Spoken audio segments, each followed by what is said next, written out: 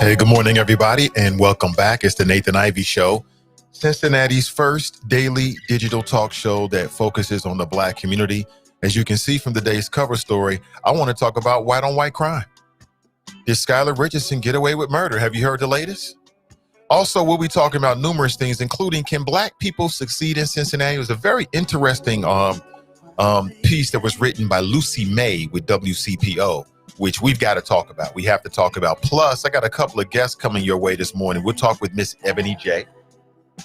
And we'll talk about the Queen Awards and, her journey as a Black female entrepreneur. That's coming up later this morning. Plus, we're going to talk about House Bill 248. Are you hip to House Bill 248? If you live in the state of Ohio, it is a proposal that some are calling a major overhaul to Ohio gun laws. We'll talk about that tomorrow, this morning as well. And of course, along the way, a smattering of topics focusing on people, politics, and pleasure. This is the Nathan Ivey Show, the last honest place in America, brought to you by the good folks at Sin Digital Media. Oh yeah, you don't like that, huh? But we talk about black on black crime all the time. It is what it is. This morning, we're going to talk about white on white crime. Yeah, I'm making a point on multiple levels. Deal with it. Good morning to you. Please take a second to like and in particular share today's show. When you share the show, more people see it. We're on Facebook. We're on YouTube. In terms of audio, we're on Spreaker. Tune in. Good morning to you. It's the Nathan Ivey Show. We'll get started in about 90 seconds. Don't go anywhere.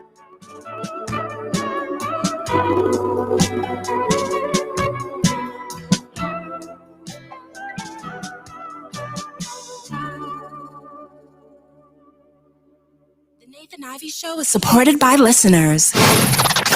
Go to www.patreon.com/Nathan Ivey Show and help Nathan keep the show independent. You're listening to the Nathan Ivey Show. One man, one microphone, one mission. Now let's get back to the flow. Yeah.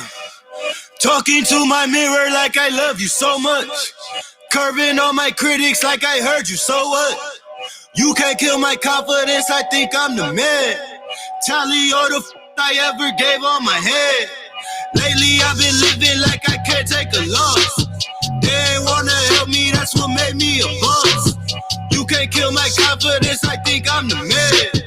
We don't give a that's what they don't understand. I'm back again like flu season. I broke records while loose leafing. I'm coming down my roof, leaving. Don't give a I don't care.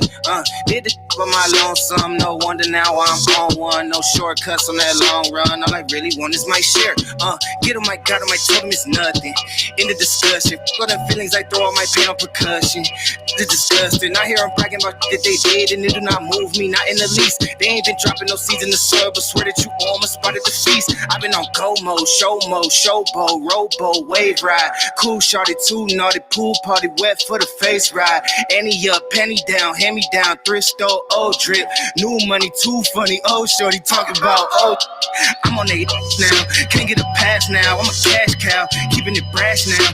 It's trash now, I'm a spaz out. I've been killing my lows and living on highs. You see in the skies the proof. You can just see in my eyes that there is no lies. I cannot disguise the truth. I've been duck dog, getting in my new merch, colored duck sauce on the new couch with my chucks on. Get the on with that hate. I'm big cool on the small chat, cause I know now that I'm all that. Got a hawk guy on the ball cat, get the out of my face.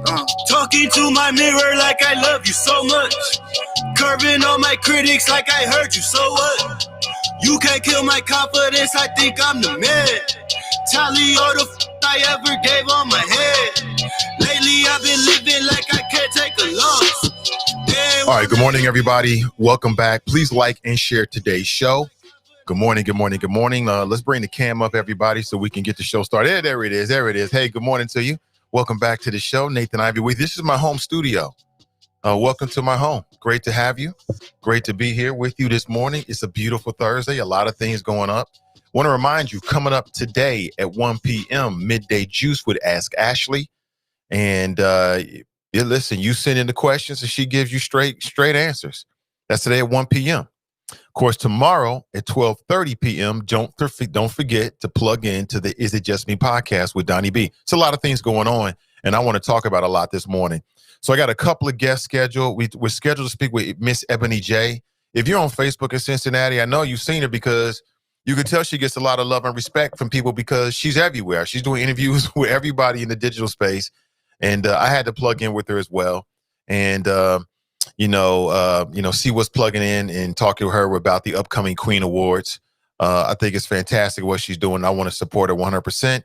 And I'm sure there's somebody out there like Queen Awards. What are you talking about, Nate? Yeah, we're going to talk about it this morning. We'll talk about it. Stay plugged in. 513-873-7134. Please like and share this stream. If you like this type of content that I am providing, then please like and share today's show. It means everything. That seems a little bit like MySpace. I'm going to stop that at some point. I don't want to give you whatever, cause any issues with it. Hey, but good morning to you and welcome back. Many things to discuss.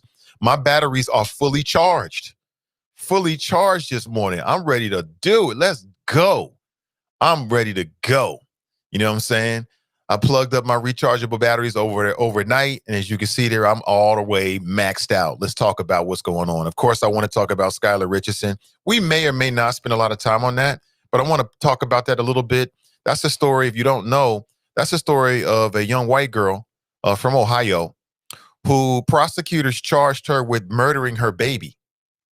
And she wasn't convicted of murder because they couldn't figure out, why the baby died, the cause of death.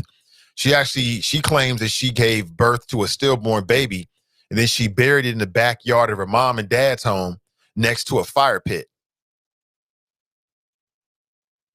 She was given 3 years probation, and within the last 48 hours, it made news that she was released. I guess she was released because the same judge who sentenced her, felt as if she paid her debt to society, and I think she was charged or convicted with abuse of a corpse. Correct me if I'm wrong on that. But my question to you is, did she get away with murder? Prosecutors allege that she may have Googled a search term, like right after she found out she was pregnant. And the search term, or the question was, how can you get rid of a baby? She, in her defense, said that she gave birth to a stillborn baby in the middle of the evening at her mama's house, her mom and dad's house. And then, she got scared, so she buried the body. There's a lot of people that feel like she got away with murder. We could make this into an argument about just crime and punishment in the region, the difference between white people and black folks. I mean, we can get into that, but I made the point with today's cover art to say white on white crime because, well, I'm making a couple of points. One, I'm making a point that I hate the term black on black crime.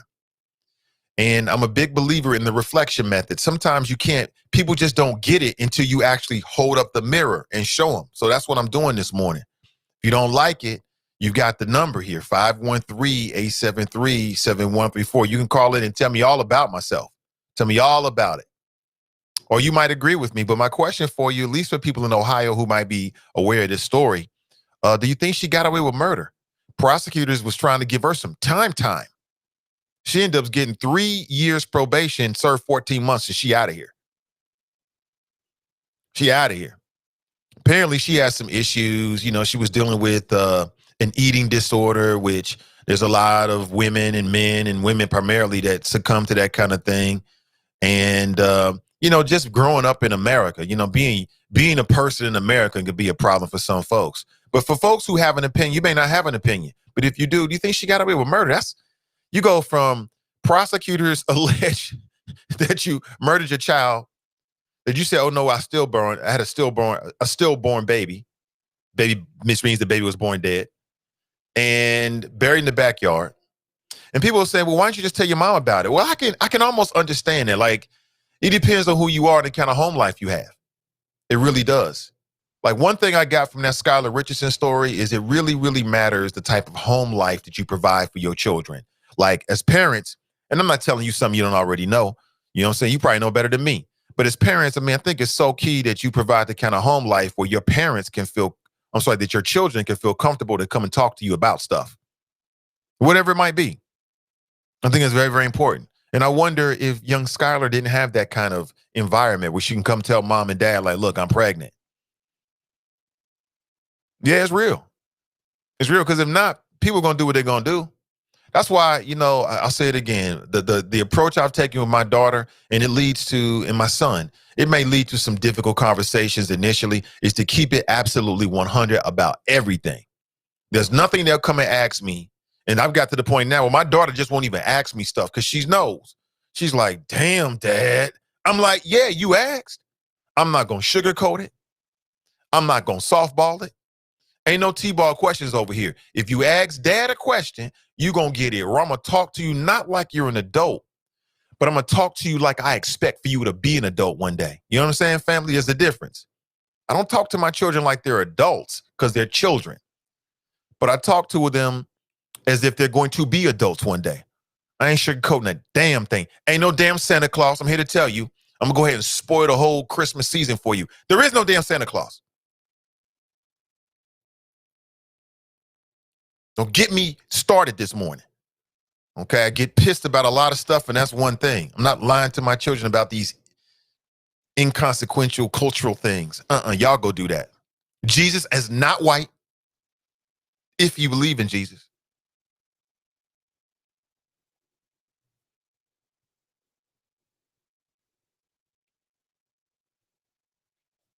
Exactly. And that you are the number one determinant as to, what's going to happen in your life. You determine where your ship is going to be, period. Which leads me to the second conversation. Again, there's multiple things happening this morning. Oh, that was yesterday. There's multiple things happening this morning. Can black people succeed in Cincinnati? Can black people succeed in Cincinnati? I want you to ponder that. Now, why am I bringing this up? I'm bringing this up because there was a very interesting article written by a reporter from WCPO. You gotta plug into this. Written by a reporter named Lucy May, which I believe is a white female. And it's titled, "Is Cincinnati Not the Place for Black Success?" Is Cincinnati not the place for black success? And I do have critiques. I have critiques of this article as well, but I appreciate anybody that's trying to, again, black folks are the most overanalyzed people in America. We're overanalyzed here in the Cincinnati area. I want to say this again. If you really want to understand the position that black people are in, then we have to analyze how white folks got to where they are. It's so easy to analyze the plight, the condition, the placement of black folks. It is far more difficult to analyze the others, the whites. It's far more difficult to do that. But anyway, Lucy May, Dan Monk, and Lisa Smith, they wrote this article. And guess who they talk with, family? They talk with Michael Johnson. Remember Michael Johnson? Michael Johnson is the brother that came from, I think it was the Boys and Girls Club in Wisconsin. He came here and became the first black CEO of the United Way of Greater Cincinnati. That's a big, big job. That's a big, big job right there. There ain't no little job. That's a big, big job right there. He came to Cincinnati and became the CEO of the United Way of Greater Cincinnati. I think the former CEO was making like $400,000 a year. What in the is you doing for $400,000 a year? Somewhere around there. I could be wrong. Some 300, 400, anywhere around there is ridiculous, in my opinion, to be the CEO of a nonprofit. But I'm not the CEO of a nonprofit. If I was, makes sense. I get it. That makes sense. Yeah, I'm worth all of this. Remember that brother, Michael Johnson? And they, the others, the whites, ran him out of town. What was the term? The white woman mafia? Remember that term came up on the show? We were talking about it. Very interesting. Apparently, this is his first interview with any Cincinnati media since he left. So he came to Cincinnati. He dealt with the white woman mafia over at the United Way, and then he left. And then since he left, there is a white female who's now the CEO. So maybe the white woman mafia won. Maybe it did. That wasn't my turn. That was a turn by, a listener. I'm just regurgitating what I said. So be mad at me, be mad at the author of it. And so it was real interesting. So he talked, in this interview with WCPO, he talked about how, black people came to him and told him, like, look, brother, we'll talk to you in 90 days. We'll see how you feel in 90 days. And he was like, 90 days? The brother was here like 112 days. He stepped down on his 114th day. So about 2 weeks after 90 days, he was up out of here. 90 days? Is that all it took? So essentially, the article, it is an analysis of that question. Can black people succeed? Like, is Cincinnati the kind of environment where black people can come up? I'd like to know what you think. They talk to a lot of people here, and a lot of people, these names I'm familiar with. Nobody I'm super close with, anything like that, but a lot of names I'm familiar with, like Sean Ruggles and some other people. One thing that I thought, there were some things that I thought were absent, and that is, they talk with, what's the brother, Eddie Cohen. Talk with him. He's the CEO of the Urban League of Greater Cincinnati right now, Greater Southwestern Ohio. a brother. And that's cool. I mean, they should talk with all these people, I think. One thing I thought was absent from her article was talking with anybody who was born and raised in Cincinnati. I think that's a little bit different. As I understand it, Eddie is not from Cincinnati. He moved to Cincinnati from Denver, I believe it was. Same thing with his brother Johnson. He came from Wisconsin. And that's all cool. I mean, they're legitimate people too. But I just feel like if you're going to ask a question about Cincinnati, can black people succeed in Cincinnati? To me, it just makes sense that you actually talk with somebody. Maybe they did, and I just missed it. There's another brother here they talk who came over from the East Coast. And I'm like, I get it. You know, these brothers have a position, but why not talk with somebody who was born and raised in Cincinnati? To me, that's a particularly different, a whole different viewpoint. Don't you? That's a different vibe right there. That's just me, though. That's just me. I ain't criticizing nobody. I'm just saying. In this article, at least what was printed, I thought it was interesting. I thought it was just worthy of your time. Matter of fact, let me go ahead and post a link here for my folks that might want to find it. And you can check it out for yourself. I'm going to post this for you right now. And you can check this out for yourself. Let me see here. Somebody saying there's a typo somewhere. I'm sure it is. Okay, I'm sure it is, brother. I'll try to deal with that later. Where can you show me exactly where it is, and I'll change it. I don't want to look crazy. Okay, that looks good on YouTube and Facebook. Are we talking about Spreaker? I can change it on Spreaker too, but you won't see it until after the show. But tell me exactly where that is. Somebody just sent me a text message, 609 number, and I will correct it. Thank you. See, that's people that care about you. Thank you. I'm no wordsmith. Damn it. Thank you. Damn, I'm gonna blame technology on that. That's technology. Because y'all know I know better. But so I just posted a link for you if you want to check out that article. I think it's worth your time if you live in the city of Cincinnati. And I ask you this question as well, because every show is different. Today, we'll talk about multiple things. But I ask you, I mean, to my people that live in Cincinnati, to black people born and raised in Cincinnati, can you succeed in Cincinnati? Is Cincinnati... Okay, thank you. Is Cincinnati... Where's the topic here? The title here is Cincinnati a place for black success. What I also thought was interesting is they didn't talk with Eric Kearney, who is the CEO of the African American Chamber. I just thought that if you're going to talk about black wealth building and businesses, and there's a lot of really cool graphics they put here on WCPO. Number of black owned businesses in 2016. Would you like to know? Per 514. Now, that was 4 years ago. I'm sure the number is much higher now. But as of the latest numbers that they used in this article, 514. That puts us behind Pittsburgh, Nashville, Columbus, Cleveland, Indianapolis, Charlotte, Detroit, and by far in Atlanta. Per this graph right here, what I'm reading in this article, in Atlanta, and of course, it's a different city, you know, more people, 7,519 black-owned businesses. Now, there's a lot of black-owned businesses that don't have like an EIN number, right? They're not necessarily government legit, but they still make money nonetheless. So they're probably not counted in this. And again, these numbers are per 4 years ago, and something tells me those numbers are different now. Is looking at the number of black-owned businesses a way to analyze the health of black people in Cincinnati? I'd say so. Yeah, for sure. 100%. I think so. What do you think? 513-873-7134 if you like to share your thoughts. They talked to a brother named Jamal C. Boyd Sr. I don't know that brother. Seems like he's doing well, but again, not from the city of Cincinnati, not born and raised here. I'm just like, you know, if you're going to have those kind of conversations about what's going on, you got to talk to people that was born here. I was born at General Hospital. I'm not suggesting they talk to me. I'm just saying I'm not alone in that. I was born in Cincinnati. I didn't transplant here. My mother wasn't born somewhere else. I was born here in this city, under this sun, under this sky, just like many of you. I think that's a very unique perspective.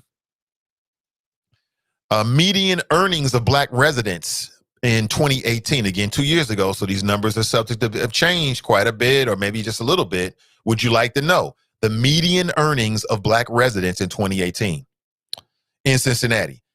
From what I'm reading, and this is per the information from this WCPO article I'm reading from, $27,178.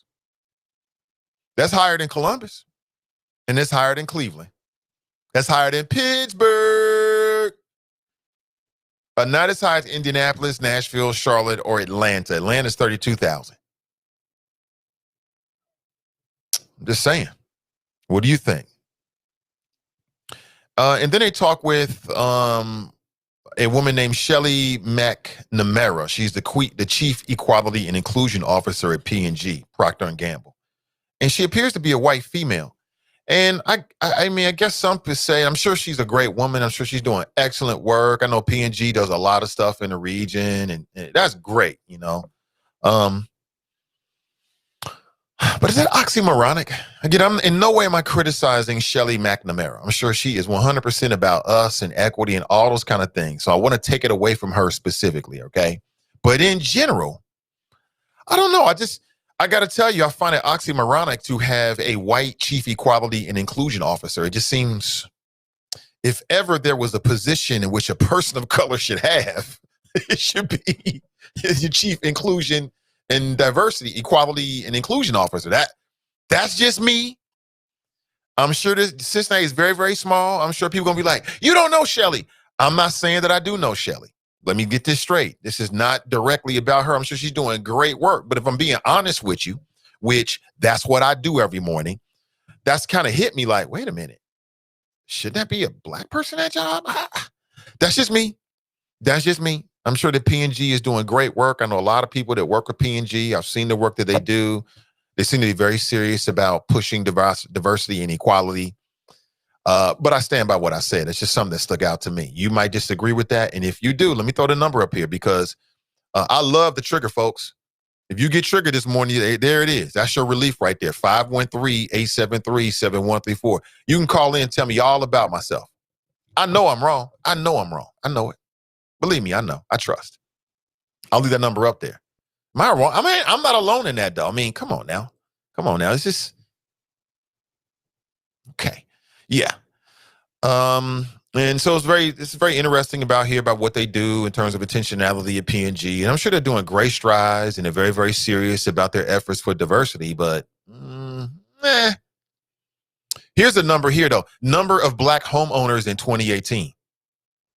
Do you think it's fair? Is that a fair way to assess the health or the likelihood of black success in a particular city? And that is the number of black homeowners? I say so. I think so. I think they got it right with this. This is per 2018. Would you like to know? In Cincinnati, 36,903. 36,903. Percentage-wise, though, in terms of other cities, Cincinnati doesn't rank too high with that. As a comparison from what I read, and again, if I'm wrong in this, somebody who might have read it and maybe you read it better than I did, but from what I read here, let me see here. Check this out.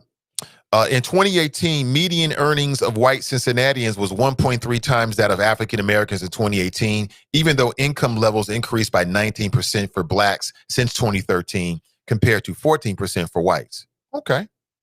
All right. Black residents own 33.5% of the homes that they occupy in greater Cincinnati. This is based on 2018 census data. That compares to 72.6% for whites. So there's like a 40% gap there. Why? So you're telling me 72% of white folks that live in greater Cincinnati they're occupying homes that they're either in the process of purchasing or that they purchase. That's significant enough. That's huge. So again, I think that's a very fair way to assess the health of and the ability of black success in a particular city. Because, for middle class folks, how many of y'all could say y'all wealthy? Raise your hand if you say you're wealthy. It probably ain't most of you, right? But owning your own home has always been and will probably continue to be a major factor in your home and your personal wealth building strategy. How do we move more black people from becoming renters into owners? Where's that program at? There's a lot of programs out there. I know. But how do we accelerate that? How do we, in a way, not just in a way in which we put people in homes, but it's sustainable so that 5, 10, 15 years from now, they still are there, right? They're still in that process and it can transform itself into real equity, right? That it can now pass down generationally. That's how I look at it. But what do you think? 513-873-7134. If you want to share your thoughts this morning, I want to hear them. I want to hear them. As I said, coming up at about 8:30 a.m. this morning, got a couple things going on. I'm going to talk with someone about House Bill 248. House Bill 248. I mentioned it yesterday, and I told you I might have a guest today. Well, the guest is going to come through today, and we're going to have that conversation. I think we should. We should be hip to the latest things that are going on. We're going to talk with Toby Hoover this morning, founder of the Ohio Coalition Against Gun Violence. She's going to give us a call at about 8:30 a.m. We'll talk to her about 15, 20 minutes. And then at 9 a.m. this morning, we'll catch up with Miss Ebony J and talk about the I Am Queen Awards and, things that are going on in her world. So first, we'll talk again with Toby Hoover, founder of the Ohio Coalition Against Gun Violence. We'll talk about House Bill 248. And in particular, what are some of the proposals? Is this something you should get behind if you're a gun owner? There's a lot of black gun owners. So we are a part of this conversation as well. A lot of folks in Ohio are gun owners, right? You might be pro-Second Amendment. You might be pro-stand your ground. You might be pro-stand your ground.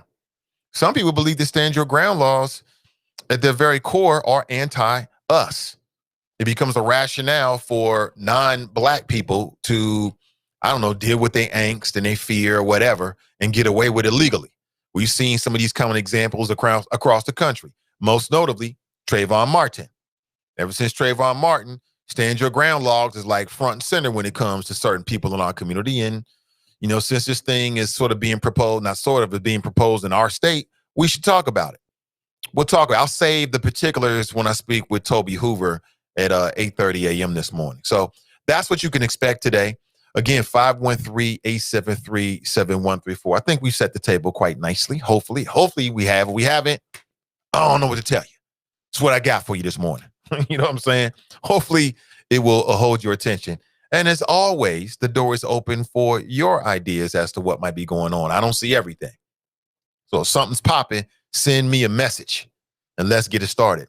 Miss D writes, greetings, Nate and the Choppers with a Z. Brenda writes, happy Thursday.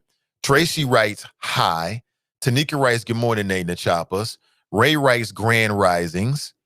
CG Dub writes, good morning, Choppers. It's my Friday. That's right. Damn, you lucky. That's no Friday work. Thursday's your Friday. It's a beautiful start to the weekend. Yes, it is. Ashley writes, good morning, Nathan and Choppers. Happy Friday Eve. It is. Fox writes, rise and shine, young stars. Good morning to you. Pam writes, good morning, all. I attended one of the Queen Awards. Love Miss Ebony J. Man, I respect all of the folks out there grinding, making it happen, doing things. Of course, she was my colleague when I used to work back in corporate radio. And I have a lot of respect for Miss Ebony J. And I'll share some of my thoughts when we get her on in about an hour. Crystal writes, good morning. Jerica writes, hola, beautiful black people and the others too. Sharp writes, good morning, Nate and the Choppers. Good morning to you. Good morning to you. Ray writes, not only did she bury, she burned. That's correct, Ray. That's correct. Correct. Do you think that Skylar Richardson got away with murder? You heard the latest? No more probation for you. She out. She got 3 years probation 14 months ago. And now 14 months later, the same judge says, you know what? I see no reason why we should keep you here. And she's up out of here. I saw the images on, I'm not sure what the television show was, but I saw the images and I saw the video. And, like I would say with anybody, I wish her the best.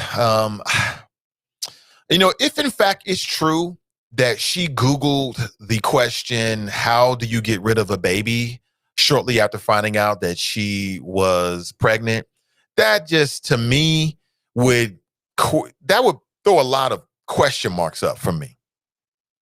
Like, wait a minute. I can see your mindset. So your mindset is, this is inconvenient. Let me get rid of it. So did she do something? I wouldn't be surprised. I'll say it that much.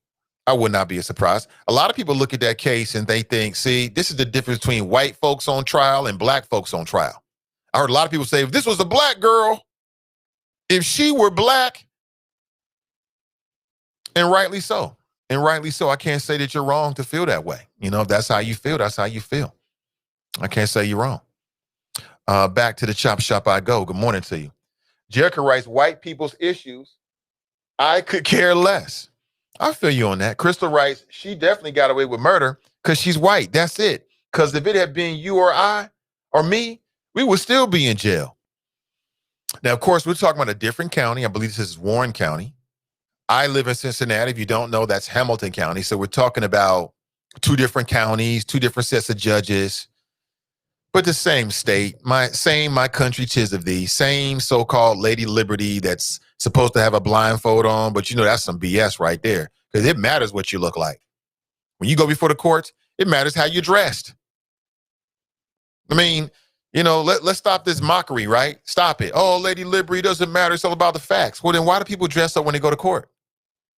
Because it matters how you're dressed. It matters what you look like. Yeah, the statue might have a blindfold on, but the judges don't. Those judges don't be up there with a blindfold on like, you know, I just want to listen. They don't do that. Stop it.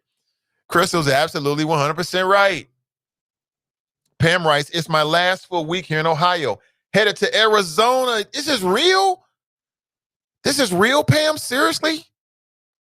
I know you posted that a little while ago. This is really happening? Damn. When's the big move? So this is your last Thursday in Cincinnati? Damn. Well, I mean, damn, well, don't lose connection with the show now. We got to stay connected. And of course, with the wonders of the internet, whether you're on Facebook or this show, you can always pick it up anywhere. I've heard great things about Arizona in terms of being great for the environment and like the landscape and things like that. So I can't wait to hear what you have to say. I'm sure it's going to be dope. I wish you the best. I wish you the best. Damn, we losing. Cassandra writes, hey, Choppers. Hey, Cassandra, how are you? Ray writes, Michigan Republicans rescind their votes to certify. Shaking my head. These people are insane. These folks still run around here talking about some damn Donald Trump. I'm so beyond that. I'm so beyond it. Please stop, Michigan. Is it Michiganders? Please stop, Michiganders. Please stop. I got a tweet, not a tweet. I'm sorry. I got an email from Mike Pence last night. To me personally, it's got my name on him and everything. Nate, I have great news. With the president's win in North Carolina, we've proved to the left that no matter what the media says, this election is not over. They still running games on Republicans. This is nothing more than a con game. It's over. They're just trying to bleed as much money as they can out of you so that Trump can pay off some election debts and can funnel money to the RNC. That's all that's going on here, folks. There is no defense because you lost. Look at the lack of class from the so-called right. Look at the no class whatsoever. That's why they hated Obama and Michelle, because they outclassed them. These fools still run around here trying to recount votes. It's a wrap. You lost fair and square. It's over with. Now, you didn't win fair and square, Trump supporters, but you lost fair and square. It's over. Move on. Next question. Next issue. They still doing this? Tell me you joking. Please tell me you joking. Please tell me you joking. Resend the votes. Pam writes, thanks. Okay, she's talking amongst themselves. Clue Magic writes, Grand Risings, Nate and the Choppers. Hey, good to see you, Clue. I thought it was a great podcast. Valet Service. Thought that was great. You, of course, FP. I thought it was great. It was very interesting. Iris writes, good morning, great people. Good morning to you. Jared writes, good morning. Hashtag Team and I. Congrats to the move to Pam. Let me see. Thanks, Nate and Jared. Plus, I want to take my online women group to the next level. Oh, I'm sure you are. You're doing great things with it. I'm sure you will. No doubt. 100%. I will be there to support. You already know. Good morning to you. Brenda writes, good morning from Fairfield. Good morning to Fairfield and you, Brenda. Hold on a second. He's got a message here from Miss Ebony J. I want to make sure.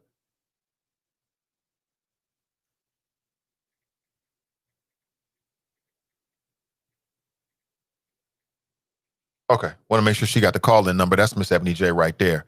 So she'll be giving us a call at about 8:30 this morning. And we'll chop it up about the Queen Awards. If you haven't heard about it, you're going to hear about it. And we'll get a little bit of her story as well. Brandon writes, morning, black folks. Good morning to you, Brandon.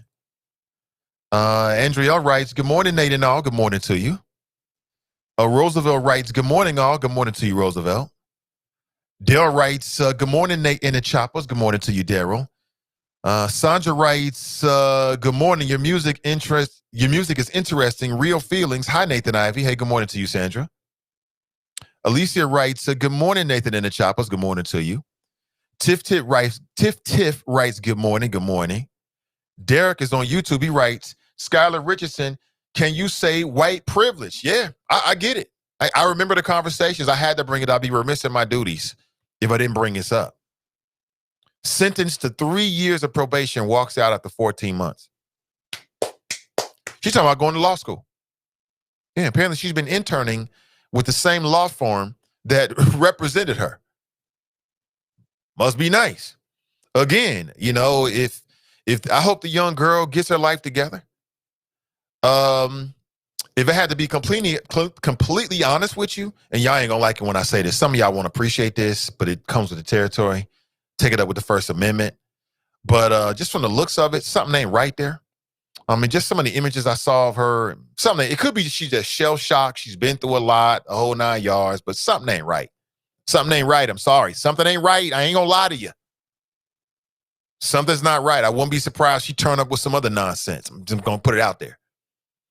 Casey writes, good morning, Nathan and the Chopper, sending positive, powerful vibrations to you all. Same to you, Casey. TNT's in the house. She writes, good morning. Good to see you, TNT. The Cincinnati NAACP is in good hands into the near future. Brandon writes, she all the way off. Or she got all the way off. She did. 14 months for murdering somebody? That ain't nothing. Stillborn. I don't believe it. I don't believe it. I didn't believe it then. I don't believe it now. That's just me. Now, some of y'all going to be like, you know what? You wrong, Nate. Well, I'm going to have to be wrong this morning. You know what I'm saying? I'm going to have to be wrong. Let me go to the phones and say good morning and welcome to the show. Good morning, Nathan. How are you doing today? I'm doing great. Absolutely wonderful. I'm going to be brief.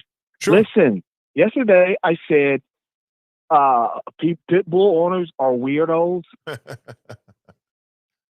And gosh dang, if the next 3 calls wasn't case in point each time. They talking about the dog's muscular definition. Who goes looks at a dog for muscular definition? You know what I'm saying? Analyzing them like they slaves.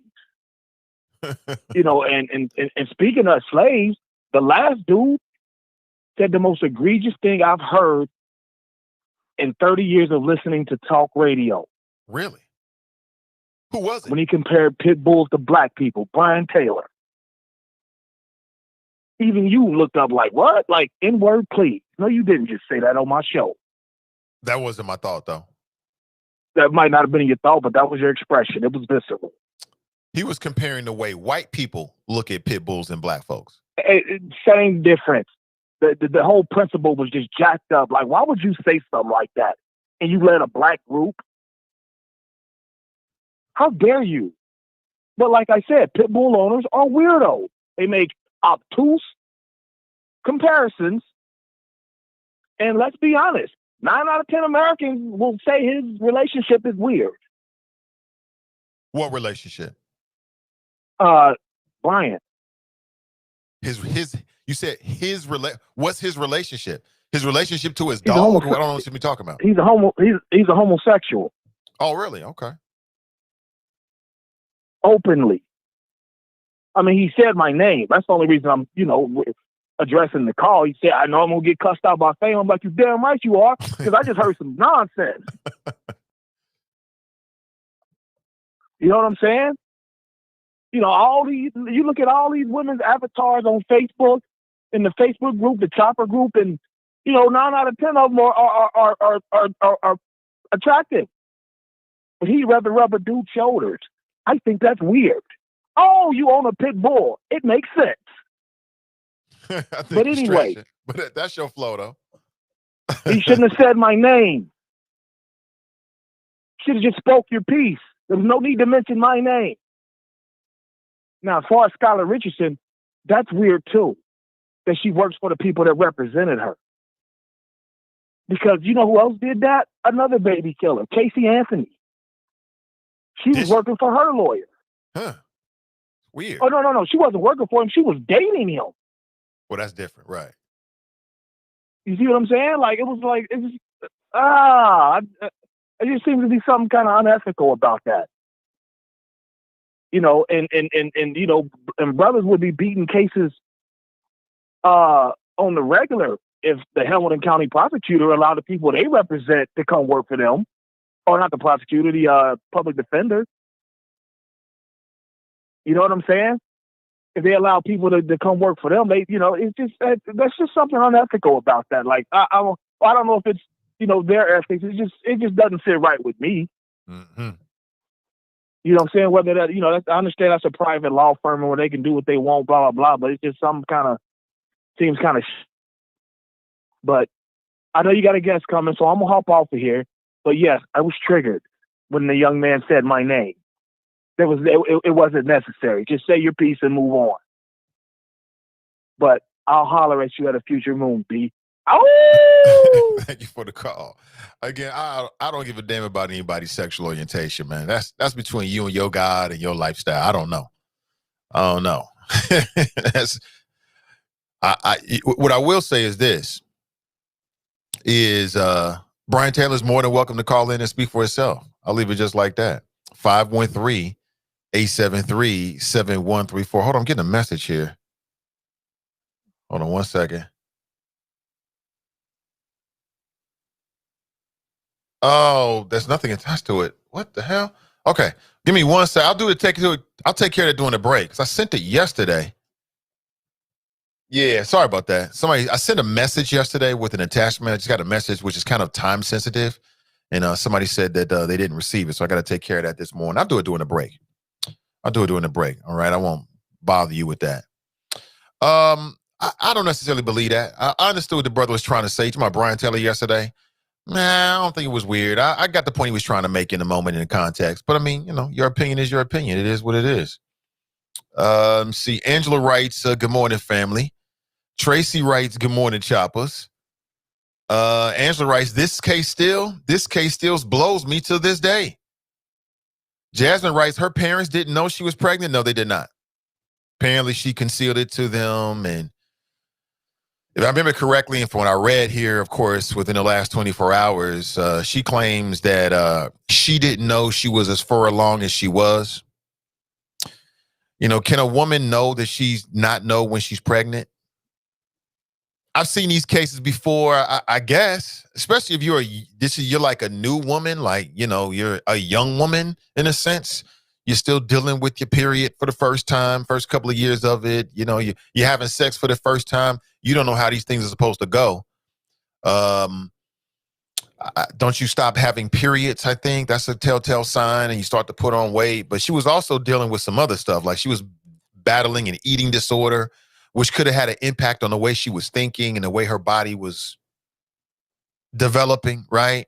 So if you're dealing with a young girl or with a daughter that's dealing with an eating disorder, she starts to put on a little bit of weight or get a little bit of a belly, you happy. Because she's telling you, yeah, mom, I'm eating. You thinking, oh, okay, we moving in the right direction. You might not be thinking as a parent, oh, she's pregnant. You're just happy that she's putting on weight. So maybe that's where the parents are coming from. I don't know. That's just strange. I think that you could have a household in which you have parents that try to be opening, understanding, and have a positive environment. And then the daughter or the son are still going to do what the hell they want to do. That's completely possible. But if just to give you an update as to why I brought it up this morning is it was announced within the last 24 hours that she is now scot-free.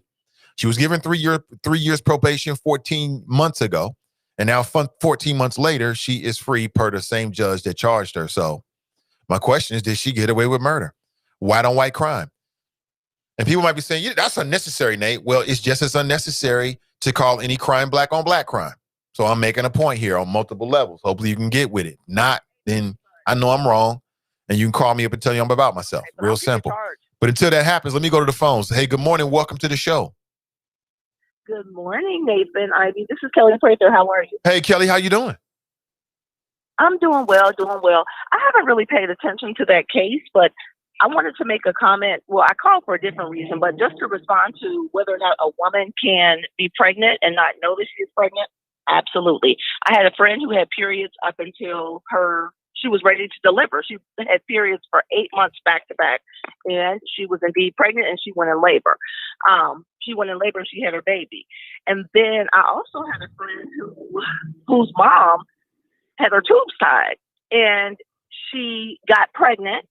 And she didn't know that she was pregnant until she went to the doctor, and she had I guess it was an intube. I don't know what the medical term is, but she had a tubal pregnancy. That's what it was. She had a tubal pregnancy. So, I mean, miracles happen. Things happen. But Nathan, I posted, I heard you talking about the, oh, Jesus, the court system. And I would love for you to do I would love for you to do a show on Hamilton County and how corrupt the system is. I got a really good lesson as far as how municipal court cases are assigned, how they're randomly assigned. But ironically, although they say that they're randomly assigned, certain families always seem to get streamlined to the same judge. Now, in common pleas court, they are intentionally assigned to the same person. And yesterday I made a Facebook post about Patrick Dinkelacker. And what's her name? Anita Birding. Anita Birding is a magistrate who works for the Hamilton County court system. Where all this development is concerned, Nathan, you know Jeff Birding is an intricate part of FC Cincinnati. Okay. You're welcome. God bless you too. I'm so sorry. I'm in the middle of giving a lady a jump and calling a Nathan Ivey Show and going into a doctor's appointment. You're giving a lady a jump. I was giving a lady a jump, Nathan. Hey, Hey, Kelly. I'm on my way to a doctor's appointment. Hey, but Kelly. I'm calling, but we need to do a show on the Hamilton County court system. What's going on, Kelly? Nathan? You say, hey, Kelly. Yes. Kelly, can you hear me? I can hear you. Yeah, I have a guest scheduled to call in at 8:30, and that guest is calling in right now. So can you call me back after that? I sure will. When I leave my doctor's appointment, I will give the Nathan Ivey Show a call back. All right, Thank thank you. you. Appreciate it. Bye.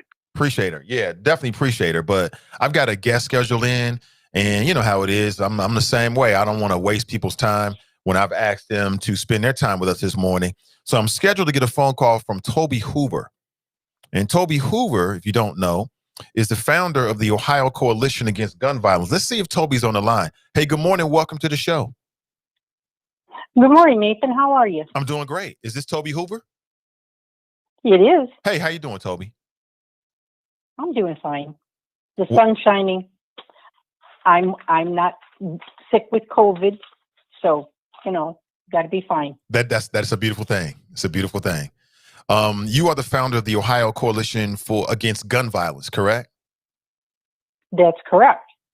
So how long has the Ohio Coalition Against Gun Violence been in existence? What led you to found such an organization, and what exactly is your mission? What do you do? Well, okay. It was founded in 1996. Okay.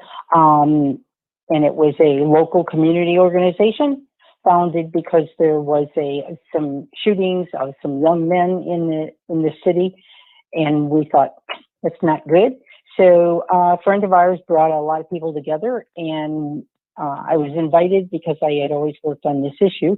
And the reason I had worked on this issue is because I was widowed when I was 30 years old from somebody that escaped prison, bought a gun on the street corner, and went in and robbed and shot my husband. Okay. Wow. So I had the motivation to say, I need to do something. So that group stayed together, and we started working on different policy issues. And pretty soon we realized that there really wasn't a statewide organization. And so we moved to that, and we've continued over the years to basically be an educational and advocacy organization. we try to keep the public educated on what's happening down there in the State House, and we advocate for and against things that we think will make people less safe than they are now. Mm-hmm. Well, education, that's a key word. That's the spirit in which I reached out to try to get someone from your organization, in particular you, on the show this morning. I'm based in the city of Cincinnati. This is Cincinnati's first daily digital talk show that focuses on the Black community. So anything that happens in Columbus, anything that impacts the state of Ohio, impacts this show. And for me, I like to talk with the people that are in the news and get it straight from them. So again, thank you for your time this morning. Thank you. So, getting back to that word, education, tell us about House Bill 248. And I follow these kind of things. I have people on the show from the Buckeye Firearms Association. I talk to everybody on both sides of the aisle so that myself and my audience can try to get as much information in both sides of the issue as well, so we can get as much information as possible. Tell us about House Bill 248. And does your organization support some of the expansions that I think are proposed inside of it?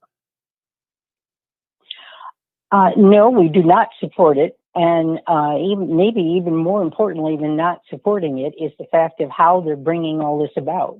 House Bill 248 was supposed to be about antique firearms and if people could own them. And all of a sudden this last week, up pops a substitute bill.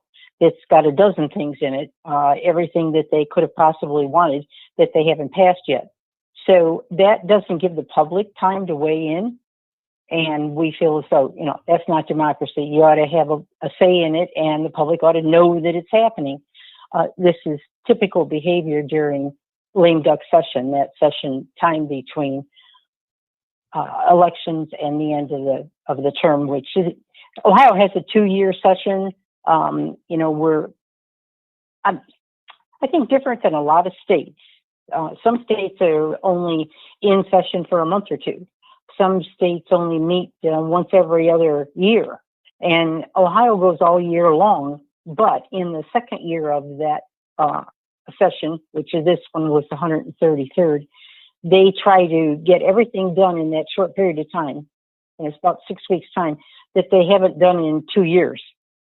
So we're seeing a lot of action down there right now, but we're also seeing people change bills and change bill numbers so that it's really confusing for most of the population. 248 is now a bill that does, dozens of things. One of the things that's very bothersome is the fact that they're giving immunity to schools if they allow guns, or if there are people that come into the school with guns. Schools aren't liable then if something happens. Then on the other hand, they take a businessman and they say, if you don't allow people to carry in your store and somebody comes in shooting, you are liable. I think that's that's a terrible thing, and I'm sure that the business association is not going to be for it if they have time to object. So there's those kind of things that are happening in this. One of the biggest things, of course, is they tacked on no duty to retreat, which is the stand your ground idea. And people misunderstand that a bit because they think, well, gee, if someone's attacking me, of course, I can stand my ground and protect myself. That isn't what this bill is. We already have the right to self-defense. This bill is about, you don't even have to try to leave. So let's say you and I get in an argument, and instead of me leaving because I can see that it's getting out of control, I just use the gun to settle it, and I can use deadly force if I feel in fear for my life.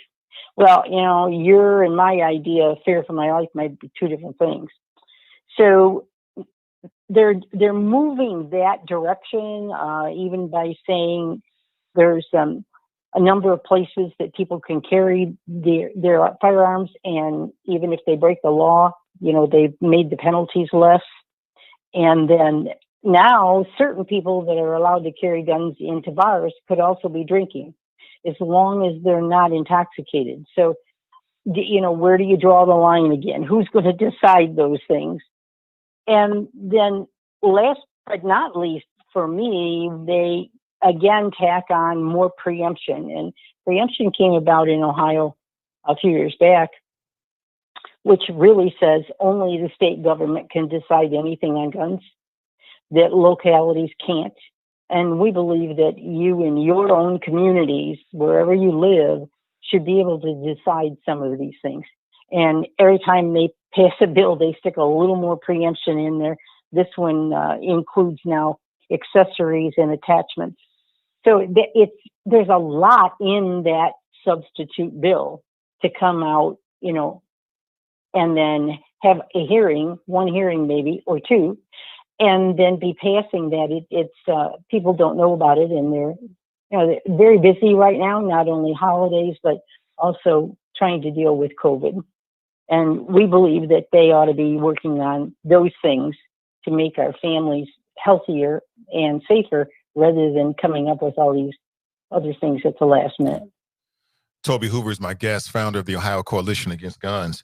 You know, you talk about stand your ground. I think for Black families, you know, we're living in a post-Trayvon Martin world. And I think if people didn't know about stand your ground, that case really put it in the front of all of our brains. So again, explain to me again where we are in the state of Ohio. So currently, Ohio is not a stand your ground state. Is that correct? That's correct. Some people would tell you, well, you have stand your ground. You have stand your ground in your own home, which you've always been able to do. And then they move that out and include it in your car, because they thought a lot of people were put in danger when they were in their cars. And so they could defend themselves there without trying to, I guess, get out of the car. But yeah, not only that, people use stand your ground for, well, you know, they didn't know what else to do, or, you know, they're going to defend themselves. And this isn't about that.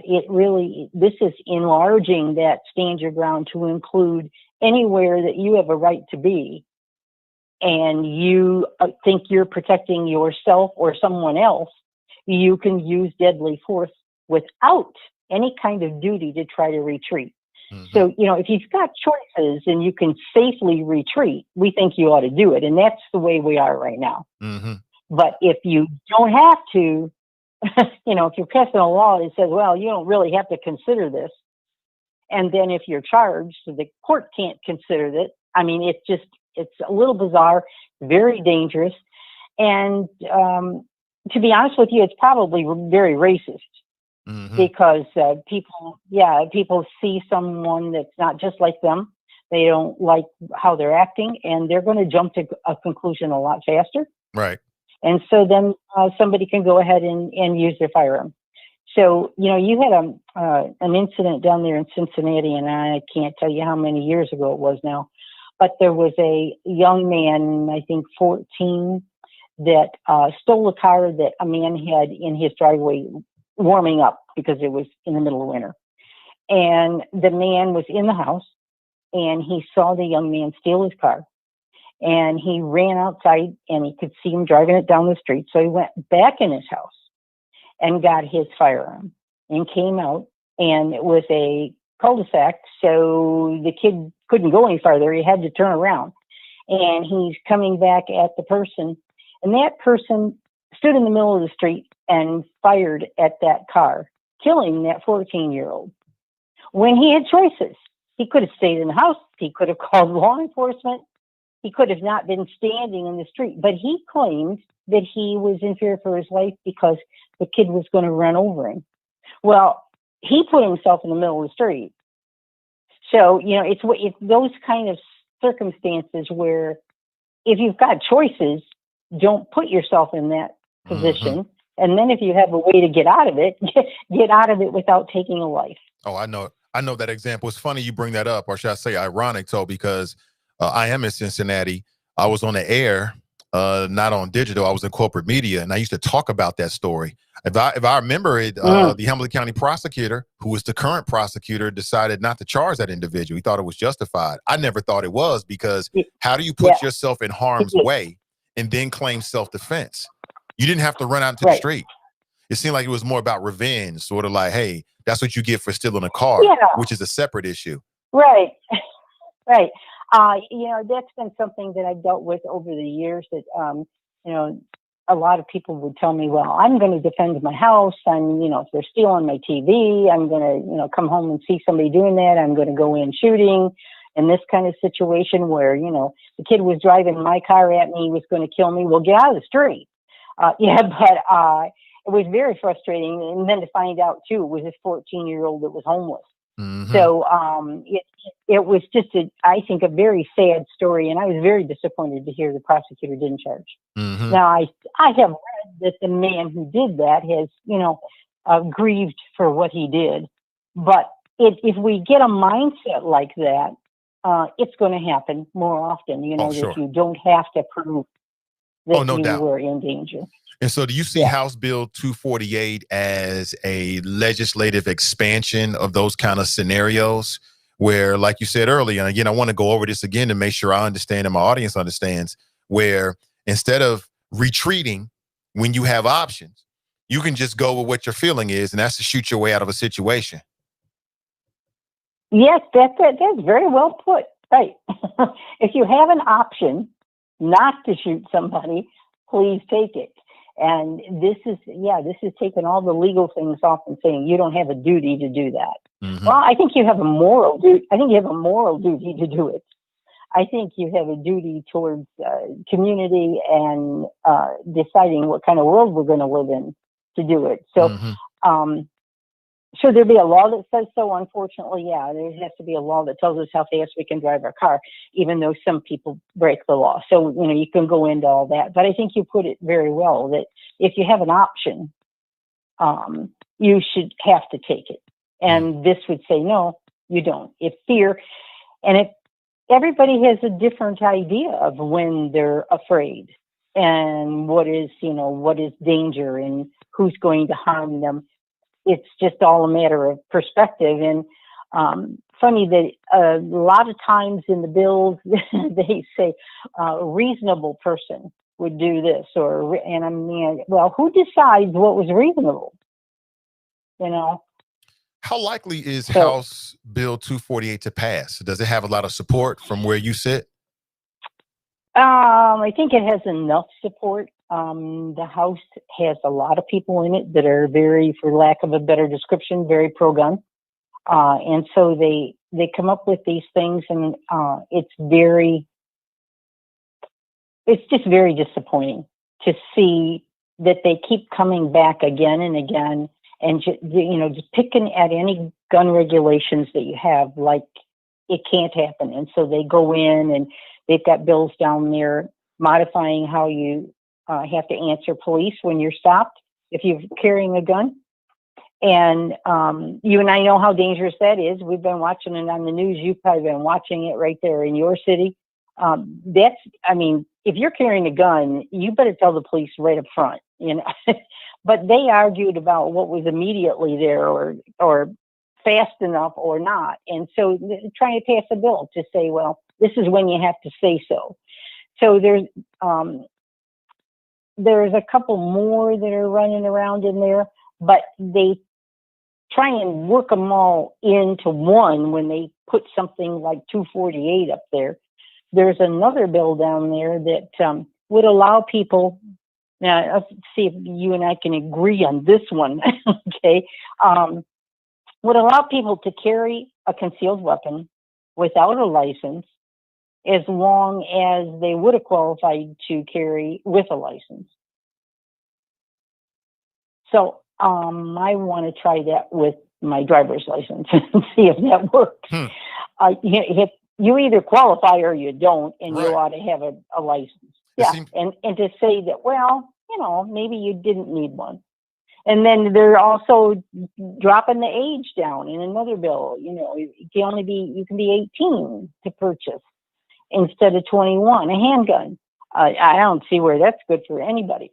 So there's just a lot of things going on down there about guns.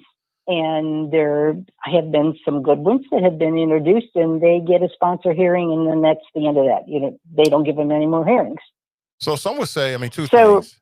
Some would say that 18, can't you be enlisted into the military? Your government will give you a gun. Why not be able to have a gun, Right. as a private citizen? Correct. You know, one of the highest rates of suicide is the young men that come out of the service and then are at home. And if they still have a firearm available, you're increasing that danger. So, it's one of those things that I understand if they're going over there and doing that and you gave them a firearm, that person is in an entirely different situation. And now you put them back into a place where they're with civilians all over the place, and you're saying they can have a gun in their pocket, again, hidden from everybody else, and carry it wherever they want. That's just not good community rulings for anybody. Mm-hmm. You're walking around, you're afraid all the time. And then if you give that to an 18-year-old, it's even less good judgment. And of course, you could get into the whole thing that they really don't have, some of the decision-making things and qualities and whatever until they're a little older. Yeah. To make those decisions in regular daily life. I can dig it. So what I'm reading, House Bill 248 would also expand where you can conceal and carry to universities, college property, even a courthouse if the court is not in session, churches, synagogues, airport terminals, prison stations, police stations, sheriff office, which I think seems very, very dangerous to me. And I understand you got this faction, we'll put it that way, in the Ohio State Legislature that really is all about opening up and, expanding, should I say, where people can take a concealed weapon and, what the age limit is. But it really comes down to the governor, right? I mean, they can put this on the governor's desk. How confident, or what's your gauge on Mike DeWine? Do you think that Mike DeWine will sign? If this hits his desk, do you think he'll sign it? I don't know, because he's under a lot of pressure, because they don't like anything that he's doing as far as the virus is concerned when he closes things, or a lot of people don't like what he's doing if they tell him to wear a mask and refuse to do it. So there's that ongoing friction there. Do I think he would like to sign a bill like this? I don't. He offered his own bill, which we had some problems with, but it went the other direction. It was trying to make people safer. And this one just is so bad that I'm going to, hope that he does not sign it. Actually, I'm going to hope that he vetoes it, because he can sit there and do nothing for 10 days and it will become law if they pass it. And that's a really dangerous way to go.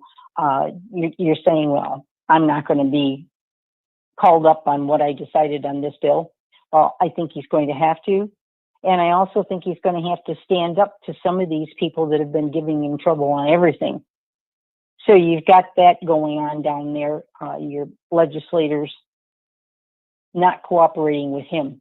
And they're all always bargaining, I'll do this if you give me this bill kind of thing. So it's dangerous time, and the governor needs to hear from everybody that he can stop it, because you're right. I mean, it all ends up on him at the end. But people ought to pay attention to who's voting for these things as well. Look up your legislator and then see what he's voting on. Oh, absolutely, on that one. What will it take, Toby? I mean, last question. I mean, what was it, 2 years ago? I think it was 2018 when there was a mass shooting in Dayton, Ohio. And actually, it was only a year ago. That was only a year ago. A year ago, summer, a year and a half now. Right, year and a half now. What will it take for the politicians, Democrats and Republicans, to get together and pass some comprehensive gun reform, right? To make this safe. It just seems like there's a constant tug of war. I mean, what will it take? Do you see this? Do you see there being a coming together anytime in the near future on this issue? In Ohio, no, we're way behind the curve here. In Ohio, it's really bad. People are talking about it all over the country. They're saying, "Oh my gosh, what are your people doing in Ohio?" I don't see them sitting down with some of the people that are introducing these things and saying, more and more leniency on all of this. I don't know who they think they're only speaking, I guess, to what they consider this law-abiding person that's never going to misuse a gun. And then the other side is looking at it and saying, is that going to make us safer, or are you putting more people in danger by people carrying around these firearms? So it's a stretch to try to get them together, but it certainly doesn't help to have a handful or so down there that are really, really pro-gun, that want to push everything without listening to any other arguments at all. There's been some really good turnout down there as far as people showing up to testify or sending in their testimony and making phone calls, and they just nod their head and go ahead and vote for all these things anyway. So I'm not sure how you make that happen, because Dayton was terrible. And what could we have done that would have made it different, and why won't they endorse it? And I hope that the governor sticks with that, because he did try to do something. And so he ought to say, look, they asked me to do something when that happened, and I'm doing it, and you guys are going the other way.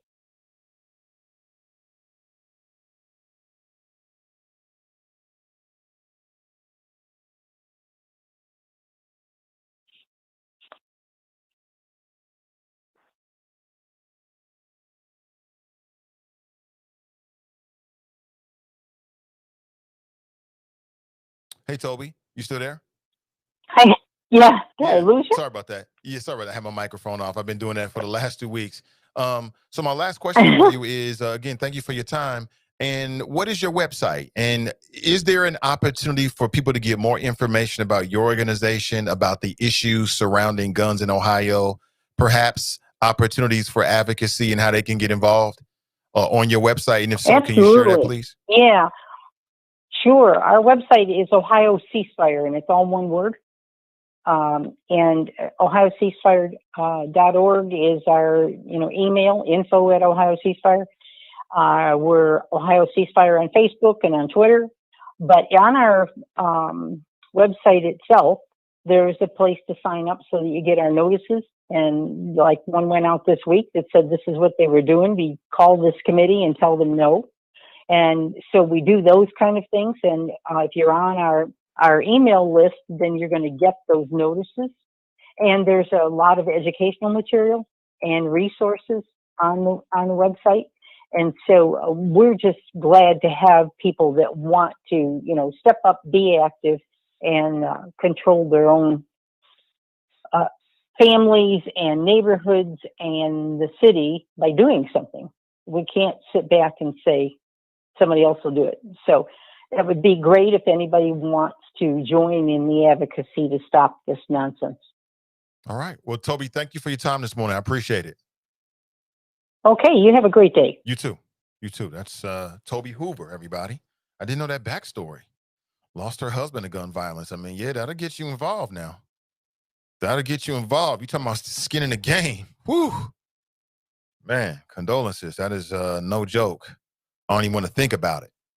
Appreciate it. And again, her organization is called the Ohio Coalition Against Gun Violence. This is what happened. This is what your state of Ohio was doing. Your state legislators run around trying to figure out how to expand guns. And it was so ironic she brought up that case that happened here in Ohio, because, I talk about it all the time. How do you run into the middle of the street and then claim self-defense? It doesn't make any sense. I mean, that's only a couple steps away of saying that, let's say you're trying to cross the interstate highway and you get in the middle of it and then shoot somebody because they almost hit you. I mean, why would you put yourself in harm's way? I don't care what they stole. I remember I hit the roof when that happened, man. And it was black folks that used to call in. I remember black people calling into that show, making excuses. Like, well, he shouldn't have stole the car. He shouldn't have stole the car. It's a damn car. Shoot, I need my car. I got to go to work. I understand that, brother, sister, but we're talking about a human life. Yeah. And I believe that was Joe TNT Dieters. He's got all the TNT when it comes to locking up non-white folks. He got nothing but TNT. When it comes to doing anything else, man, he is flaccid. He is flaccid. He was flaccid during that. You already know the Ray Tensing trial. You already know I ain't gonna get back into it. But a little bit of information about what's happening as it relates to guns. And she's right. It would be used in a racist manner. It'd be used against black folks. When these Karens and Darrens in Ohio were getting their feelings.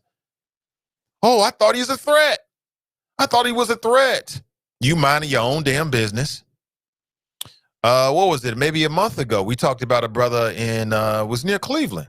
He was at a shopping mall, minding his own business, just putting his groceries in his car. A white woman was watching him. I see you. I see you. Unbeknownst to him, she watching every move he's making, talking about he looks suspicious because he's putting groceries in the back of a car in the grocery store parking lot. She called the Pope. She called the boys on this man. She followed this man. Come to find out, guess what? It was his car. Like, who does that? Just think for a second. I'm going to go pay for groceries. Pay for them. Then walk into the parking lot of the grocery store, break into the car, and drive away. Does that make any damn sense? No, it doesn't. But these Karens and Darrens of Ohio, and now I'm supposed to trust these Karens and Darrens with an expansion of the stand your ground law, where now you don't even have to retreat. You can just go with your first impulse, like, I think I'm under a threat. You trust that? I don't trust them. Guarantee you to be a black man, woman, or child that'll be the victim. And they'll be like, oops, my bad. Oop, I'm so sorry. Oh, I'm going to pray every day. Pray every day? You just killed somebody I love. We can't have that. We cannot have that. Good morning. Good morning to you. 513-873-7134. Arnell writes, facts, Nathan. We have to because them white folks will now sugarcoat it. Absolutely. TNT writes, where are all the pro-lifers? The protests over this case. Add another one to the hypocrite list. TNT, I thought the same thing. Where's Dusty Rose running around here talking about unborn babies? Where is he at? Where are all the pro-lifers when it comes to the Skylar Richardson case? You know, these folks that if you're walking on Auburn Avenue, I bet you go to Auburn Avenue, well, they probably get up to about 11, 12. They want to give you some literature and say dumb stuff to you like, do you know that black babies are being aborted? I'm black. I know. What are you going to do about it? Go adopt some babies. That's why I tell all these self-righteous pro-lifers, don't tell me about how you pro-life. Go adopt some of these babies that's in the adoption agencies. Bring them into your home. Take care of them. Be responsible for them. Then I'll listen to you. Until then, you just talking nonsense. Brandon writes, Jesus isn't white, LOL. Oh, no. Oh, no. What did he say? He said, what? Turn that nigga off. Dale writes, Nate, you getting yourself worked up. I've got to. Fast Pitch writes, we're the same way with our kids, straight with no chasers, no fallacies, no fantasies, period. Right. Where they do that at? Like I said, my daughter won't even ask me certain things now. She might hear me now. She's like, somewhere at Medium Buddha's like, I ain't asking him nothing. Because as soon as I do, he going to tell me. I'm going to tell it to you straight. I'm going to tell you to you straight. I'm going to talk to you straight like one day I expect for you to be grown. Why would I miseducate my children? I'd be a damn fool. Tiff writes, check the spelling, Nate. Okay, let me check the spelling. I apologize. I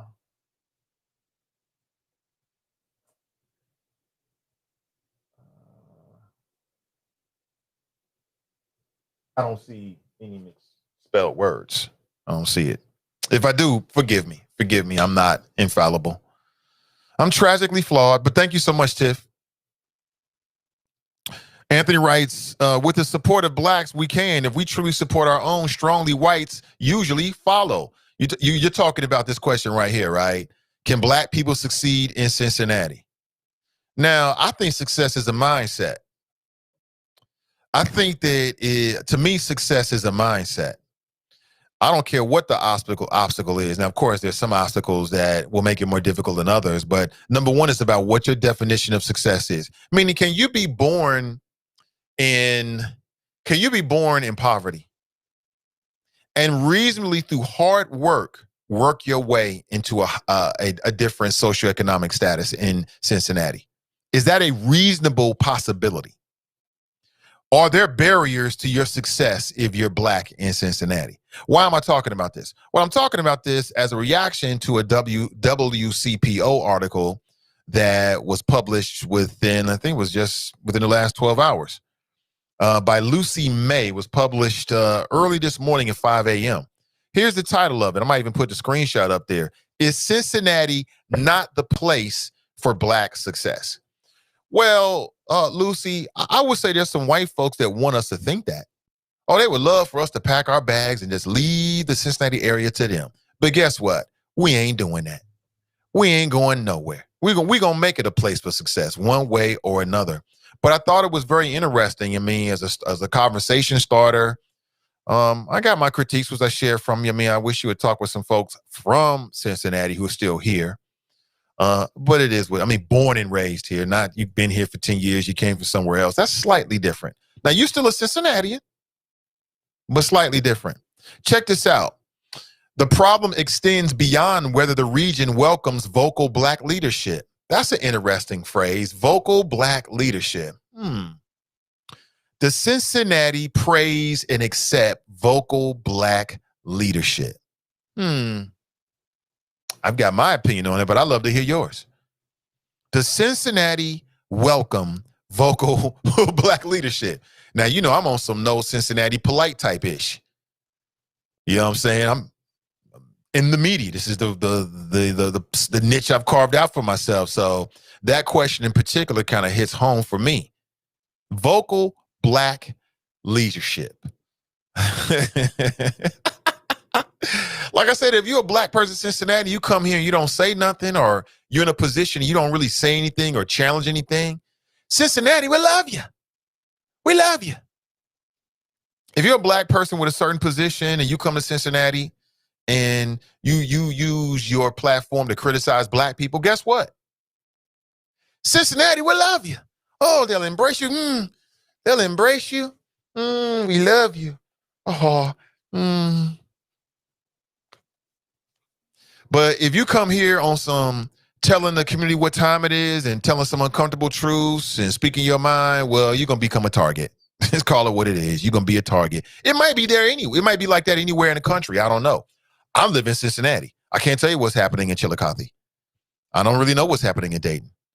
I can't tell you what's happening in Atlanta. But in Cincinnati, if you come here and you get a little position and you spend all your time and all your media time talking about and talking down about what the Black community needs to do and it's our fault and what's wrong with us. Oh my God, listen. Oh, they're gonna hug you like they do those Golden Academy Award statues. Ooh, thank you. Mwah. Right? They're gonna love you, kiss all over you. Now, if you come here on some other stuff, like talking about some uncomfortable and inconvenient truths and keeping it real, well, guess what? Fear of a Black planet. Uh-oh. We're going to have to send you back like they did the brother that came from the Boys and Girls Club in Wisconsin to be the CEO of the United Way. I just thought it was ironic that there was a brother that was there.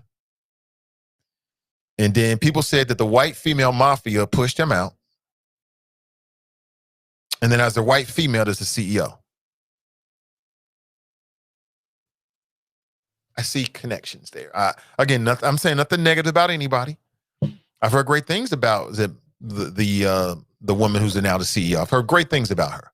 But I'm just saying, I mean, if I'm going to look at it objectively and look at it for what it really is, I mean, it's remarkable. I'll put it that way.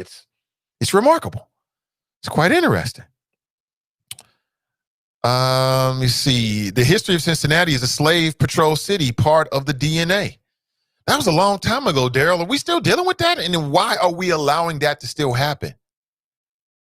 You know, that was a long time ago. We still dealing with the whole slave patrol Cincinnati, you know, you got to cross the river until you get away from slavery type ish. I mean, damn, it's 2020. What we got to do? And why aren't we doing it? Jasmine writes that part. Tracy writes, me and my girlfriend had this discussion. Black people only work with the people that they know. Now, Tracy, there's a lot of truth in that. Now, part of that is just makes common sense. Like your arms are only so stretch so long. So you're going to reach out to the people that are close to you. I get that 100%. But there are silos in Cincinnati. I think it is to the detriment of the overall collective success of Black Cincinnati. It makes sense on some levels. I think it's a very human thing. I think it's very human. Like, I'm that way.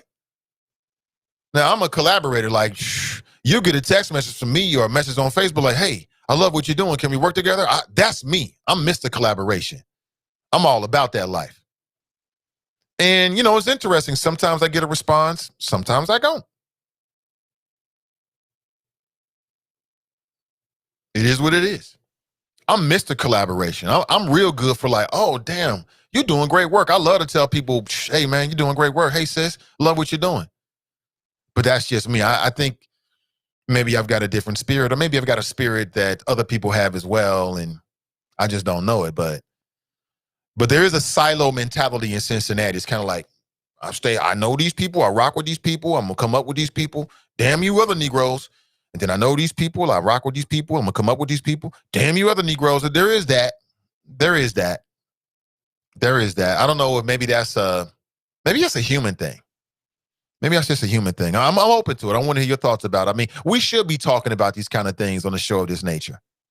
We should have this conversation. I just want you to think about it. The vast majority of people won't feel free to call in. I get it. But just think about it. Just think about it this morning. If you do business, think about how you do business. Dale writes, born and raised in Cincinnati and moved away, so I have both perspectives. It's quite interesting. I'd love to hear it. Ryan writes, man, I am so glad I got out when I did. Lakeisha writes, yes.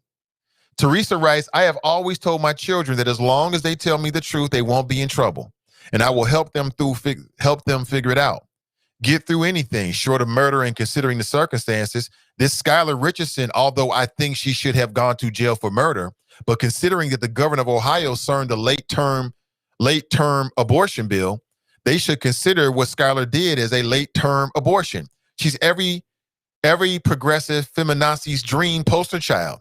These people love exterminating babies. I don't think a late term abortion is the same as having a child and then murdering the child. I mean, I think it's all about perspective, and I'm not telling you I know exactly in my mind where that line is in terms of the law. There is a point in which you cannot have an abortion in Ohio, and I think that is considered murder after that. Again, smarter minds than me, correct me if I'm wrong.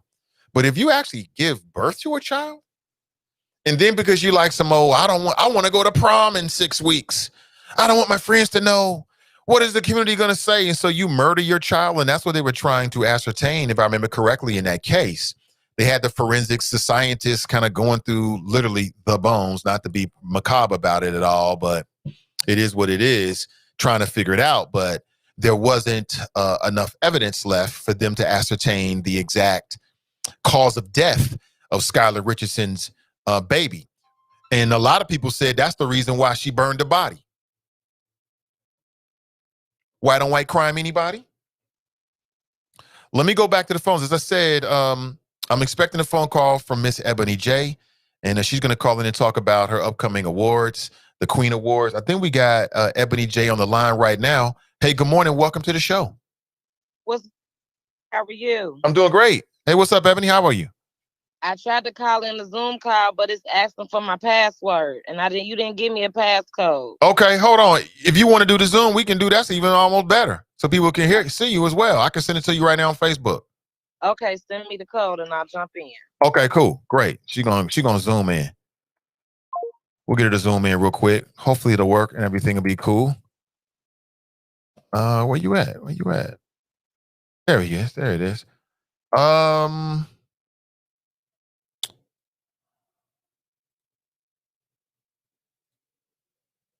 There it is. I just sent it to her.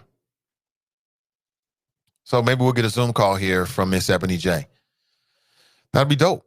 She got the Queen Awards coming up. We can talk about, her journey as an entrepreneur, which I think goes back into, it's all motivation to me, right? It goes back into the overall conversation about being successful. Can you succeed as a Black person in Cincinnati? What I want to say is yes, 100%. It's your mentality. It's the mental you bring to it. Are there barriers? Are there a whole bunch of folks that might not want to see you be successful, including Black people? For sure. Absolutely. But in no way do I want to give the impression to my people, the folks that check out this show, that you can't make it if you work hard. I don't believe that one bit. You can make it. And whatever you're doing. Now, you might have some tremendous things you got to deal with, right? I mean, it is what it is. You be all right. But, people are doing it every single day. It can't happen. I refuse to say you cannot. I refuse to say it can't happen. Yeah, we got Miss Ebony J. Here she go. Good morning, kings and queens. How y'all What's doing? Up? What's up? Doing well. Good morning. I'm great. How are you? I'm doing well. Thank you for spending some time with us. Oh, no problem. Thanks for having me. So let's jump straight into it. Tell us all about the Queen Awards and when it's happening and how people can plug in, because it's going to be virtual this year, correct? Yes, it is. It's going to be actually this Sunday, so we want everybody to tune in. We want to make it go viral. The Queen Awards is really a celebration of women for all the great work that they're doing, how they're living out their purpose, and really, really helping our community change. So the Queen stands for quotable, unique, educated, empowered, noble servants. It's our 4th year, actually, this year that we're doing the awards. So originated from an idea, and it has grown into an actual award show where we are honoring women. We're giving away a scholarship. We're not just honoring women that's our age, but this year we're going to be honoring a young girl who's under 12, who's killing it in the industry. We're also going to be honoring Miss Tracy Artist, who is our living legend. The goal is just really to spotlight and highlight the women for the great things that they're doing. We need to be reminded that somebody is seeing us and that we're doing something great. And that was the purpose of creating the awards. So let me say this up front and sing your praises. I've said this to you before. I'll say it again, that I love your hustle. I recognize your grind, your entrepreneurial spirit. One thing I love about you is, of course, we were former colleagues working with Radio 1, and you're still doing your thing. But what I love about it is that, you're using one to build the other. I think it's super, super smart. It's one of the things, if I could go back, I would have done something very similar to what you're doing. And props to you, 100%. But for folks who don't know, how'd you get the idea about the Queen Awards? My dad always told me I was a queen growing up, but he never told me how to be queen, what a queen was. But he pointed out women in my life who were queens, and he would break down the difference from one woman to the next woman so I could understand what I needed to be. So really, I struggled growing up with really trying to find my identity. I wanted to be like other people. I wanted to do certain things, but God told me that you are unique, you are quotable, you are educated, you are empowered, you are a noble servant. And I had a year that each part of my year leading up from my 20s, where I had a year that each of those things were like real for me. And so in 2017, I was asked to do an event. It was the Live on Purpose event. 30 people was my was how many people that was the doors was open to. Only 10 people showed up. Maybe 3 people bought a ticket. Out of the 10 people that showed up, their hearts was really touched. They cried and they talked about how great the event was. But it didn't sell out like I expected it to. I didn't get a good turnout. So I was going to give up and I wasn't going to do it again. And I had Simone Charles, who had just opened Blush Event Loft. And she said, Queen, I really want you to do an event. You can. I want to get people down here. I know if you have an event, it would be great. And she told me to do it again. And I was like, I can't. And I went home and God told me I could. And he told me I was having the Queen Awards down there. And so for my birthday, that was my gift. People call me Queen all the time, whether I have on the Queen shirt, wearing my crown or wearing my fro. They people refer to me as that in the community. And so I just wanted to go ahead and give homage and just show how grateful I am with having that title in this community, by then now starting the awards, demonstrating, my love for the Queen City. If you need a queen, you got to come to the Queen City to get it. And that was the whole goal of me really creating something around it. So we have our Queen of Diamonds, who is our Diamond in the Rough queen. She's had a hard time, but she uses her platform to bring social awareness through a nonprofit. We have our Queen of Hearts, who she's has a heart of gold, give you the shirt off her back, but always involved in her time. She's dedicating her time in service to the community. We have our Queen of Clubs, who's just very informed, always knowing what's going on. She's our media influencer. And then we have our Queen of Spades, who it doesn't matter what she does. she's killing it. Whatever she touches, she makes it happen. And she's our entrepreneur who just kills it, whether she works a 9 to 5 or she's a full-time entrepreneur. So those are the different categories that we began. But I must say, Nathan, it has grown so much this year. We have the Black Women's Health Movement, who's our presenting sponsor, powered by the Closing the Health Gap. We also have Don Community Schools, who's sponsoring our new award, which is the Queen of Perseverance. We have WGU, who's sponsoring our Queen of Queens Award. We have Privilege, who's sponsoring our I Am Queen scholarship that we're giving away $1,000 scholarship to a young girl. We do that every year, but they're back on board, and so we're giving away another one. We have the African American Chamber of Commerce, who's sponsoring our Queen of the Year Award. You know, COVID was crazy, but we still had businesses blooming, and so we are showing love to a queen who really kept going. We also have another award too. I'm leaving one out. Our Rising Queen Award, that's being sponsored by the Easily Blessed Foundation, which is created by 2 young girls. And we're going to be giving an award to a 12-year-old who's killing it right now in the game. And she's going to get our Rising Queen. So every year a new award is added. This year we added 3. So I'm truly blessed just for real about how great it's growing. And it's just, again, confirmation that when God tells you to do something, you're supposed to follow him. I was terrified. I was scared. I wasn't going to do the awards. It's something I do in June every year. As you can see, it's November. So I really was telling God, no, I'm not going to do it. And I was being rebellious. But after leaving the Ohio Media School and jumping out and doing this thing on my own, I was like, well, what I'm going to do, Lord? What do you want me to do? Like, what is up? And literally, he was like, the Queen Awards. What are you talking about? So I sent out 20 emails asking for sponsorships. 19 people told me no. Praise God for the African American Chamber of Commerce was who was responding back that day and telling me yes. Because they told me yes, I already was committed in it. I already posted the status and told everybody we was having it. And it was like, from there, now I just got to go get the money to do it. And so I truly believe that if God tells you to do something, you better bust a move, because time waits for nobody. And I'm just so glad that the community is stepping up. I mean, we have so many small business sponsors, over 40.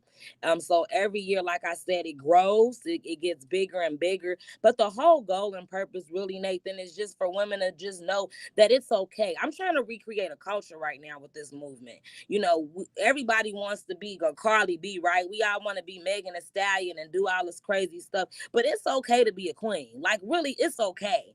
And for a long time, I thought it wasn't. I hated who I was, and I hated that I had these morals and these standards, and I felt like there was no place for me.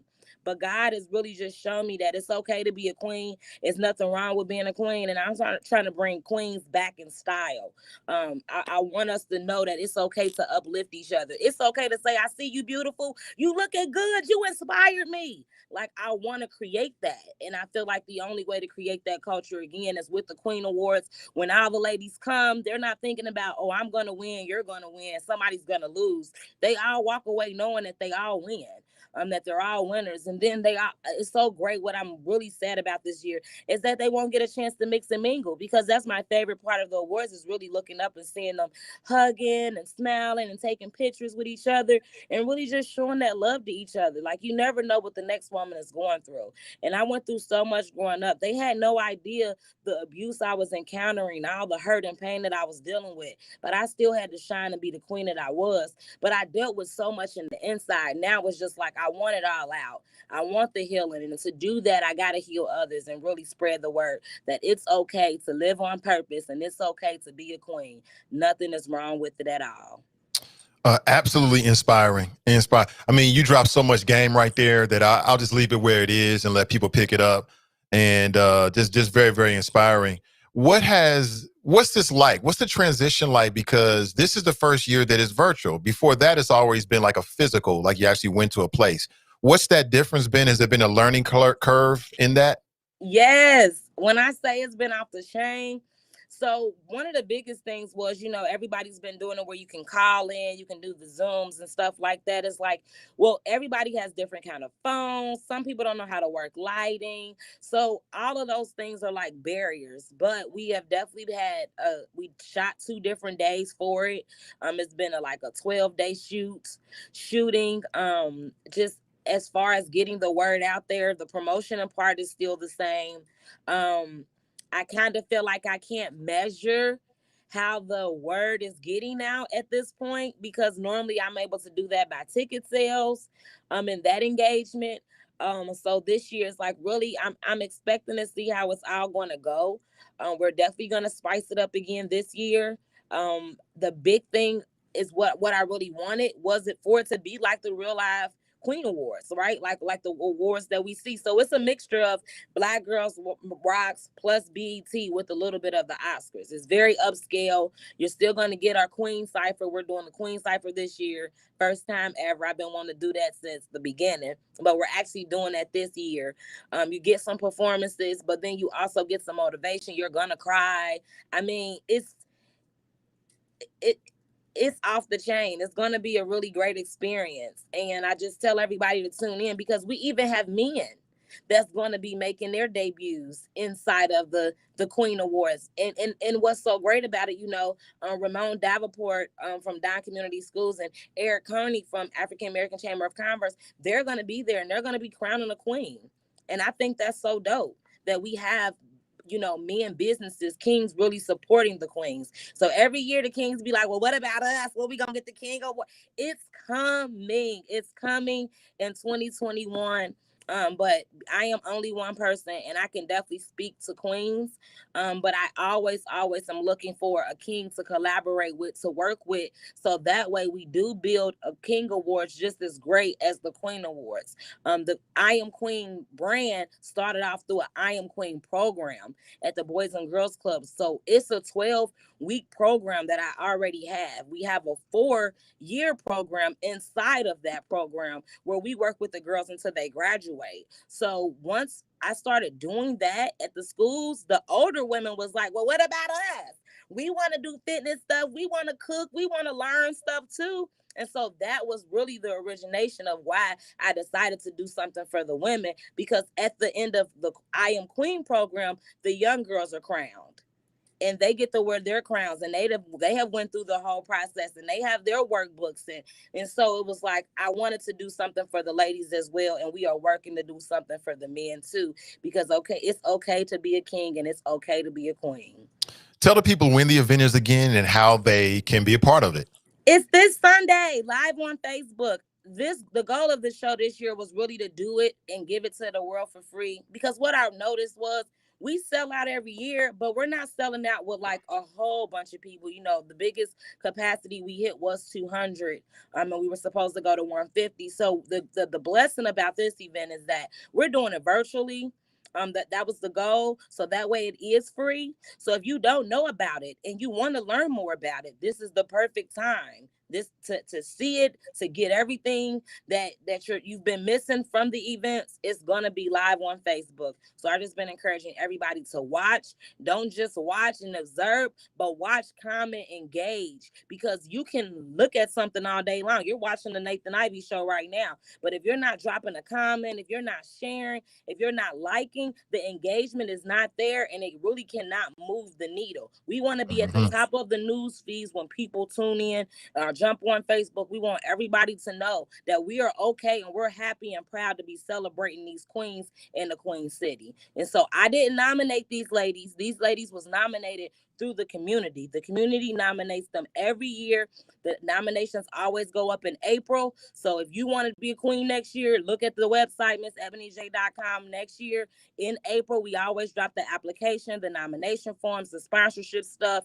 And so it's been on the site since April, even though we're just now having it in November. So people have been able to nominate, and we do that. We're going to keep that consistent. Just please come, please show up. Miss Ebony J. Wynn is my Facebook page. Make sure you like the fan page, because it's broadcasting on the fan page, not on my personal page at all. So we want to make sure you're in the right place to view it. Tell your friends and family. We also have an event page on Facebook too, under 4th Annual I Am Queen Awards. And the big goal and surprise, which I'm going to drop right here on Nathan Ivey, so this is an exclusive. The big goal, what we're really doing inside the awards, is getting you all to make a donation. What I'm trying to do is raise money so I can do a queen tour That's right, a queen tour. I want to go to more than just one school and talk to the young girls. I want to talk to 5,000 girls. And in order for me to go to the schools and talk to 5,000 girls and for them to get the Queen Life Workbook to help them get through their life and achieve their goals, I have to raise $10,000. So that's what we're really going to be opening up on the award show, giving people an opportunity to donate. If it's something that you'd like to be a part of, please reach out or please log onto the website. Like I said, Nathan, like it's not about me anymore. It's truly all about God and serving him and making sure if one girl leaves the show or watching the show feels like a queen when she leaves and it's over, if she feels inspired, I've done my job, and that's the goal. Real quick, and I know you have to go, Ebony, I appreciate your time. Just leave some game with us. I mean, there's people out there who are starting brands. They're starting their own communities. What would be your advice to folks who might want to start an award show or in anything, or maybe they're kicking off a new brand? You've done this from zero to where you are now, and I'm very hopeful and 100% sure you're going to take it even further from this. What would be your advice to those individuals? Figure it out what it is that you really want to do. What's the purpose and mission behind it all? Like, you got to know what you're passionate about. I'm passionate about helping other people. And I'm also passionate about them knowing who they are and living out their purpose. So I was able to create a brand around that.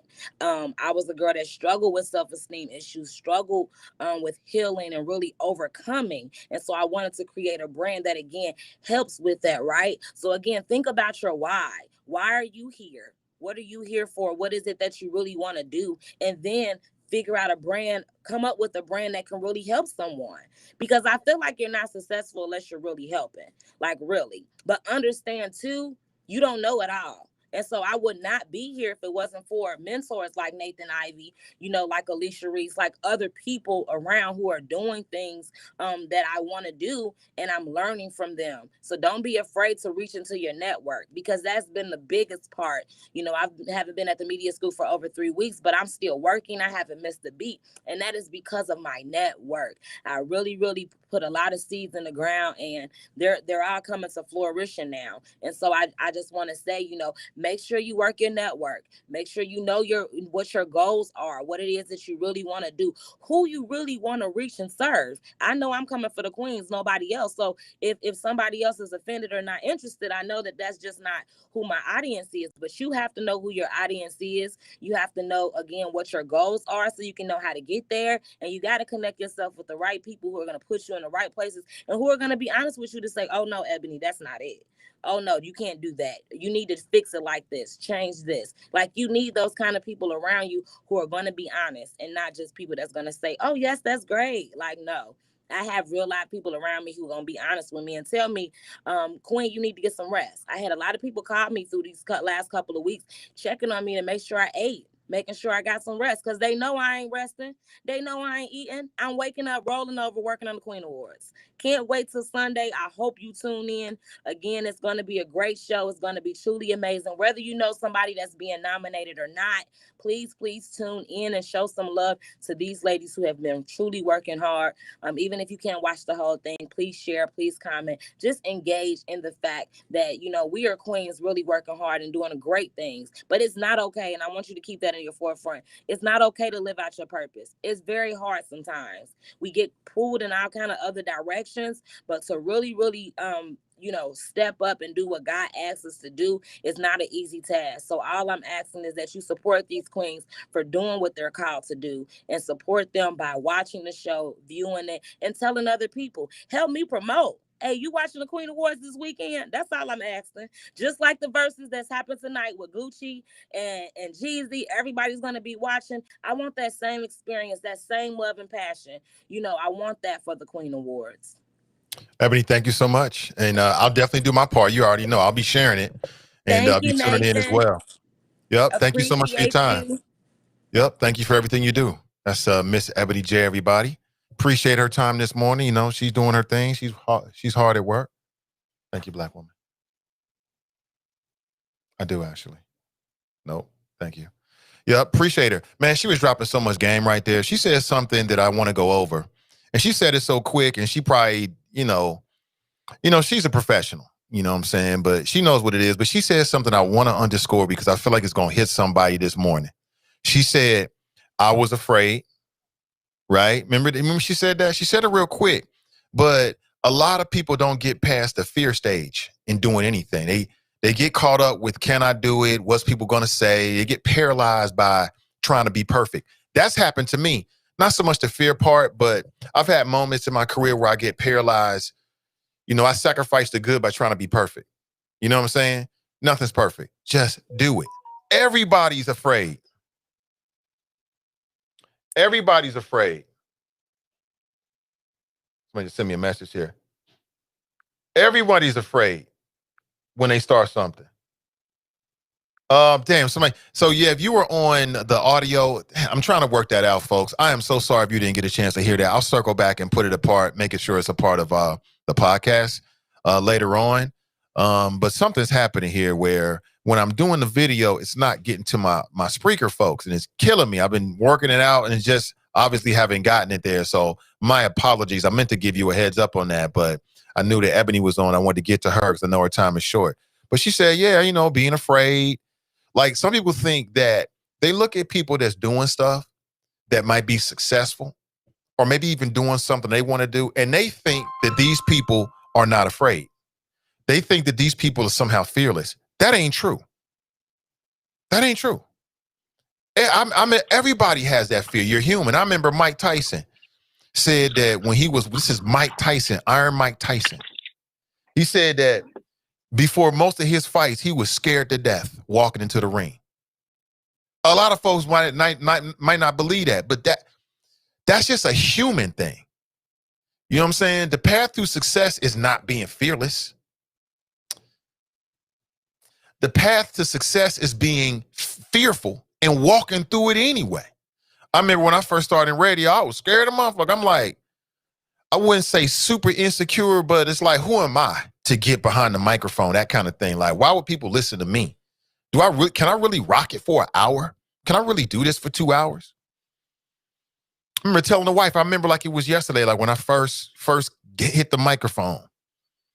But you know, and to be honest with you, I like those butterflies. That's a good feeling, those butterflies. I chase that now. But I remember having those butterflies. And it just makes you work harder. You know what I'm saying? That's how you look at it. Everybody feels that way. Don't think like, well, damn, you know, such and such probably is fearless. No, they had the same feelings. They human. They just did it anyway. Just do it anyway. If you got a good plan, your heart in the right way, you smart, intelligent, you'll make it happen. Just like she did. No doubt, 100%. Let's go to the phones. Good morning. Welcome to the show. Hello, Nick. Can you hear me? I can hear you. Hey, Nate, what's going on, man? This is Brian Martin. I chat in a few times a week. But I had just want to tackle two of today's topics. One, and I want to hear from you about what happened 15 days ago. I thought Mr. Rucker was a shoo-in for the prosecutor's office, man. What the heck happened? Well, two things happened, Brian, and thanks for the call, man. You did say Brian, right? Brian. Yeah, okay. R-Y-A-N. You said Y-I-N? R-Y-A-N. R-Y-A-N. Y-A-N. Okay, Yeah. So I got you up here looking all different. Hold on, let me get your name up here right. I like to get people's name right. But Brian, let me give you some real quick thoughts. I mean, two things happened. Number one, Joe Dieters had more money, way more money than Fanon Rucker. And he was able to deliver his narrative and his merit, his message, primarily about his opponent, Fanon Rucker, within the last 2 weeks of the election, which is very powerful. And then secondly, I think you had white folks, even white Democrats, that bought into that narrative because there was either a lack of knowledge. I think there was a lack of knowledge or lack of being familiar with Fanon Rucker. And so they bought into the hype that was being put out there by the Joe Dieters campaign. I'll tell you, there was a Facebook post most recently in which someone shared what appeared to be a letter that they got. And it was a white female who said just as much, that they didn't really know Fanon Rucker. And so they kind of filled in the blanks with the Joe Dieters narrative or whatever else was running through their heads about the brother. All this, defund the police. That was a smart political strategy that Joe Dieters employed, and it worked. So I think those are the top two things there, and I think they're intertwined. The money Joe Deters had, and then, white, even Democrats who either decided to vote for Joe Deters or not vote for Fanon Rucker at all based upon their lack of knowledge about him or their fear. Okay. That's what I was thinking, because I was saying to myself, after seeing all those lines around the building, people early voting at the Board of Elections for, a better half of a month. And I thought Deters was toast, man. And, when I saw the results, I thought to myself, I was like, what must be true here? Did at least some black people vote for Joe Deters, and that's what pushed him over the edge as well? I mean, what's your take on that? Yeah, again, I haven't looked at the demographics. I don't know the numbers from the Board of Election, but yeah, I think that'd be a safe bet. I think that'd be a safe bet to say. Yeah, I mean, that's what you're going to get as an incumbent. You're going to get that. The benefit of the doubt by some voters, even black voters. But again, I think it came down to money. And then that lack of familiarity with Fanon Rucker in the hearts and minds of white voters, Democrats and Republicans. Okay. And lastly, your first question that you posed this morning kind of struck a nerve, because I'm a Cincinnati immigrant, pretty much. I left Cincinnati when I was 21, and I believe that there's some truth to why a lot of black people cannot make it out of the city. It's way too cliquey. And that's actually it's a huge barrier to a lot of people. I know a lot of people that I know that are professional, they had to leave and then maybe come back later in their career to make any headway. I mean, it's a really hard place to get started. It is, especially if you're a transplant. I can see that, because you got this silo system here in the city of Cincinnati where everybody, like, the number one question people ask you is what high schools you go to, right? That tells you a lot about that local mentality. I see it, man. I still stand by what I said, that you can make it anywhere with the right mentality. You might have to get lucky. Yeah. You might have to put yourself out there, obviously, and network, obviously. Are there some structural hurdles in front of you as a black person? Oh, absolutely. No doubt about it. 100%. But damn, man, this is 2020. I mean, whatever we need to do to get in place to change this, can we just do it? Let's just do it and stop talking about it and make it happen, so that our sons and daughters, nieces and nephews, can have a better and maybe easier road in the city of Cincinnati. But again, I know a lot of people, man. I know a lot of millennials just making it happen. They're making it happen, Captain. Period. So if they doing it, why can't the rest of us? Like I said, like you said earlier, man, I think it's just the initial fear. I think people are scared of winning more than they fear failing. Some people are. It's weird. Some people are. I don't know if it's really a mindset that, hey, you got to crack it on your own. I mean, no one's actually going to put things in place for you to help you win. I mean, you just got to find the will to do it. And I think a lot of people that are actually moving and shaking down there, they have that mindset. Like, no one's going to help me do this. I'll find help, but if no one's going to help me do this, I'm still going to get it done. And I mean, I think you're right on that. I think it's the initial fear is a roadblock to, many people that it's, either hard or impossible to overcome. Yeah, it is, man. Hey, Brian, thanks for the call, man. I appreciate it. All right. You have a good one, man. You too. Most def. That's Brian with a Y calling in. I appreciate his call. Oh, yeah, man. Listen, stay close. Like I said, we're moving out of like hardcore politics every day. You're going to hear different voices, different experts on a whole host of things. You're going to hear people talking about all types of things as it relates to being a human being, people, politics, and pleasure. I'm not going to abandon our conversation on politics. I'm just going to usher in more conversations about people, because we are people. I'm ushering more conversations about pleasure, because as people, we love pleasure. I love pleasure. So I want to speak to all of that. So yeah, I mean, there's a lot of barriers to success. Some people are afraid of that initial fear, that doubt. They let the fear get to them. I can't do this. I'm afraid. What if people laugh? That stops a lot of people. I don't know what it is, man, but I got over that a long time ago. Like and when it comes to radio, that's why people be like, oh, you misspelled this. I don't give a damn about that. The flow is on point. We'll fix that later. I've made every mistake you can make on the air, done it all. So got sick on the air. it doesn't, and now I know it doesn't really matter. You know, I can pick myself back up. I've made every mistake you can make. Damn near. So at this point, it's like, why be afraid of making a mistake? That don't even faze me in the least. I don't care about being wrong. I don't care what other people think and they want to shout me down. None of that matters to me because I'm laser focused on the goal. So everything else is just periphery. You know what I'm saying? It's like you're driving down the street and there's trees on the other side. I see the trees. Great.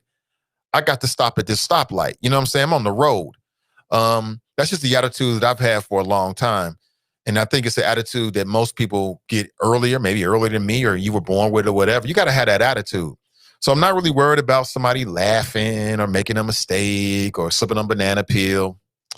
And, you know, you just got to get over that. You know, it's hard. It's easy for me to say, like, you just got to get over it. But if you're dealing with that fear, it can be paralyzing. The only thing I can tell you is that everybody feels it. Iron Mike Tyson felt it. I see all these YouTube videos with entrepreneurs talking about how they were unsure. They end up creating the biggest thing ever. They didn't even know what they was doing. They had no idea. They just did it anyway. That's what you got to do. You just do it anyway. You got to walk through the fear. You ever think about doing a podcast, but you're afraid? Do it anyway. Walk through the fear.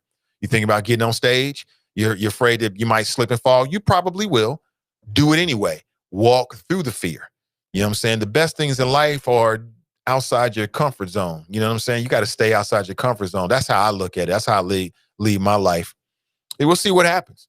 You know what I'm saying? We'll see what happens. The other thing is that, so you got the fear part, and then the brother says something. Let me see if I can bring it back up real quick.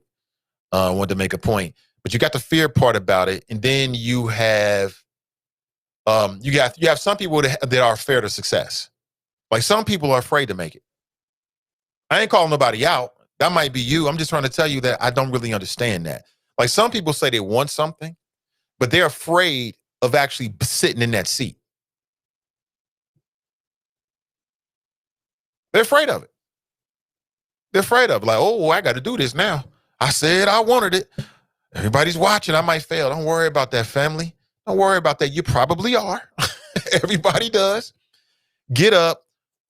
Wipe yourself off, rub some dirt on the kid, keep on going. Because that's what everybody else does. Man, you go on YouTube and watch any of these things about these entrepreneurs. What you're going to find is that typically some of these folks that end up creating the latest, biggest thing, they failed in 10 things before that. But they kept going. So why can't you do that? So can't nobody tell me this CDM ain't going to work. Because the work I put into it is success in and of itself. You feel me? We already successful. Just doing it, hard work every single day. Now the outcome, I can't control that. I don't know. I think. I can see it, but I can't tell you 100%. But I'm gonna keep riding this until I get there. You know what I'm saying? I mean, it is what it is. You got to take that mentality. You got to take that. Floyd Mayweather said something that in a podcast most recently, he was with Shannon Sharp on Club Shay Shay. He said no, actually wasn't that. He was on Hollywood Unlocked. He was talking with Jason, whoever the brother's name is that founded that. They're kind of working together. He said, you know, success is a mentality. It is. So adopt that mentality. I won't say fake it till you make it, because that's different. But adopt that mentality, be it, and do it. People are doing it every day. Like I know a lot of folks in the city that's making it happen. And I just keep thinking to myself, well, if they doing it, why can't anybody else? Now, sometimes it's the home life and you may have some other hurdles. Work on that. And then, as Emily J said, get to that place where you're trying to be and just, you know, make it happen. Look at what she's doing with the Queen Award. She started, as she said, it was a program. And she said, you know, I'm thinking bigger, thinking bigger. She's using that to build her brand. She started out sending out messages and letters. She said 20 people, only one person responded. And that was 4 years ago. COVID-19 happened. What did she say? She said, you know what? I'm still going to do this, but now we're going to do it virtually. You know, she did that pivot. She did that Akeem Olajuwon, the Dream Shake. She put the pivot on. Boom, she made it happen. And I think it's successful. I can tell she has a lot of support just because I can see how many interviews she's doing and how many platforms she's on just on Facebook and digital spaces. I'm like, oh, okay. People see what she's doing.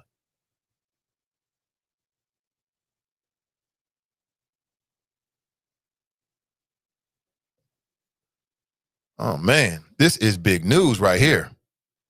Oh, we got to talk about this. Thank you for this. Oh, hey, shout out to Renee. Hey, stay on the line. We got to talk about this, family. We have to talk about this. This is huge. I just got a message right here. Hold the phone. This is big. Hold on. Let me go straight to the news here.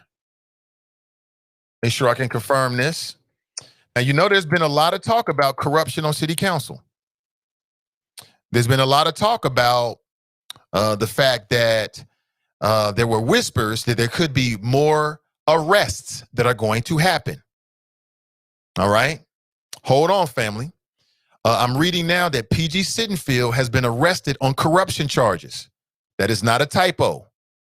We must talk about this. Let me put this up on the screen right now. Shout out to the choppers. And the wifey came in. She's like, you got to see this. This ain't over with, family. Look at this right here. This is the Cincinnati Enquirer right now, Cincinnati.com. PG Sittenfield arrested on corruption charges. It looks like my day is going to get a little longer. That's what it looks like. We have to talk about this. We must talk about it right here.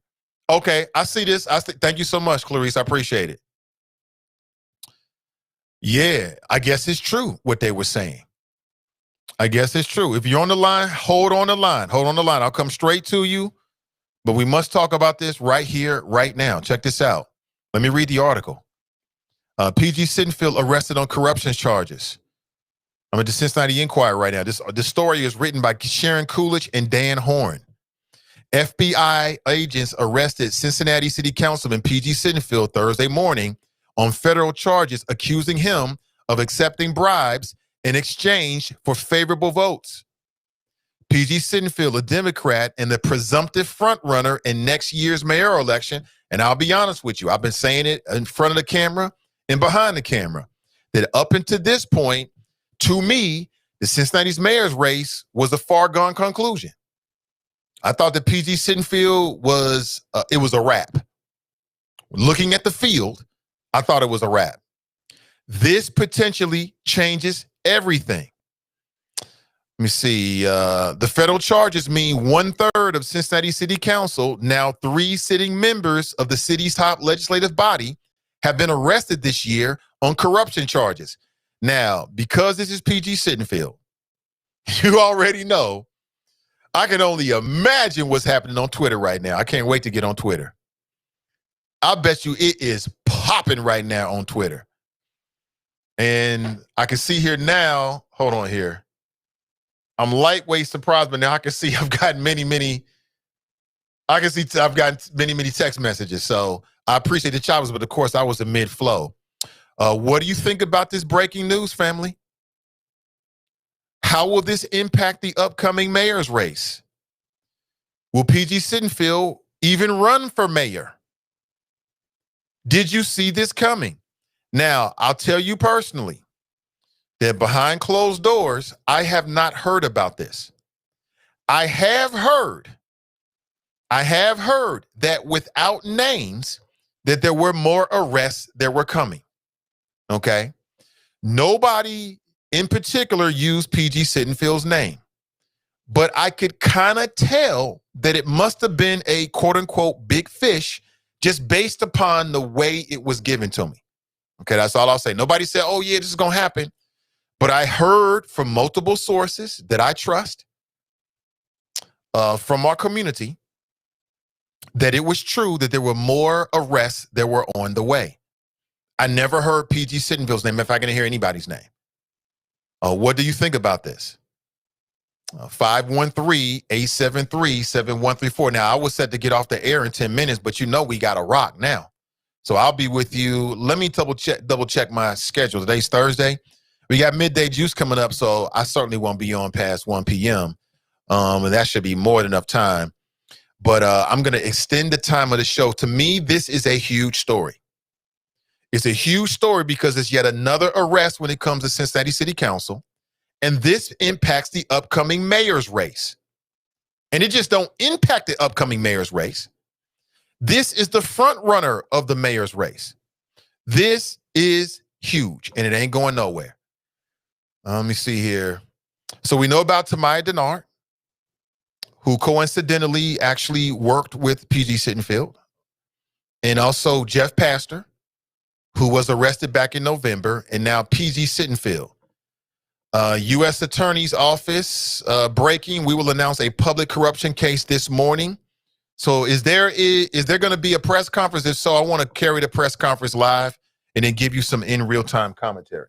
Now, we have somebody on the line. Perhaps they want to talk about that or something else. Let's go to the callers, and we'll come back and go to the people on text. Hey, good morning, caller. Welcome to the show. What's up, Nate? This is Black Lion. What it do? Hey, what's going on, Black Lion? How you doing, man? I'm doing good. I'm still trying to crack this black ice you got me on, bro. Well, it looks like you cracked it. Don't waste your time whining. I've told you that before. No whining. I'm just checking for cracks, bro. Checking for cracks. I don't know how long this non-banning gonna last, because we went for a few weeks, few months to years now. We're working on years. You had me on black ice. Well, I think I was real clear up front, bro. I think I was very tolerant. I was very clear. No, you wasn't. No, you wasn't. No, bro, I was very clear. I'm not even gonna argue with you about it. I was very clear. I was very patient. Some would even say beyond patient. You know what I'm saying? I told you what was gonna happen, and then I did it. So I don't know what you want from me, B. I would say don't waste your time on old stuff. Let's get to it. No, I'm not wasting my time. I'm trying to clarify to see how the ground is, see how solid the earth is here. It's you're the not same earth you was in before, brother. First you said, oh, I'm going to just ban you for a couple weeks, a month. And you've done it almost 2 Thank you for the call. I appreciate it. You're wasting your time, bro. I'm not even going over. There's other things to talk about. You're always welcome. I lifted that a long time ago. I said it. It's up to you to call in. But the same play is in place. Simple as that. You don't like it, I don't know what to tell you. I know some of the choppers don't like it. Well, so what? This is my show. I'm going to run it the way I want to run it. Anybody that don't like it, you know what you can do. Simple as that. And again, I'm a very fair and tolerant man. I've got a lot of tolerance, especially for the people that rock with me. My tolerance is this big. You can't even see it on the screen.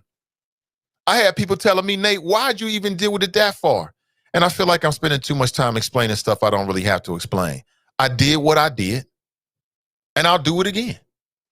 When you call in this show, I demand respect. If you can't do that, then I don't care who you are, you can't get on. It go for anybody, period. Because I give it. I'm a giver of respect. I'm a respectful Virgo. And I demand it back. And when I don't get it, I'm going to let you know about it. I'm going to give you some warnings, and I'm going to do what I do. I'm a man of action. I did what I did, and I meant it, period.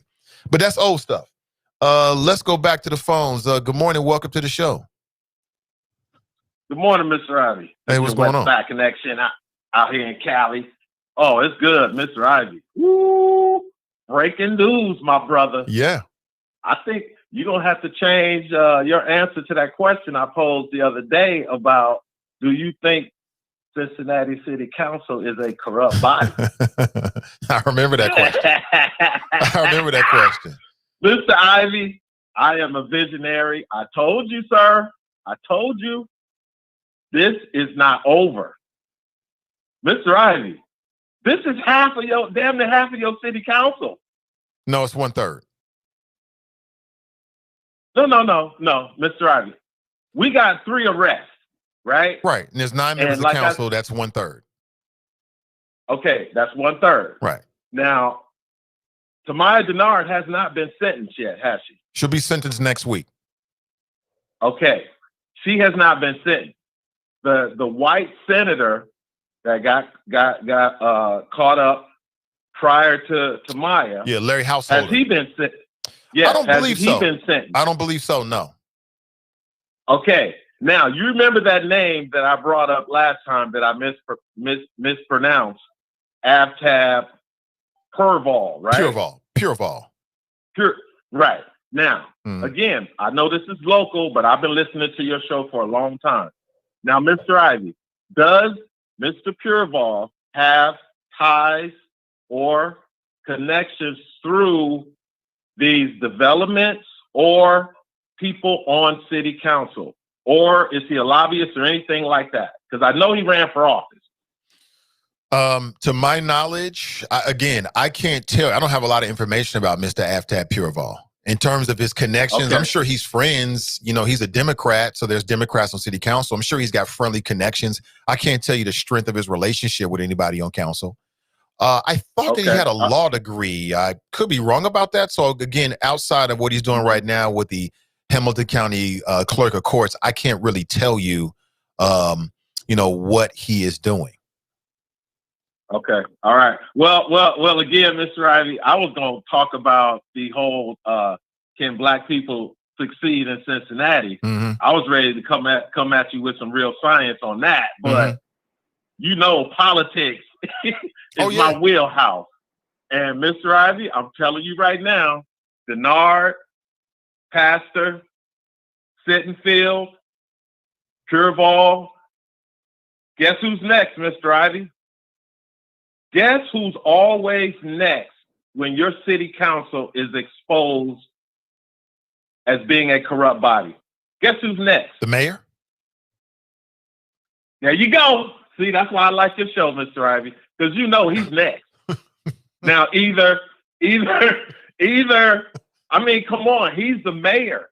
He puts all these development projects in place.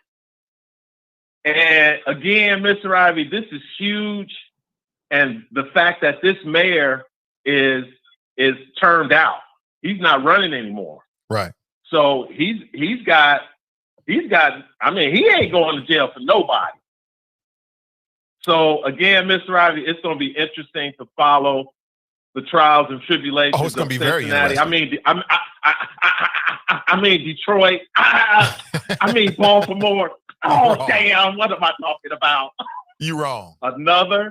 Another city where the population is majority black. Am I correct? Cincinnati is like 40% black. Am I correct? Yeah, Mr. Ivey? 40+% black. Okay, 40+% black. If you look at all these black cities and these projects that come through to rebuild the community, they're always find themselves caught up in corruption. Now, again, I hope your city recovers, Mr. Ivey. Oh, we'll be fine. But the way these dominoes are falling, and they're only messing with the politicians right now. Okay, wait till they get to the side, like the former football player who was probably wearing a wire in Duke that caught Jeff Pastor. Yes, him. Okay. He was facing time, and that's why he wore the wire against Jeff Pastor with his fake ass bull story about running a sting on the sting. That's some bullshit, Mr. Ivey. You know it. Oh, you ain't buying that one? But, I ain't buying that one, bro. So obviously his little story about a sting running the sting on the sting kind of got PG caught up. Was PG caught up in the sting on the sting? We'll find out. We'll find out. Okay, well, Mr. Ivey, I'm gonna get off the phone because I know your show. You said you're gonna extend the show. Yeah. But I'm gonna sit back and listen to this because Mr. Ivey, woo, I know it's some people sweating in that city council chamber right now. Well, woo, this is big, Mr. Ivey. Yeah, this is real big. Huge. This is way bigger than just, just because PG was running for mayor, and by all accounts, he was the front runner.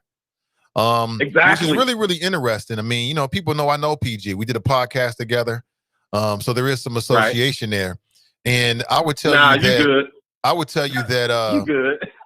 I would tell you that this is surprising to me on a lot of different levels.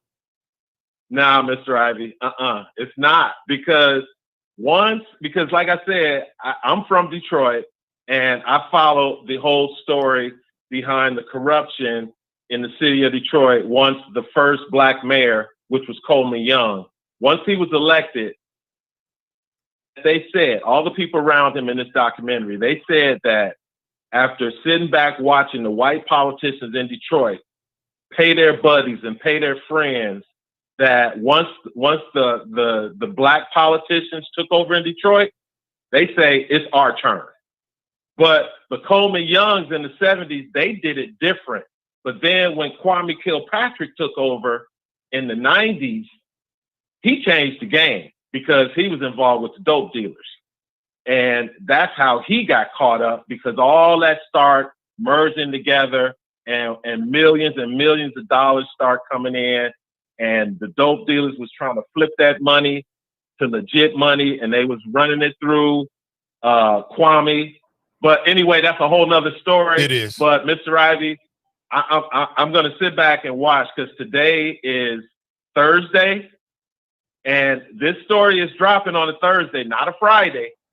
So it's going to be interesting to follow your show for the next couple days. So, and last thing before I go, I knew Black Lion was going to mess it up, Mr. Ivey. I just knew it. That brother, it's something wrong with him. Drop Squad 52, drop Italian to anyone who wants to catch it. You messed up, Black Lion. See ya. You're silly, man. Black Lion's a good brother, man. I said about everybody. He's a good brother. He's always welcome, but I don't want to sit there arguing back and forth about some stuff that's not going to change. I did what I did. I said what I said. It is what it is. You either going to deal with it or you're not. There's no show in America, no podcast, live stream, commercial show in which the hosts don't run it the way they want to run it. That's how I run it. Good, bad, or whatever. But I want to talk about this latest information with PG Sittenfield. I want to get as much, I can't wait to get on Twitter. I know they're going super hard on Twitter. And like I said, I mean, I'm surprised. I'm surprised. But I'm consistent. I feel the same way as I did about Tamaya Denard and Jeff Pastor. I don't want to see anybody going to jail, especially not no black folks. Now, obviously, PG Sittenfield's a white male. And as I said about Tamaya, as I said about Jeff Pastor, I said the same thing about PG Sittenfield. At this point, they're innocent until proven guilty. I mean, you could be arrested today. It doesn't mean you actually did it. So we'll have to pick the bones. This is going to be white hot. This is going to be white hot, important, super top of the list, important. Any media, every show is going to be talking about it. Since then, every blog, every group is going to be talking about it. Every Twitter page is going to be talking about this because of PG Sittenfield and who he is. Not just because of what he represents, but because he was perceived to be the front runner. And in my opinion, I didn't see there being a whole lot of real close competition. Like anytime you're in a race, you got a chance to win, right? We know that. But in my mind, he was the front runner to be the next mayor. So what does this mean for city council? Wow. Well, we'll have to talk about it. Let's go back to the phones. Good morning. Welcome to the show. Good morning, Nathan. This is Skylar. Hey, what's up, Sarah? Are you on speaker? Yeah, give me a second. Yeah, for sure, bro. All right, that's better. Oh, it's 100% better, man. What's up, Sarah? Welcome. Man, what did you do? You just dropped a bomb, bro. You just dropped a bomb. PG. But you know what? I think that what Drop had made a pretty decent prediction. There's been a lot of this development going on. And when you really look at it, there has not been very much that has been invested into a lot of the communities. But they seem to have been kind of like private investments, so to speak. I think there might be other heads that might roll with this because it's just too much of that been going on. All this development stuff, all this money, all of these different things that they do in order to facilitate getting old buildings and rehabbing them and this and that and the other. It's got to go farther than just the council members. It's got to. Because whoever it was that brought these things to the people who are victims at this point, attention, who are those people? So there's got to be other heads that's going to roll in this. It's big. Oh, yeah. Yeah. Well, that's basically all I wanted to say. This is something, man, because we don't know who's going to be mayor now, but that stain is not going to last. I don't care if he wins. That stain is going to follow him.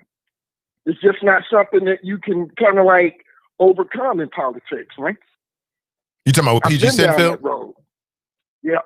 Oh yeah, you're absolutely right about this. Just like Jeff, just like Samaya, it's a stain. Even if they are acquitted, it's just going to be, I know how politics work. That's what I used to do. It's just sad, honestly, that all this stuff is coming out right now. In the midst of everything else that's going on, we have to have this. But it should be interesting race next year. It's going to be a damn interesting race next year. You're right. Yeah, Well, because if PG's not in it, I think it gets a lot more competitive for everybody else. That's just my opinion about it. Well, one of the things that I want to say on that note, man, because you did say something about Fanon earlier, and you talked about the letter. I think everybody saw that letter. I have a real problem with my brother not winning that race. And I know it was the result of racism. I know it was the result of negative ads, deceitful, untruthful ads that were ran. And if it was a matter of money, I'm wondering why the Hamilton County Democratic Party and Ohio Democratic Party did not step in. My thing was, we need to counter that last ad that they had out there saying something about, it didn't matter if you got on Facebook and said, I'm not for defunding the police. It didn't matter. Because it wasn't advertised in such a way where that one little Facebook ad was going to make a difference when he had that rolling ad over and over again. I'm talking about Adidas. That rolling ad, about 2-3 weeks in, that thing kept rolling and rolling and rolling. Yeah. And we didn't have anything to counter it. Right. He was on all platforms. He was on Hulu. I was told people were turning on Hulu and they could see it. They could see it everywhere. Right. But then why didn't Ohio Democratic Party, if I saw it, the people up there that runs the Democratic Party and up there in Columbus, they know it too. If I saw it, they saw it. I don't get that. Well, if they didn't have the money or the infrastructure in place, I mean, it's over. Politics is there's too much money in it, bro. If you don't get the money out of politics, it's going to always be like that. There's always going to be scandals. There's always going to be situations. It's that money. I mean, you got to have $500,000, $1 million, $2 million to run for office. Who's going to raise that kind of money? Other than the people that are in these corporations that want things to be a certain way. It's not going to get any better, bro. Not with the Supreme Court. Not with Citizens United. It's not going to happen. So what's the alternative? I'm ranting. I'm going to let you go, man, so some other people can get on. But that just caught me by off guard. All right. It is. It is what it is. But I'm certain, just like Drop said, because me and Drop are on the same page as far as that football player is concerned, too. I'm going to say what I'm going to say. If you're wrong, you're wrong. But if you're a snitch, you're a snitch. And, for that little bit of money, when you talk about the bigger picture and all the money that goes into development, man, this is pennies. $55,000, that's pennies. There's somebody that's taking a little bit more than that off the top. And that person is probably higher in rank than either PG or Tamaya or Jeff. It's not, it hasn't stopped. Trust me on that. All right, I'm out. Thanks for the call, Sarah. Appreciate it, man. All right, my brother. If you don't know, we're talking about the breaking news that PG Sinfield was arrested this morning. He's a member of City Council, white male Democrat. And some would say he was the front runner to be in the mayor's race coming up in 2021. Was arrested on federal corruption charges, accusing him of accepting bribes in exchange for favorable votes. PG Sittenfield, a Democrat and the presumptive frontrunner in next year's mayoral election, was arrested at his home in East Walnut Hills. And let me see here. It's not good. The federal charges mean 1/3 of Cincinnati City Council, 3 sitting members of the city's top legislative body, have been arrested this year on corruption charges related to city development projects. So damn, homie, here we go again. And just like we saw with Tamaya Denard, where there was a movement to get her pushed off of city council, even while the allegations were, to that point, even hadn't been confirmed. We saw the same thing, or we're seeing the same thing with Jeff Pastor. You can expect the same thing with PG Sittenfield. You're going to have 4 or 5 people to come and they're going to file a lawsuit pressing for, state officials to do the same thing and push them off council based upon just the allegations. It is what it is, homie. It is what it is. We are where we are. Now, let me reiterate. I feel the same way. I feel like with Tamaya Denard and Jeff Pastor, what I said, I will say it again, that you are innocent until proven guilty. The feds, they can knock on my door right now and arrest me. They still have to prove their case. Same thing with Jeff Pastor. Tamaya Denard has already admitted her guilt. She's going to be sentenced, I believe, next week, maybe the week after, but I believe it's next week.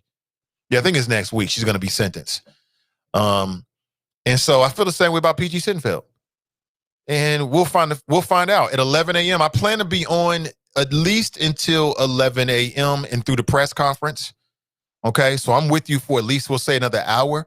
At 11 a.m., they're going to do a press conference. I want to be on and talk about it live in real time. So I'm going to extend the time of the show, all right, at least until, let's say, 11:15 a.m.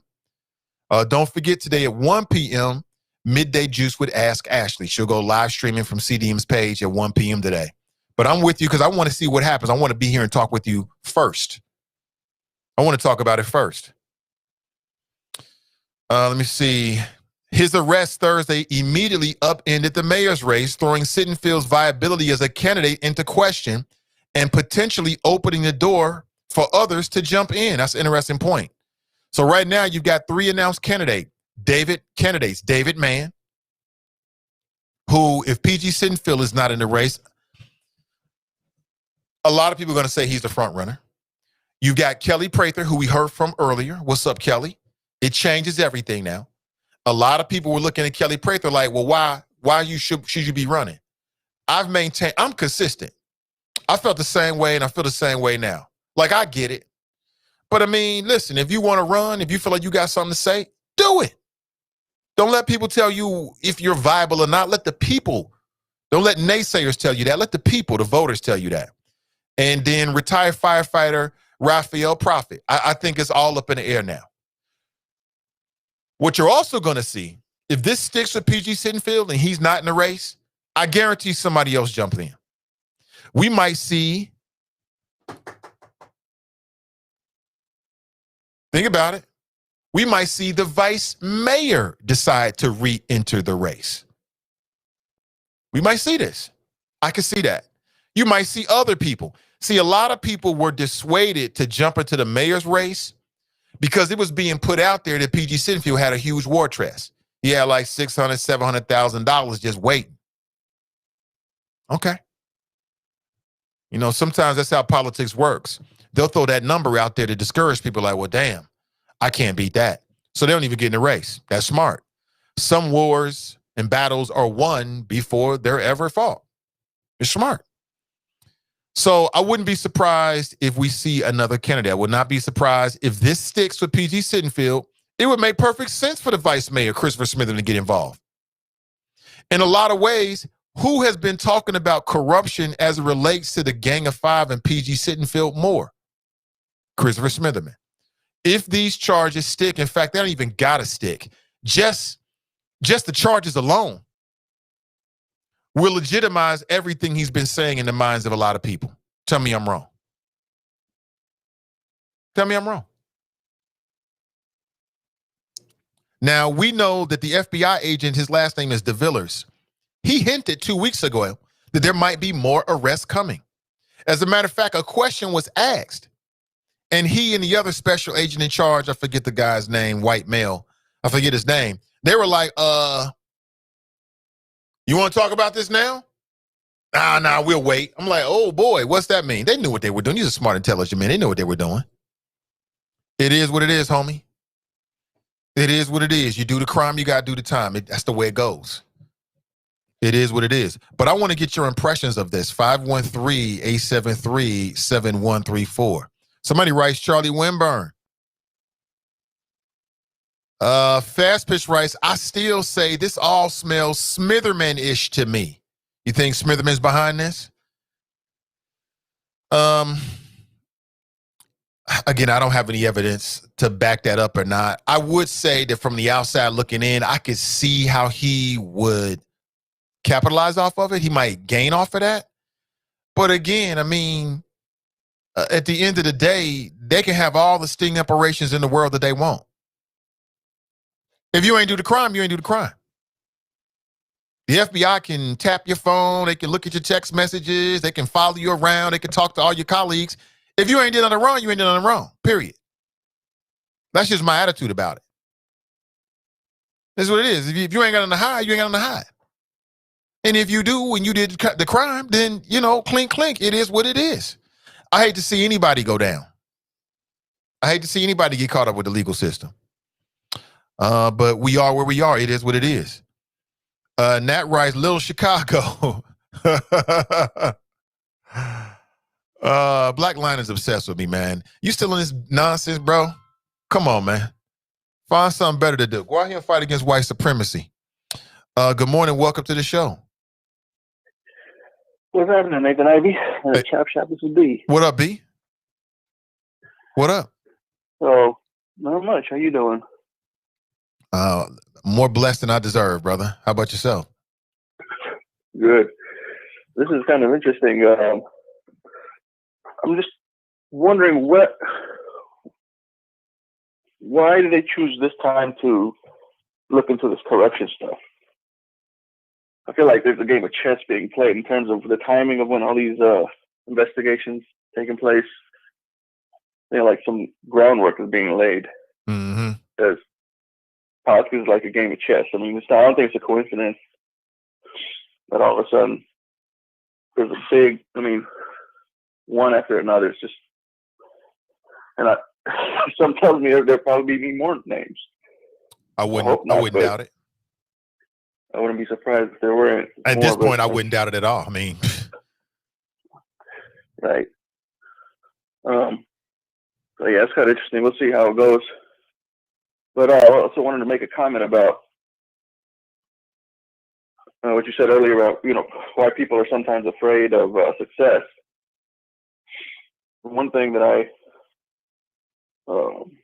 learned a while ago is, deep inside, people know deep inside, people have goals, but they know deep inside whether or not they deserve it. So this has something to do with the fact that if you feel like you haven't put in the work, you don't feel like you deserve the thing that you're working hard towards, maybe not yet. And sometimes there's a tendency to like self-sabotage. So it's like a deserve it factor, you know deep inside if you deserve it or not, by the amount of effort, amount of blood, sweat, and tears that you put into it. So it's like, until you pay your dues, till you get there, there might be a way. There might be something in your subconscious saying, you know what, I'm not there yet. But I like the positivity that the sister had earlier about, what she's doing in the community. That's really great. And I want to thank you for having her on. Yeah, Miss Ebony J, yeah, she's doing big things, man. She's an inspiration. Yeah. She's an inspiration to me. She mentioned me, but she's an inspiration. I watch what other people do and take inspiration from it. Always, right. Exactly. When you find someone that's, making a positive change in the community like that, that's good. Yeah. Oh, absolutely. It inspires people around them. It uplifts people. And, that's what it's all about, growing with the community, growing growing with people that are like-minded like you, people with the same goals and aspirations, people who are striving high. I love it. But yeah, I just wanted to chime in on that, to be continued with all this local politics, corruption stuff. It's interesting. Mm-hmm. All right, B, thanks for the call. All right, you bet. Have a good one. Yeah, appreciate it. What I've learned, appreciate the call, B. Again, you can call in at 513-873-7134 if you'd like to share your thoughts. I still got battery left. I ain't going nowhere. We here at least until maybe another hour. At least, man, we got to talk about this. I got to be on when this happens. It's a local story. Fast Pitch keeps saying something. The older I've gotten, the more I have learned to trust the wisdom of others. And I'll say this again, women, and I'll say black women in particular, have a certain third sense. I've learned, even sometimes it's hard, to sit back and listen to my wife, number one. I mean, people that I've said it before, she's the number one. I wouldn't be doing this for her. I mean, she's the number one producer. She hears every idea, everything that's going on. She's my number one partner, obviously. She's my business partner, anything and everything I do. Silent, she may not be here, but believe me, her input is always first and last. But, just with the black women I work with, I've learned to listen. Sometimes you just got to shut up and listen. Is that hard for you to do? Like that has been hard for me to do. I'm learning to do it more and more. I'm a whole lot better than I used to be. And, Fast Pitch keeps saying this Smitherman-ish type of thing. And it's just something about it I wouldn't be surprised. I've said this before about Mr. Smitherman, that he is a highly intelligent individual. He and I used to have some conversations back in the day. I guess when he found that to be useful. And I am more observant than probably even the people around me even know.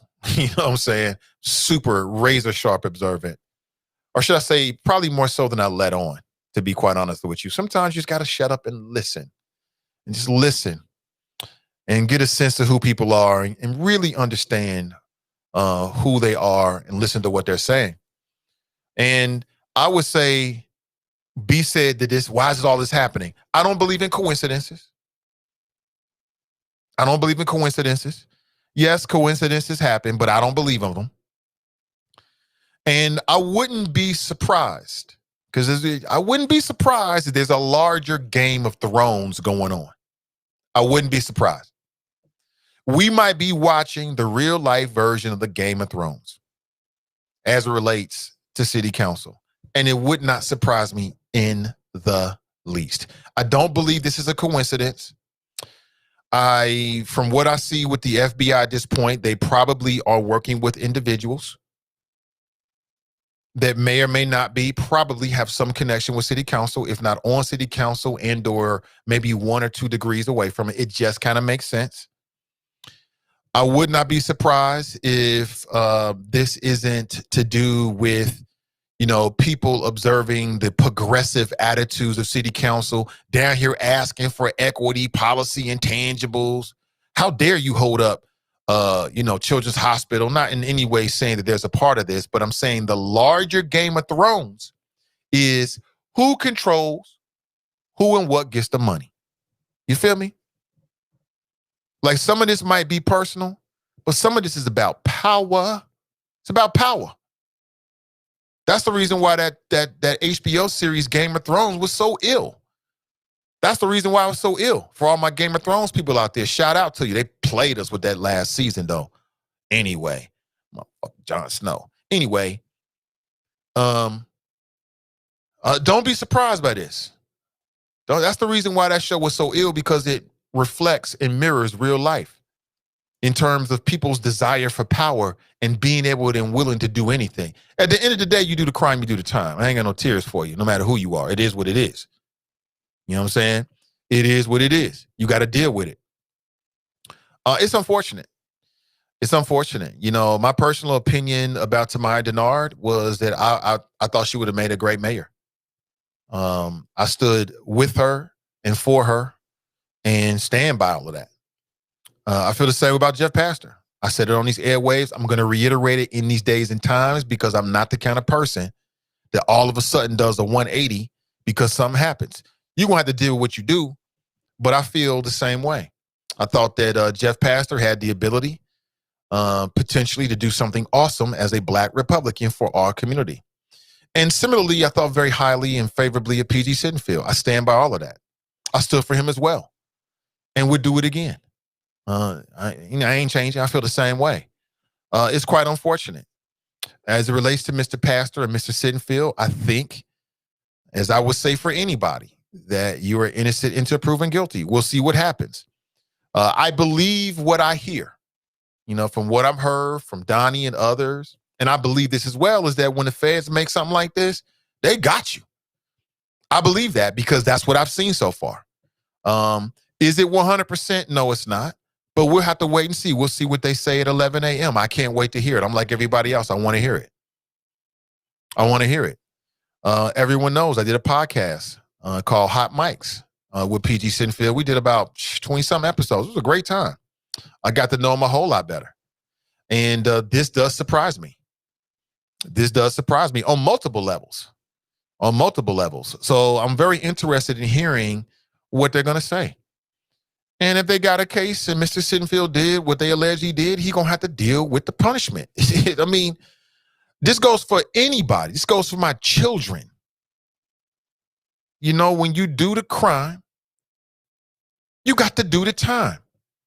That don't mean I'm going to necessarily jump off the bandwagon and stop being friends with you and all of a sudden start talking a lot of ish with you, but let the memes roll. That's the world that we live in.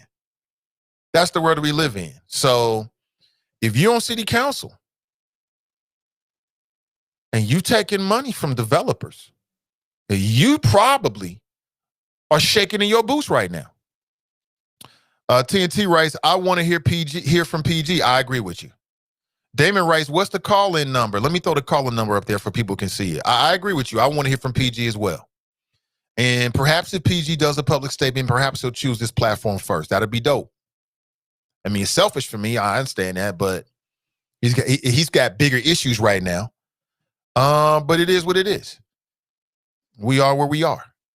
And we'll figure out what's going to happen and what their case is at 11 a.m. I mean, this will probably be the most anticipated FBI press conference in recent history.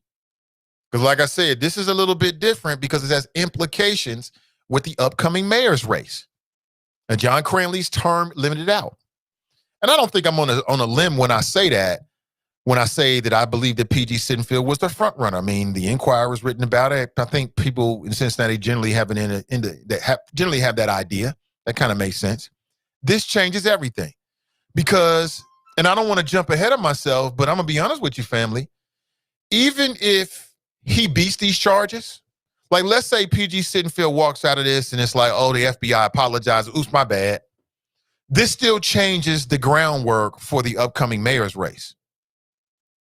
Because now he's going to have to, let's say he stays in it and he runs. Now he's going to have to spend a large part of that money convincing people that, let's say he beats these charges, that there was nothing really there. There's going to be a stain there. So, we are where we are. Let's go to the phones. Good morning. Welcome to the show. Good morning. Hello, this is Damon Lynch IV. Hey, what's up, Damon Lynch IV?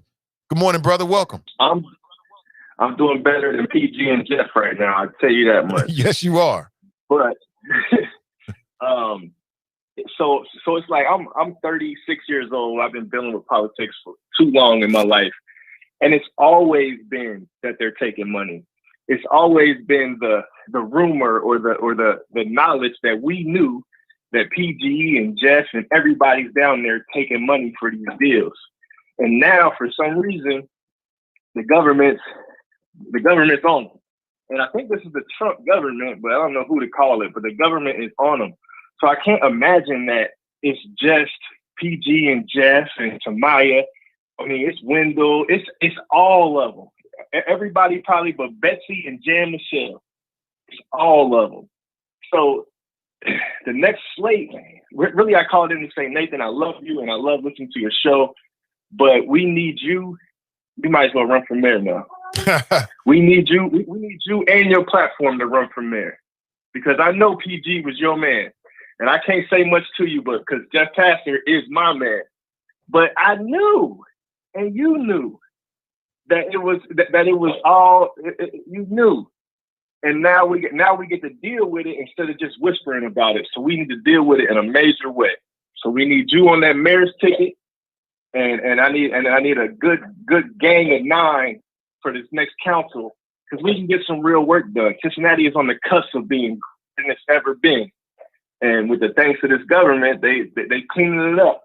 So now we're gonna go in there with some ethics and some right of way and get some good things done. But I think it's time. It's exciting time to me. It's an exciting time.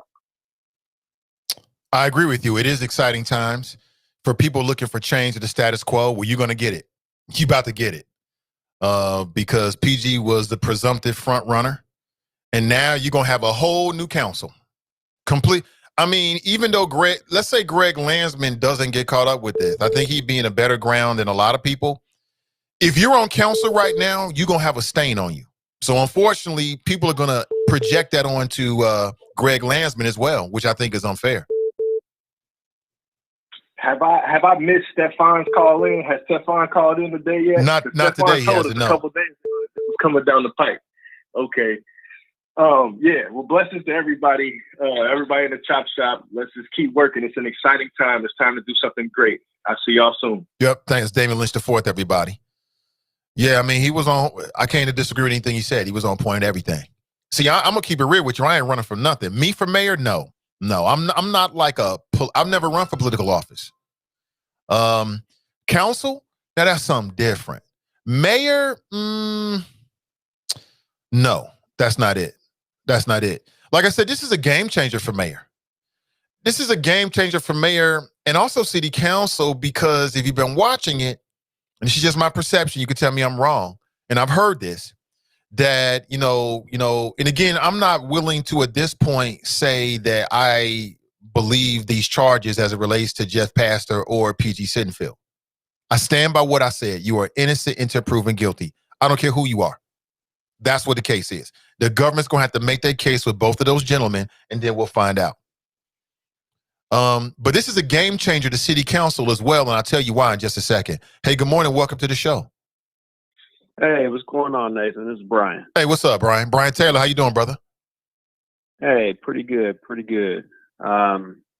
Years ago, and a lot of people don't necessarily know this, years ago I was a coal miner in Alabama, and later went on to Western Pennsylvania as part of trying to organize for better safety and working conditions in underground mines. First black miner in 25 years in Alabama at the time. I tell that story because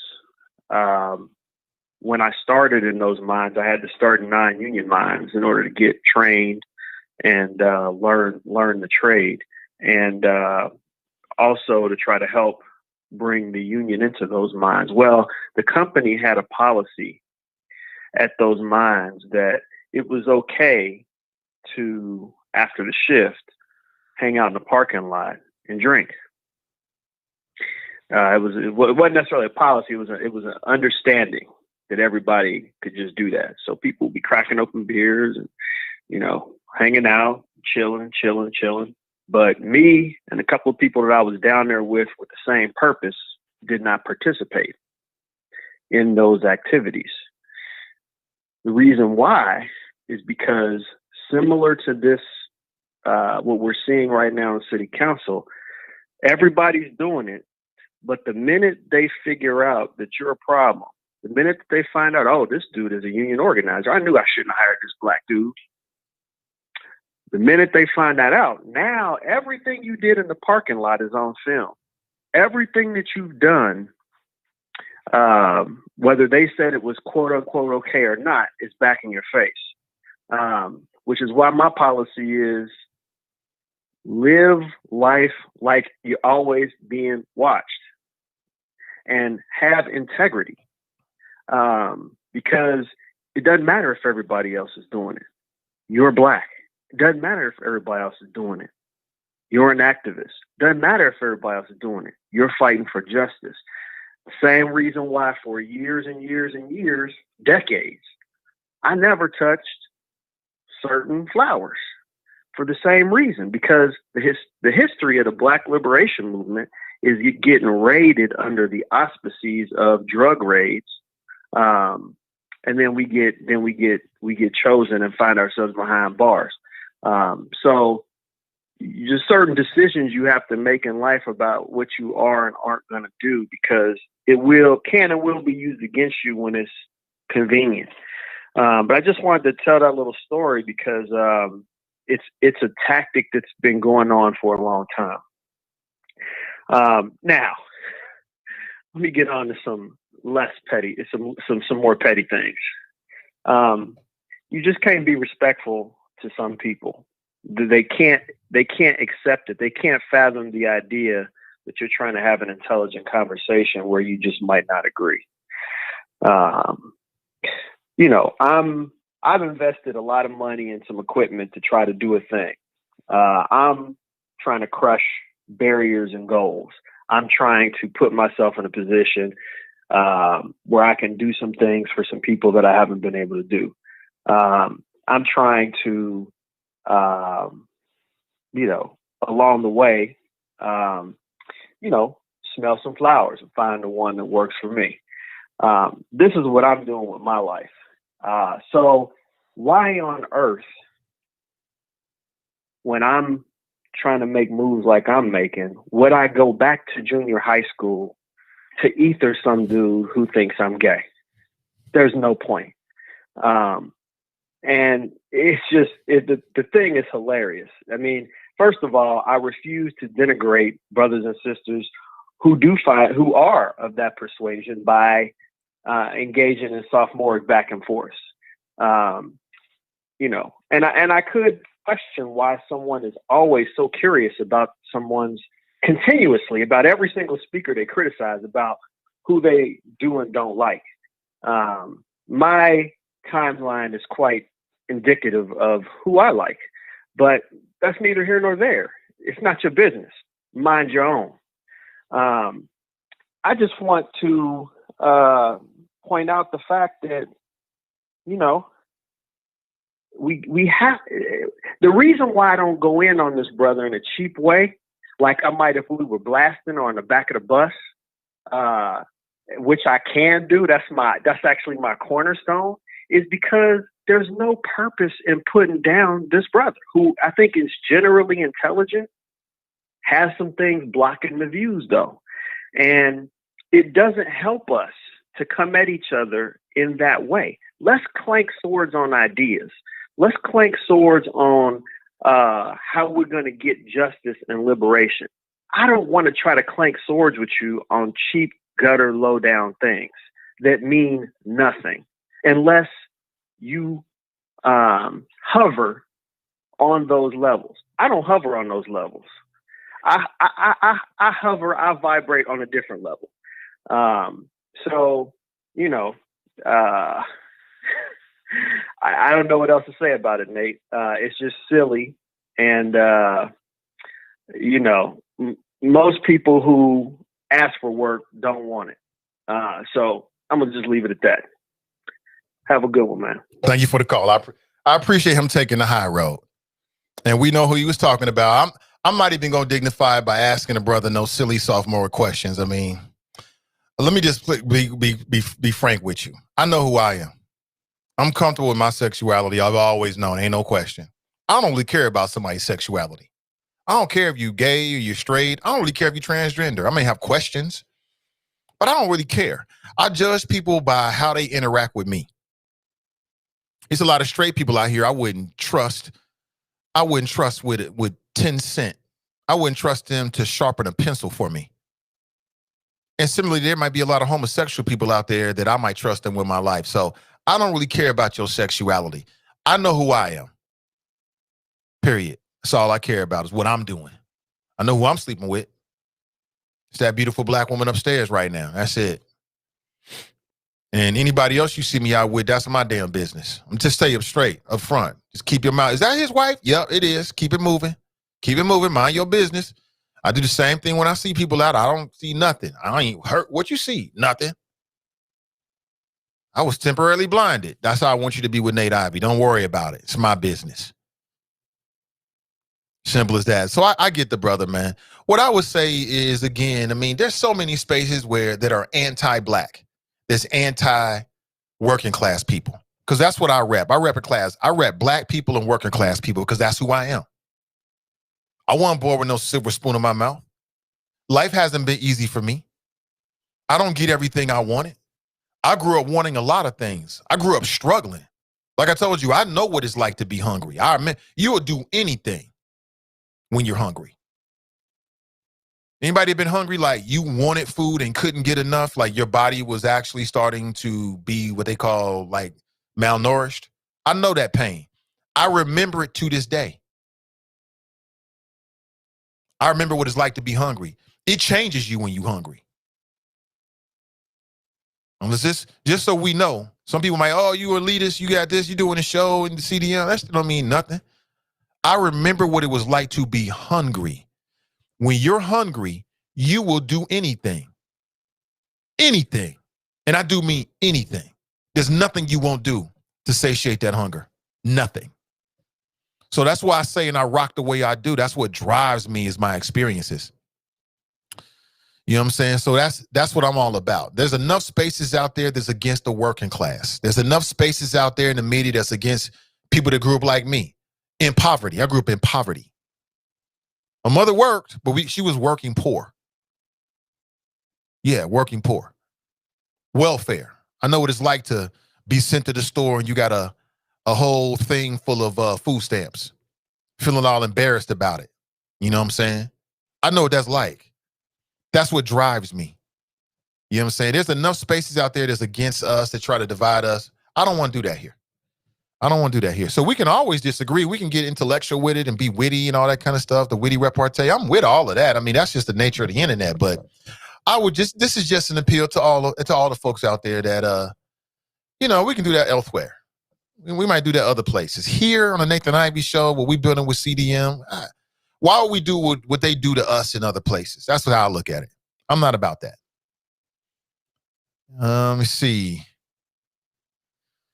Y'all see this here? I put it on the screen when Brian was talking. I put it back up. Again, I'm going to be with you until the press conference. I'm going to try to carry it live as well. And then we'll talk about whatever they have to say for a little bit, and then I'll maybe be out, let's say 11:30 at the latest. You know what I'm saying? I mean, Midday Juice coming up today at 1 p.m. with Ask Ashley. But here it is, and I'm not surprised to see this. Councilman David Mann, PG Sittenfield should resign. I'm sick, sick, sick. Written by Scott Wartman. Within minutes of Sittenfield's arrest, Mann told the Inquirer, I'm sick, sick, sick, and sad, sad, sad. Mann was the first member of council to react publicly on Thursday. And I'm not surprised to see him say this. Apparently, they reached out to John Cranley, who's the mayor of Cincinnati, and also Hamilton County Democratic Chair Gwen McFarland, but they didn't get a response. They also reached out to Ohio Democratic Chair David Pepper. Now, of course, all these people know, PG Sittenfield, of course. They reached out to Hamilton County Republican Chairman Alex Triantafilo. He called for reforms. Quote, calling for resignation is not enough. A wholesale massive change is needed in our city, and it does not need to be partisan. We need to all work together to root out bad actors and restore faith in our city. I love our city too much to give up. This is Alex Triantafilo. I'm going to reach out on Twitter and see if we can get him on the show. Jason, I'm on Twitter. Jason Williams told you last night this guy isn't messing around. Voters must make wholesale changes in the city of Cincinnati in 2021. Now, how does this impact city council? It impacts city council because if you got someone, this is just my opinion, people could tell me I'm wrong, and if you got more insight, share with me. And also, please share this. We're still on. I know L-Dub might be on, but this is the Nathan Ivey Show. We do something different over here. Please share this so in your stream so people can see it. I've been on since 7:30. That's over 3 hours now, but we still on. We still on. Black Lions on some nonsense. Come on, man, grow up, bro. But anyway, so here's how it impacts the potential city council. Because endorsements matter. I'm getting crazy text messages. Y'all should have been sending me these messages beforehand. I'm getting crazy messages now. I mean, where was you? I need the information beforehand. I know now. Anyway, TNT writes, the biggest BS from the head of the corruption party is he serious. He's dead serious. And now he's in the pole position. Let's call it what it is, family. Christopher Smitherman is in the pole position. Coast in the pole position. Alex Triantafilo, they're in the pole. They're out front and center right now. Why? Well, because this allegation against PG Sittenfeld, who they have been saying is the head of the corruption snake for months and months, if not years and years, these charges just make it seem like everything they were saying was true. Let's keep it real. Let's deal with it. It is what it is. I'm not saying that it's true or not. I'm just saying that's what the appearance is. We're talking about the court of public opinion. In the court of public opinion, the rules are all different. This ain't no courtroom. This is the internet. So here's how, in my opinion, I'm spitballing here. So I've heard, and maybe even witnessed, that PG Sittenfeld, who a lot of people said was going to be the presumptive mayor, may have had people that were running for city council who were his favorites. He might have been lining these folks up for an endorsement. I mean, think about how powerful it is for you to get not only a Democrat endorsement, but also get an endorsement from a man who everybody believes is the runaway favorite to be the mayor. All of that's out the window now. It really doesn't matter. Like I said, it's kind of sad in a sense because it doesn't really matter whether he beats these charges or not. On some levels, in the court of public opinion, the stain is already there. Everybody knows this. I'm telling you what you already know. I'm telling you what you already know. It is what it is. We are where we are. I might take a break and then share it out again so people can see the show and know that we're talking about, the PG Sittenfeld thing. Hey, listen, family, please take a second and share the show out. Let people know we're talking about current information and we're talking about what's happening with PG Sittenfeld and his arrest early this morning from his home by FBI agents. What's that look like? What's that like? What's that like? FBI, it's the FBI. What? I told my story about the wifey we were dating back then. Had a knock on the door as the FBI agent. They were looking for the wifey. Why? It ended up being a case of mistaken identity. Somebody had stolen her wallet from, I think she was at a hospital or something like that, which is a place where a lot of thefts happen. Somebody stole her wallet and then did some old crazy stuff with it. Unbeknownst to her and myself, we chilling. At that point, we weren't married. We was just kicking it. You know what I'm saying? Netflix and chill. Before Netflix, it was fun. Literally, I think I was at her apartment. At that point, she was at a college student. Knock on the door. I don't think she was there. I think she was at work and I was there for whatever reason. Maybe she was about to come home, I think it was. I have to ask her, remember this. Knock on the door. Two guys dressed up. They were FBI. FBI showed me the badge and everything. They're looking for the wifey. I'll tell this story with you freely. I've told you before. It ended up being a mistaken identity, and man, and she had to go through all these hoops. It was a mess. Literally, we had to drive up to, I don't jump off the bandwagon when some stuff happened. If I rock with you, I rock with you. You know what I'm saying? I ain't going to jail for you. I told her that. I ain't going to jail for you. Now, what you do? We laugh about it. We haven't laughed about it in a while, but we laughed about it for years. Anyway, like I told you, it was mistaken identity. Somebody had stolen her wallet. She had reported it stolen, got her ID, and did some some criminal stuff in her name. She had no idea about it. You know what I'm saying? She had to go to the Columbus. I remember driving to the Columbus and sitting outside some courthouse in the hallway. And it took a long time to get it off her record and get it all settled. And it was a big deal, man. Identity theft is real.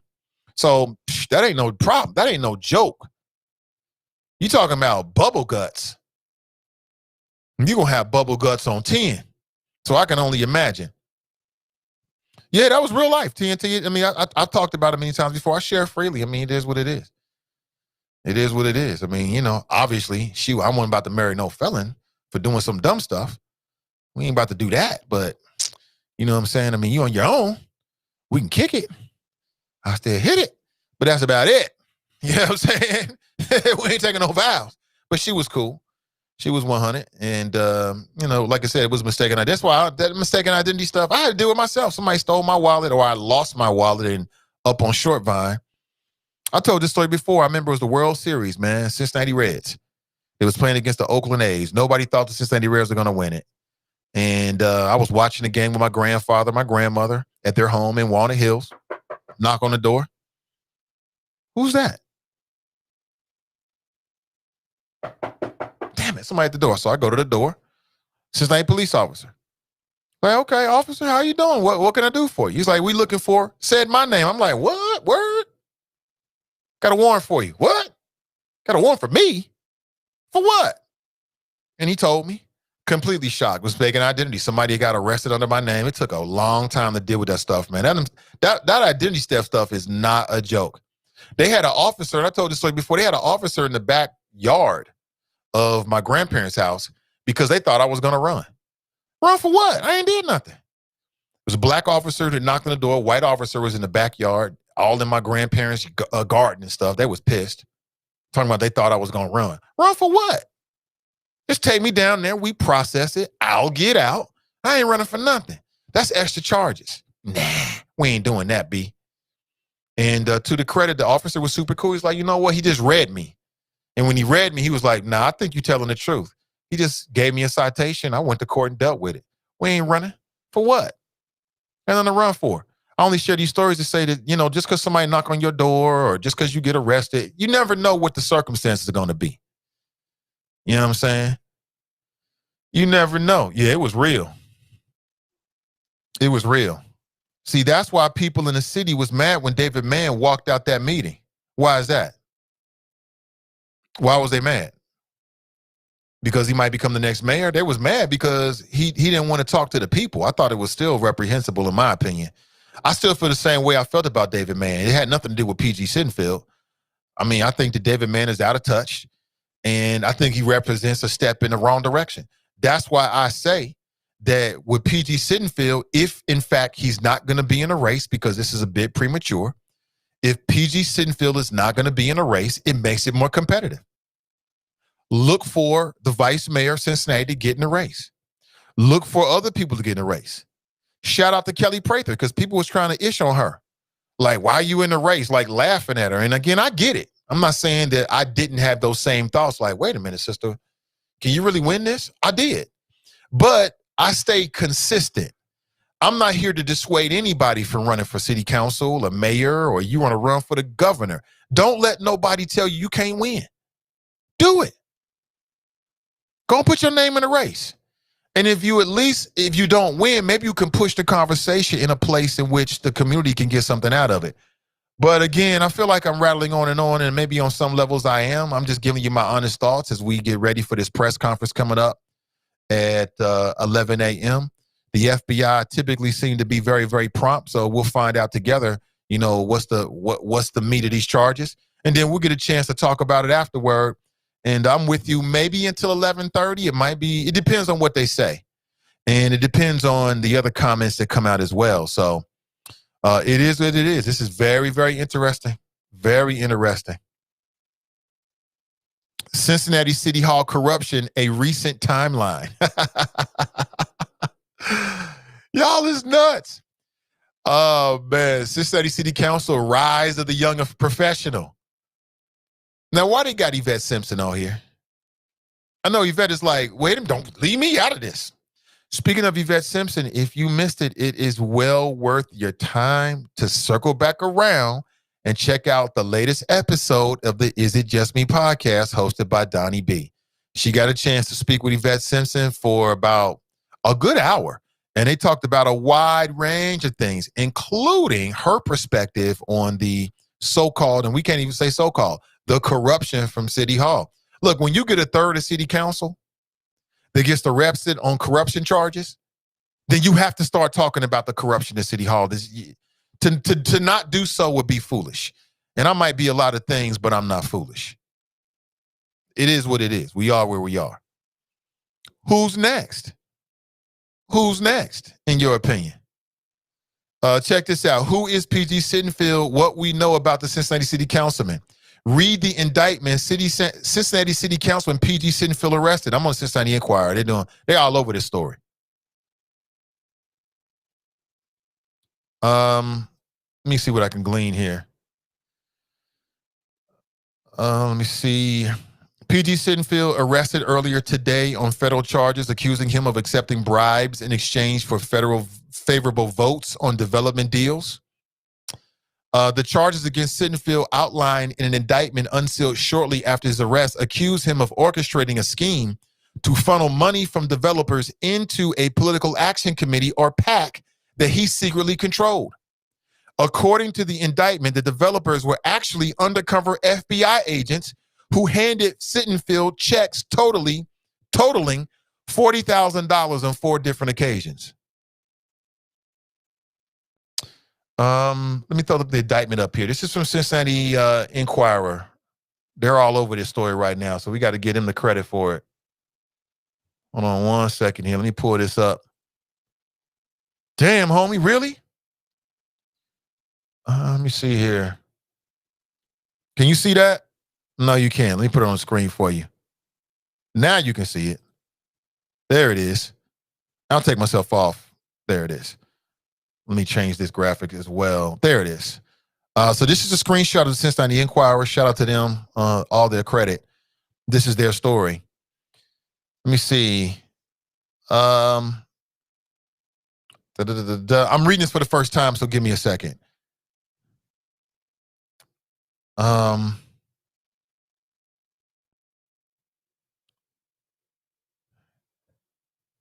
reading this as I scroll through it. You can see as I'm scrolling through. Apparently, they had undercover law enforcement agents who posed as business partners and financial supporters of a project. Let me see here. A PAC is a federally regulated political action committee. Apparently, it was started around February 2018. The PAC is operated for Sittenfield's benefit and is controlled by Sittenfield. So what I'm gleaning here, and I've read already, is apparently P.G. Sittenfield started a PAC, and it was funneling donations through the PAC, and really it was bribes from developers. Unbeknownst to him, these developers were really federal agents who were posing as developers to ensnare him in the plot. Let me go on Facebook because I want to make sure I don't miss this press conference. I want to make sure we get this. This is very, very important. We got to cover this.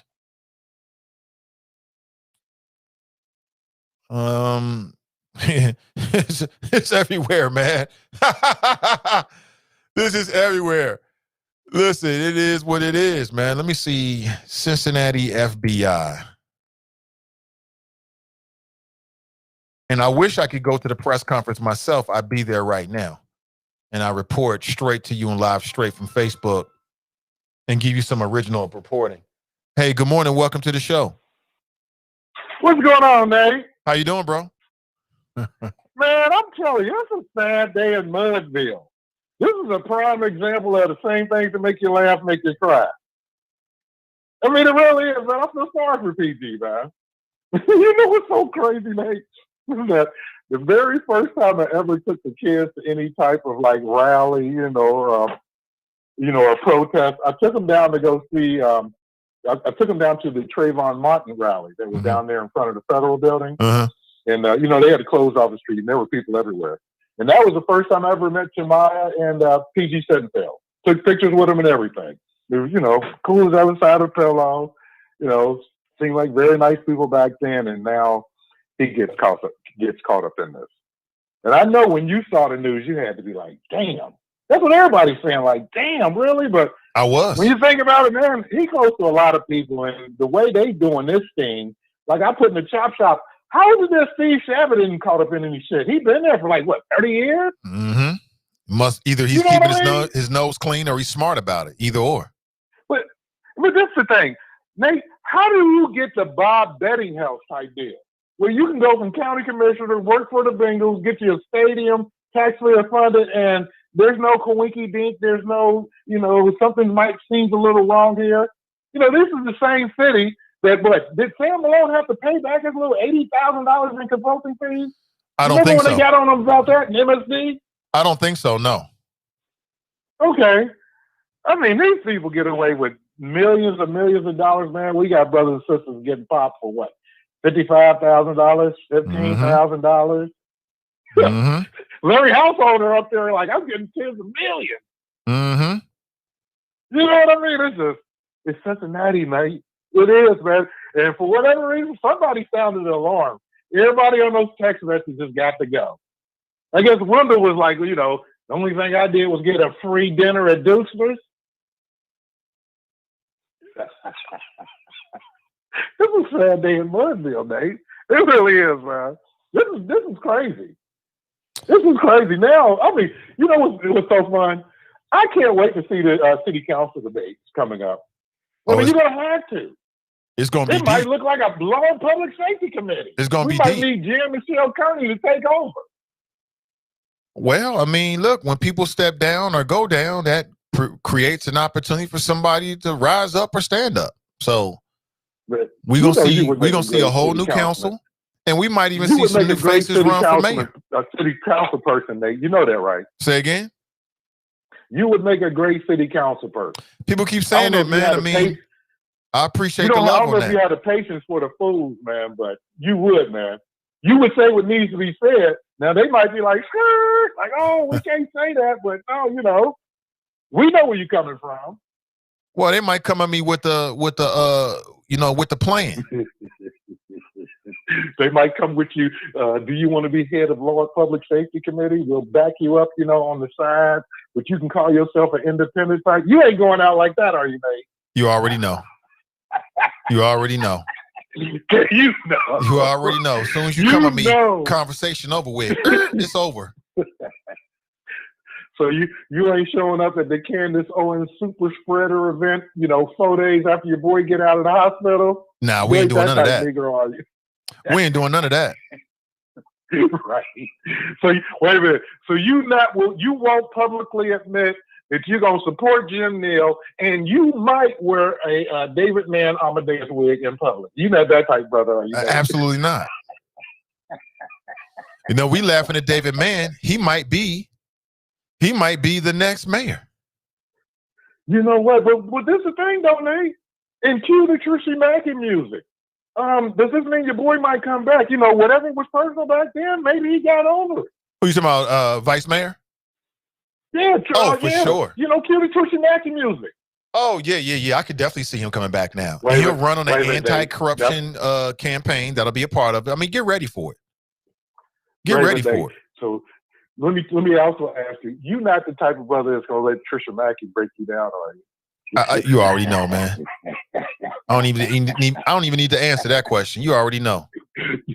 Just because you used to hoop, she used to hoop, y'all don't have like some type of symmetry going on. I'm clowning today, man, because I got to, man. I feel bad for my man PG, man. That's all it is. And I did. Like I said, I met the dude. Thought he was super cool. I met Jemiah. I've seen him many times, even after we met that initial first time. Always been cool, man. And I'm just sad for him. The people on my team, I'm sad for. The people on the team, the hell with them. Like I said, if anything, today is one of those same things that make you laugh, make you cry type of thing. And then let me get off of here. But Dave, let me say this. For all y'all over there hiding on Facebook, y'all got 4 more days. Glenny back. And I'm coming back like a freaking storm, like the Miami Hurricanes back when they came out with the first college football game on Nintendo. So, Nate, you have a good one, brother. I'm glad you extended the hour, man. Extended the show. Just keep it going, man. You know it. Going up as usual, but we already knew that, man. It is what it is. Nate, you keep it strong, man. I appreciate it. All right, take it easy, brother. Appreciate you as well. Yeah, I wanted to stay on because they said they were going to do a press conference at 11 a.m., but I don't see a press conference at 11 a.m. I'm on Twitter right now. Like, if the press conference is up, please let me know where it is. Please let me know what it is. Let me see. Where we at here? Tiffany writes, where's Ndukwe? This wasn't even Ndukwe. This was somebody else. Like, from what I just read, and somebody wanted to know what I was reading from. I was reading from the Cincinnati Enquirer. The article is titled, P.G. Sittenfield arrested on corruption charges. And then they've got a list. They've got actually the indictment in there that he was arrested upon. And, you know, with the charges with it inside. And it gives you more details. So apparently what they're saying is P.G. Sittenfield set up a PAC back in 2018. It was a political action committee that was set up, I guess, that he controlled. It was benefiting him. And he was taking donations through the PAC. Okay? Which, I mean, again, I don't know what the federal election law is. I don't know if that's legal or not. In terms of, if you're a candidate, can you set up your own PAC and then ask people to give you donations to the PAC? Part of me feels like you can, okay? But what it appears that the allegation that P.G. Sittenfield was doing is he sets up this PAC for his political runs. And then he's interacting with people that has business before the city of Cincinnati. And again, from the allegation, what they're saying is that it was sort of like, give me money that goes to my PAC, and then I'll vote favorably for your development deal. That's what it comes across. That's what I'm gleaning. Again, I'm reading this on the air, so I didn't read it word for word. But that's what I'm getting right now, family. Simple as that. And what it appears is that the developers that was giving P.G. Sittenfield money were actually undercover agents. They weren't really developers at all. So it appears to me that the FBI probably maybe set up a fake development deal, because you'd have to be more than just developers, right? It'd have to be like a development that's actually like within reasonable expectation of happening. Maybe it's got a physical space or something like that. So they're the developers. And then they're just running sting operations at various city council members to see if they're going to take it or not and how they take it. Allegedly, Jeff Pastor was taking cash.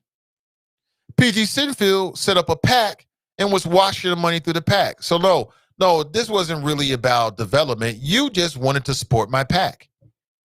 So we'll have to wait and see what happens. I mean, conventional wisdom is that when the federal government goes this far, that they got you. But that's conventional wisdom. Damon writes Channel 9. Okay, let me jump over to Channel 9, Damon.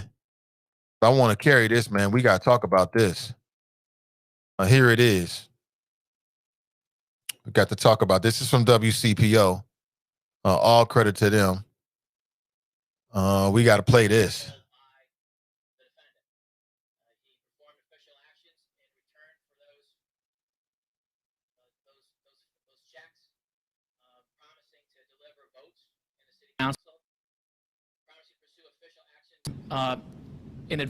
To advance the Project One, and to pressure other public officials to commit official actions to benefit Project One.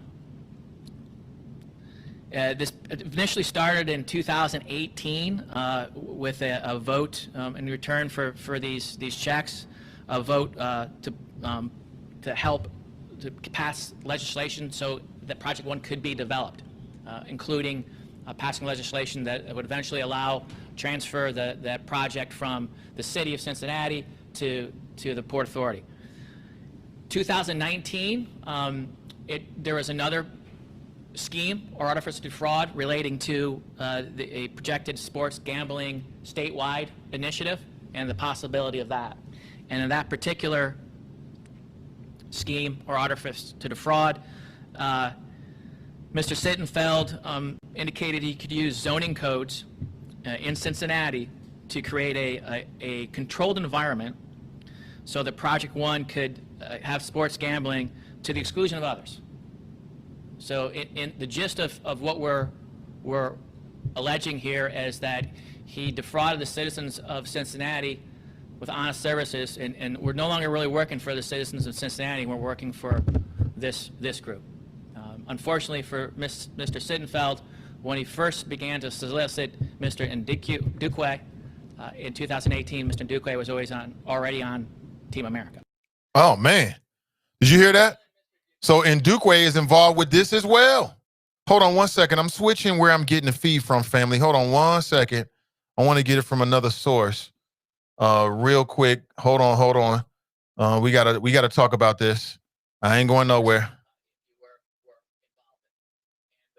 He did this was to have checks of $5,000 was the max that can go to a PAC, to this PAC, that he indicated to the undercover officers, undercover FBI agents, could not be traced back to him. He also told them to use different LLCs in different names to be placed into that PAC, not so the money couldn't be traced back to them. There were 10 checks altogether handed personally to Mr. Sittenfeld. The first 2 checks were ripped up because they weren't within the scheme that he was purporting to have the FBI undercover FBI agents do. 12/17/2018, 4 checks, $5,000 each, with different payees, were handed at the same time to Mr. Sittenfeld, an amount of $20,000. On September 24th, 2019, 2 checks, 2 different payees of $5,000, totaling $10,000, were handed to Mr. Sittenfeld. And then finally, on October 29th, 2019, again, 2 checks, 2 different payees, amounting to $10,000, were handed to Mr. Sittenfeld. You have the indictment before you. I realize this is the 3rd city council person that's been indicted by us this year. Again, we don't see a relationship between Mr. Pastor and Mr. Sittenfeld other than they were drinking from the same cup, if you will.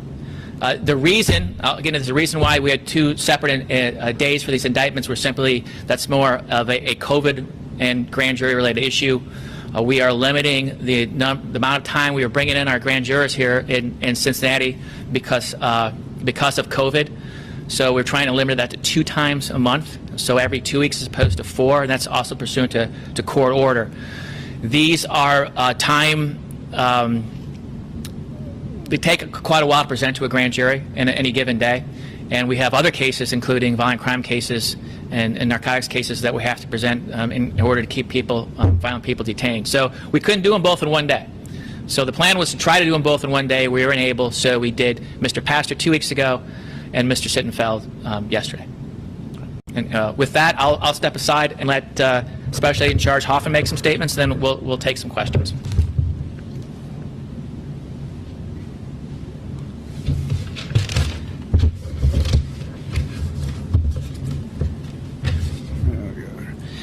Thank you, David.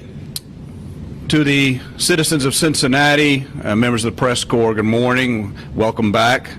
I've heard some of your peers in the press corps say this morning it's like deja vu all over again. There's another saying I'd like to share with you. You can't fight City Hall. Well, apparently you can. When you have concerned citizens and people willing to have courage to come forward and help the FBI and the U.S. Attorney's Office, you can fight corruption at City Hall. It is with mixed feelings that I'm here with you because I'm really so proud of our public corruption program. Our squad here, our squad up in Columbus have done incredible work this year. But it is bittersweet, right? That we have a problem that needs to be addressed by 2 full squads of FBI agents and task force officers. Public corruption, I've said before, is our top criminal priority in the FBI. That's across all field offices. That's because we're uniquely positioned to investigate these very difficult, complicated cases. But it's also because it undermines the trust and confidence in our system of government. The citizens of Cincinnati have to be wondering right now, how can that trust be restored when 1/3 of City Council has been arrested this year for bribery and extortion, honest services cases. According to the indictment unsealed today, as Mr. DeVillers announced, Mr. Sittenfeld allegedly corruptly received $40,000 in return for providing specific official actions for a development project. He asked that the money go to a political action committee, a PAC that he controlled, and that type of action is against federal law. It's similar to what Mr. Householder was doing up in Columbus with his PAC. He was funding the war chest for later political endeavors. He was trying to hide where the source of that money was coming from and what the activity was. But at the FBI, we're here to shine the light on those corrupt activities. With 3 members of council charged in the same year, you've got to be asking the same questions that City Council or the citizens of Cincinnati are asking. Is this an indication of a deeper problem? I think it is. As Mr. DeViller says, they're drinking from the same cup, this culture of corruption. If you look at the top 25 cities in America to live in, look at U.S. News and World Report, Curbed.com, MarketWatch.com, Niche.com. There's lots of groups out there that are doing top 25 places to live. Cincinnati is not in that top 25 of any survey I could find. But it should be, right? We have so much to offer in Cincinnati. It should be. Booker T. Washington said that there's 2 ways to exert power. You can push down or you can pull up. These 3 city council members, including Mr. Sittenfeld, have been pushing down on honest services. They've been pushing down on the people of Cincinnati and standing on their backs and lining their pockets, instead of pulling Cincinnati up and making them a top 25 city in the United States to live. I think Cincinnati's got incredible potential. It's an incredible place to live, and we need honest politicians governing our cities. The people of Cincinnati deserve that. So thank you for being here. We're going to open it up for questions. How persistent was PG through all of this? And is there a point that you have where there is a specific example of quid pro quo? I think the persistence is he met in secret on numerous occasions, alone, received the checks personally to his hand. He didn't send a middleman. I think that's what. And the whole scheme started with him soliciting, "Do you need help from me?" to Mr. Ndukwe, to the confidential witness. I think that shows persistence. I think the fact that the project, in my opinion, the project is off the ground shows that Mr. Sittenfeld tried to deliver on his promise to influence City Hall, for these contributions to his PAC.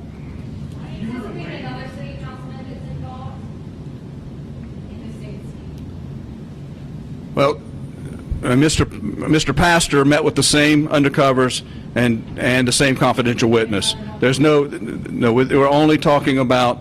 There's been 3 people arrested. There's only 3 that we're discussing. Yeah, there's no others. Is there future charges that you are in mind, or is this it? So I have 2 squads of public corruption agents, and we're standing watch.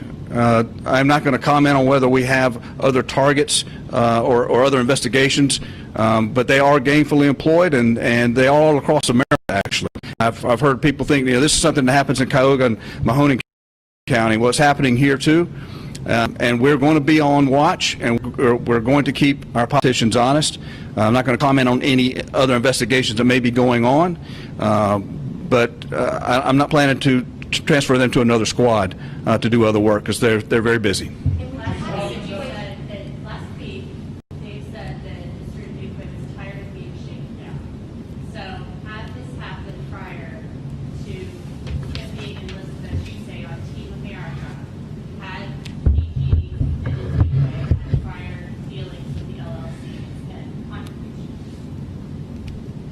Okay, say the last part again.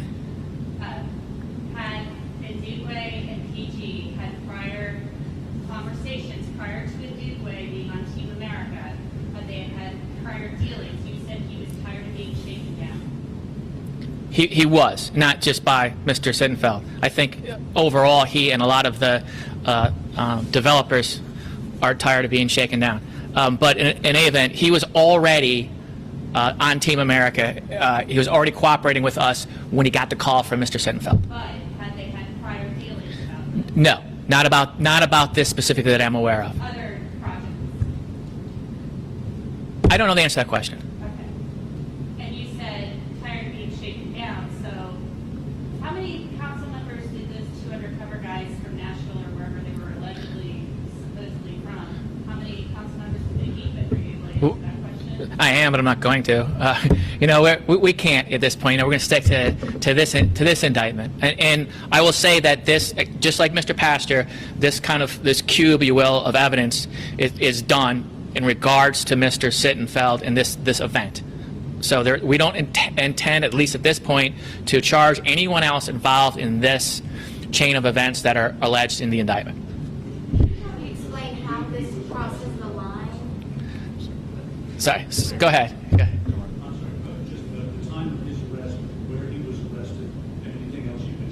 He was arrested at his house at about 9:30, 9:45 this morning. We were not seeking detention on him.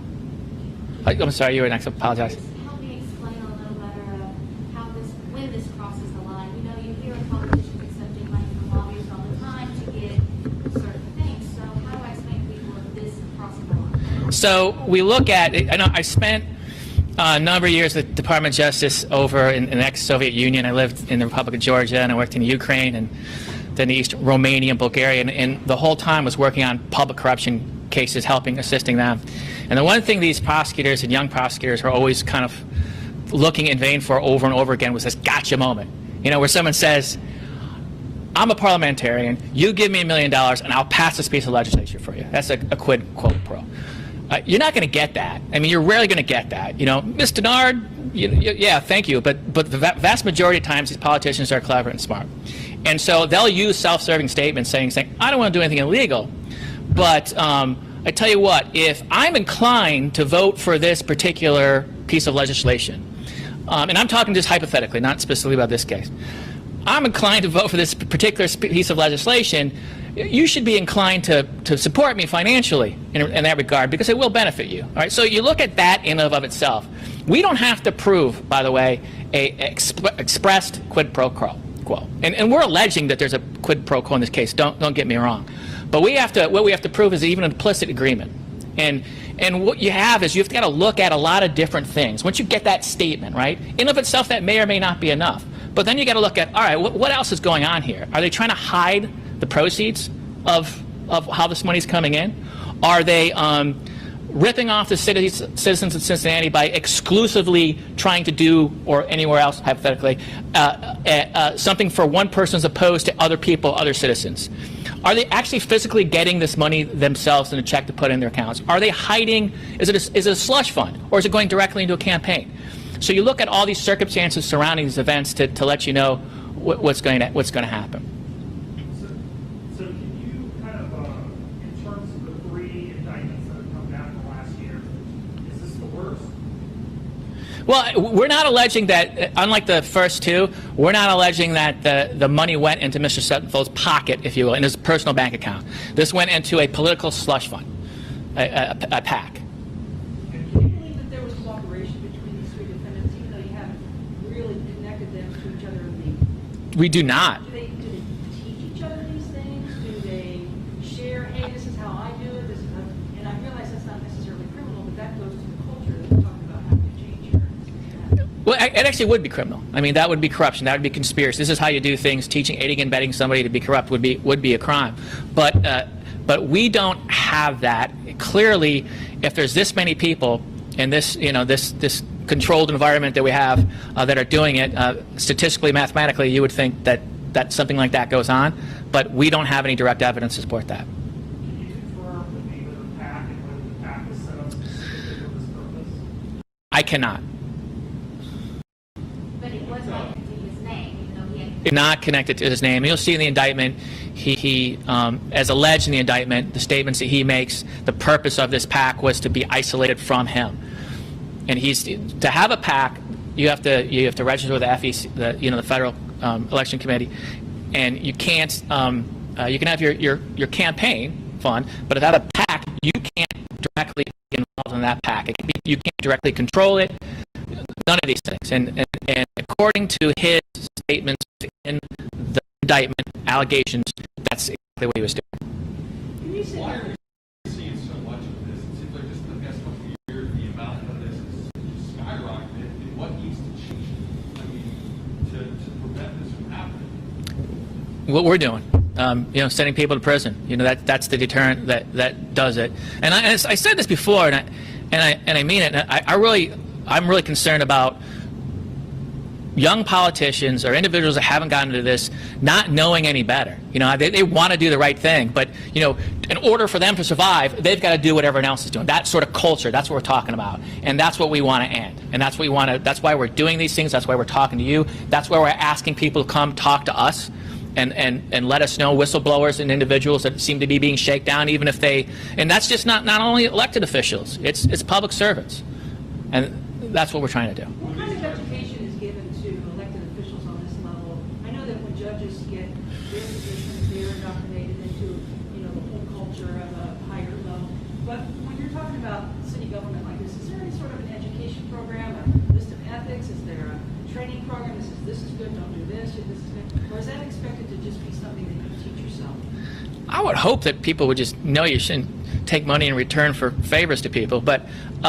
I see what you're saying. Within law, there's ethical canons and stuff that would cover all of this, conflicts of interest and things like that. But yeah, I think I don't know the answer to that, but I think you're right. If somebody who has not studied law or ethics comes into this, I think that would be very, very helpful. And we truly do want to kind of warn would-be politicians, the people that want to do good, like not only you don't have to do these sort of things, it's illegal to do these sort of things.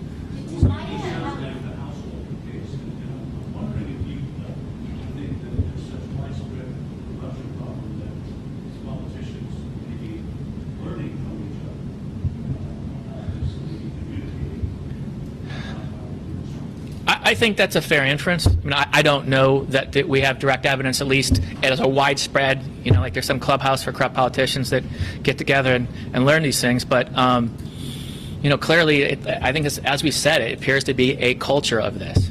There was another public official named indictment, public official A, No. And denied. Did she cooperate in order to be arrested? We don't discuss cooperations, but I believe Mr. Denard's plea agreement is unsealed, and you can read through that to see if that's the case.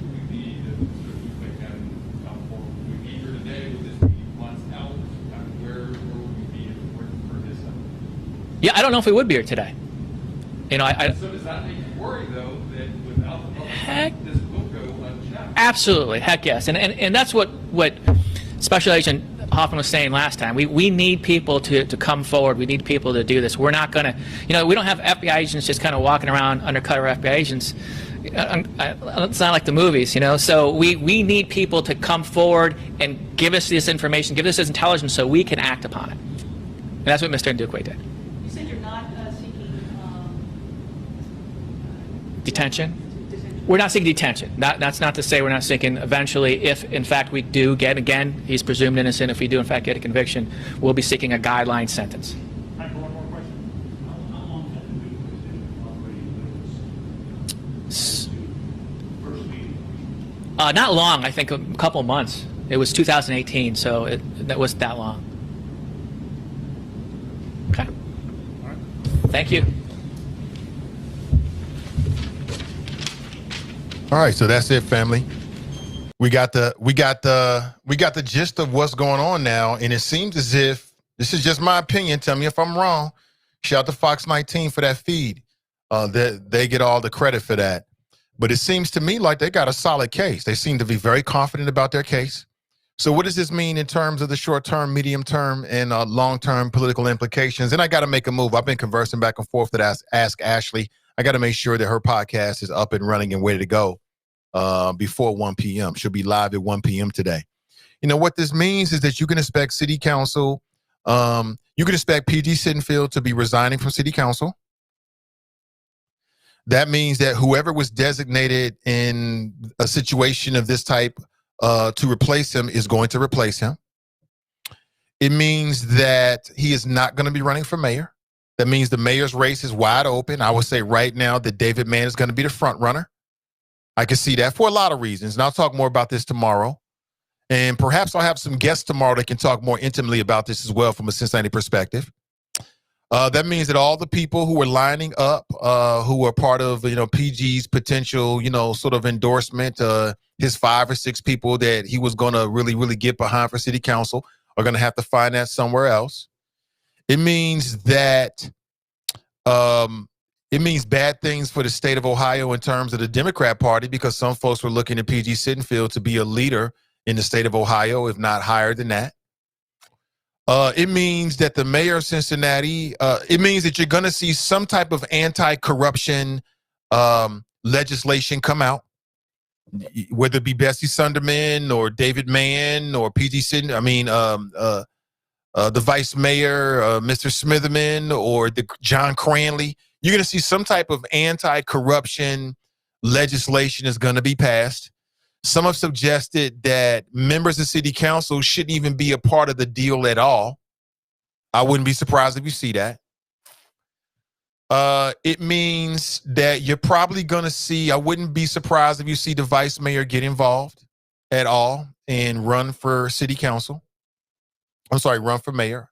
It means that other people who might have been dissuaded from jumping into the mayor's race because of what appeared to be all of the money and the machine behind PG Sittenfield, you don't have to worry about it anymore because he's not going to be on council. I can't see him running for mayor. Now, this is all if this sticks.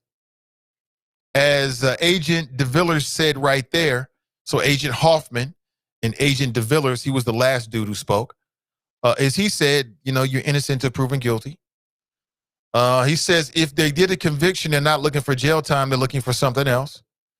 It probably means, and again, I don't know the details, other people will put this together, that in the short term, in terms of PG Sittenfield's political career is over. What else does it mean?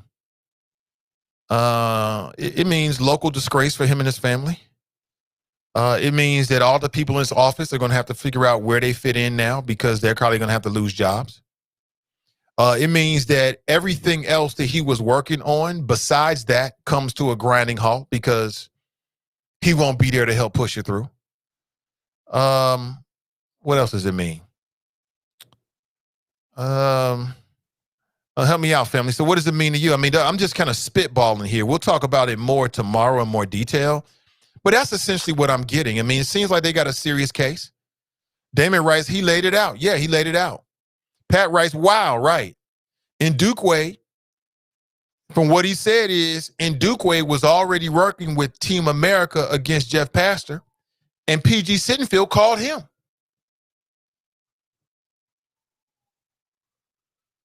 Let me see. Letty writes, all those who love PG Sittenfield for mayor, how do you like him now? Question mark. I told y'all this crook is not a saint and never was. Trust me, there are others. 3CDC was probably silent partners involved. Don't sleep on them. Ryan writes, they've been watching him for a while. Let me see. TNT writes, it means he's done. Yeah, that means he's done. PG is done. And if, in fact, this is true, I say the same thing because I got to be fair. I say the same thing about Pastor. I would say the same thing about anybody. Is a plea, a bargain, or agreement coming soon? I wouldn't be surprised by that. Look for that. Again, this throws city council and primarily the mayor wide open. This is wide open now. And as I said, okay, hold on 1 second here. Okay, Ashley, yeah, for sure. Hold on. So I'm getting a message from Ashley.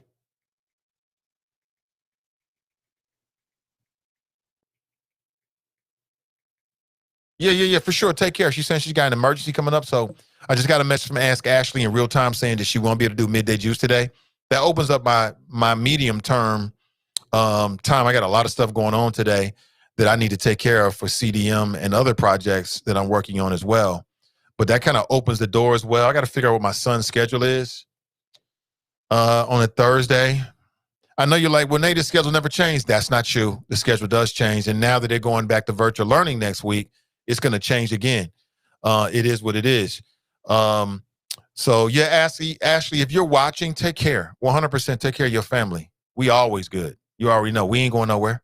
I got you. Family first. You know, my family come before anything I'm doing. So I get it. Let me see here. Let me see. You know, if it's family, I mean, I'll take people as their word. I mean, she got a family issue. She got a family issue. I 100% understand. So I can talk more. I was just about to get off, but now I can talk more. Why not? We ain't got to go nowhere. This is ours. We do what we want to do. All right. So let's keep the conversation going. What do you think about what you heard? What does this mean? I kind of spitballed here to tell you what I think it means in the short term. And I'll reiterate it. I think that the mayor for Cincinnati race is wide open. Is wide open. I would say, as I sit here right now, that David Mann's the front runner, but David Mann is nobody's favorite candidate. So while he might be the front runner, I only say that because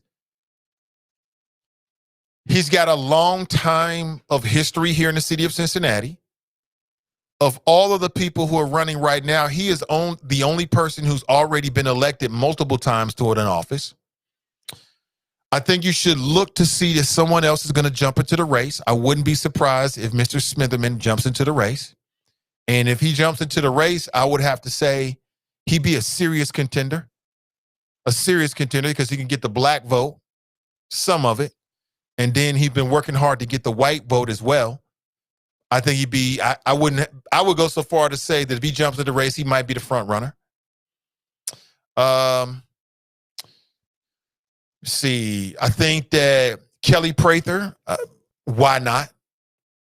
Why not? Raphael Prophet, why not at this point? Why not? I wouldn't be surprised to see a lot of non-traditional candidates get serious looks for city council now, because people are going to be looking for people outside of that established political sort of machine and chain of command, right? They're going to be looking for people from the grassroots, people that can demonstrate and have demonstrated integrity, and they're people that know what time it is and is willing to lead with integrity. I think that this puts all political endorsements in question. So, for instance, does this challenge the Democrat endorsement machine? I think it does on some levels. I don't know how strongly it does, because when you've got a machine in place and you've got a mechanism that gives people, like, you know, a slate, that's always really, really powerful. But I think it opens the door for that as well, because people will be like, well, damn, these are two Democrats that were endorsed. Both Tamaya Denard and PG Sittenfield were endorsed by the Democrat Party. So I think rightly so, people will say, well, no. Hell, Jeff Pastor was endorsed by the Republican Party. So I think on some levels, this puts the party endorsement in question against if I ran, and that's something that would be in front of me as a potential option to run. I think it really does. I think that, unfortunately, this will impact anybody that's close to PG Sittenfield. I can think of one individual, and I think it's unfair, and that's Dunny Isaacson, who is running. He's already announced, who is close to PG Sittenfield. I think it'll impact him as well. Unfortunately, I don't think that's fair. For me personally, I think every man and woman should be judged on the merits of what they do. But I think in terms of the court of public opinion, anytime you're associated with somebody that's, you know, done something crazy, people are going to look at you like you might have did it too. It is what it is. See here, I'm spitballing here. I'm just sharing my thoughts with you as I'm digesting this. As I'm digesting this, it seems to me as if the FBI is very confident in their case. They're probably attaboying and high-fiving right now at the FBI field office. This is probably a big win for them. It's amazing. All the corruption that happened in the Trump administration, but they're focused on Cincinnati. It is what it is. You got to do it. If you ain't do the crime, you ain't got to worry about doing the time, homie. It is what it is. What else here? Let's see. I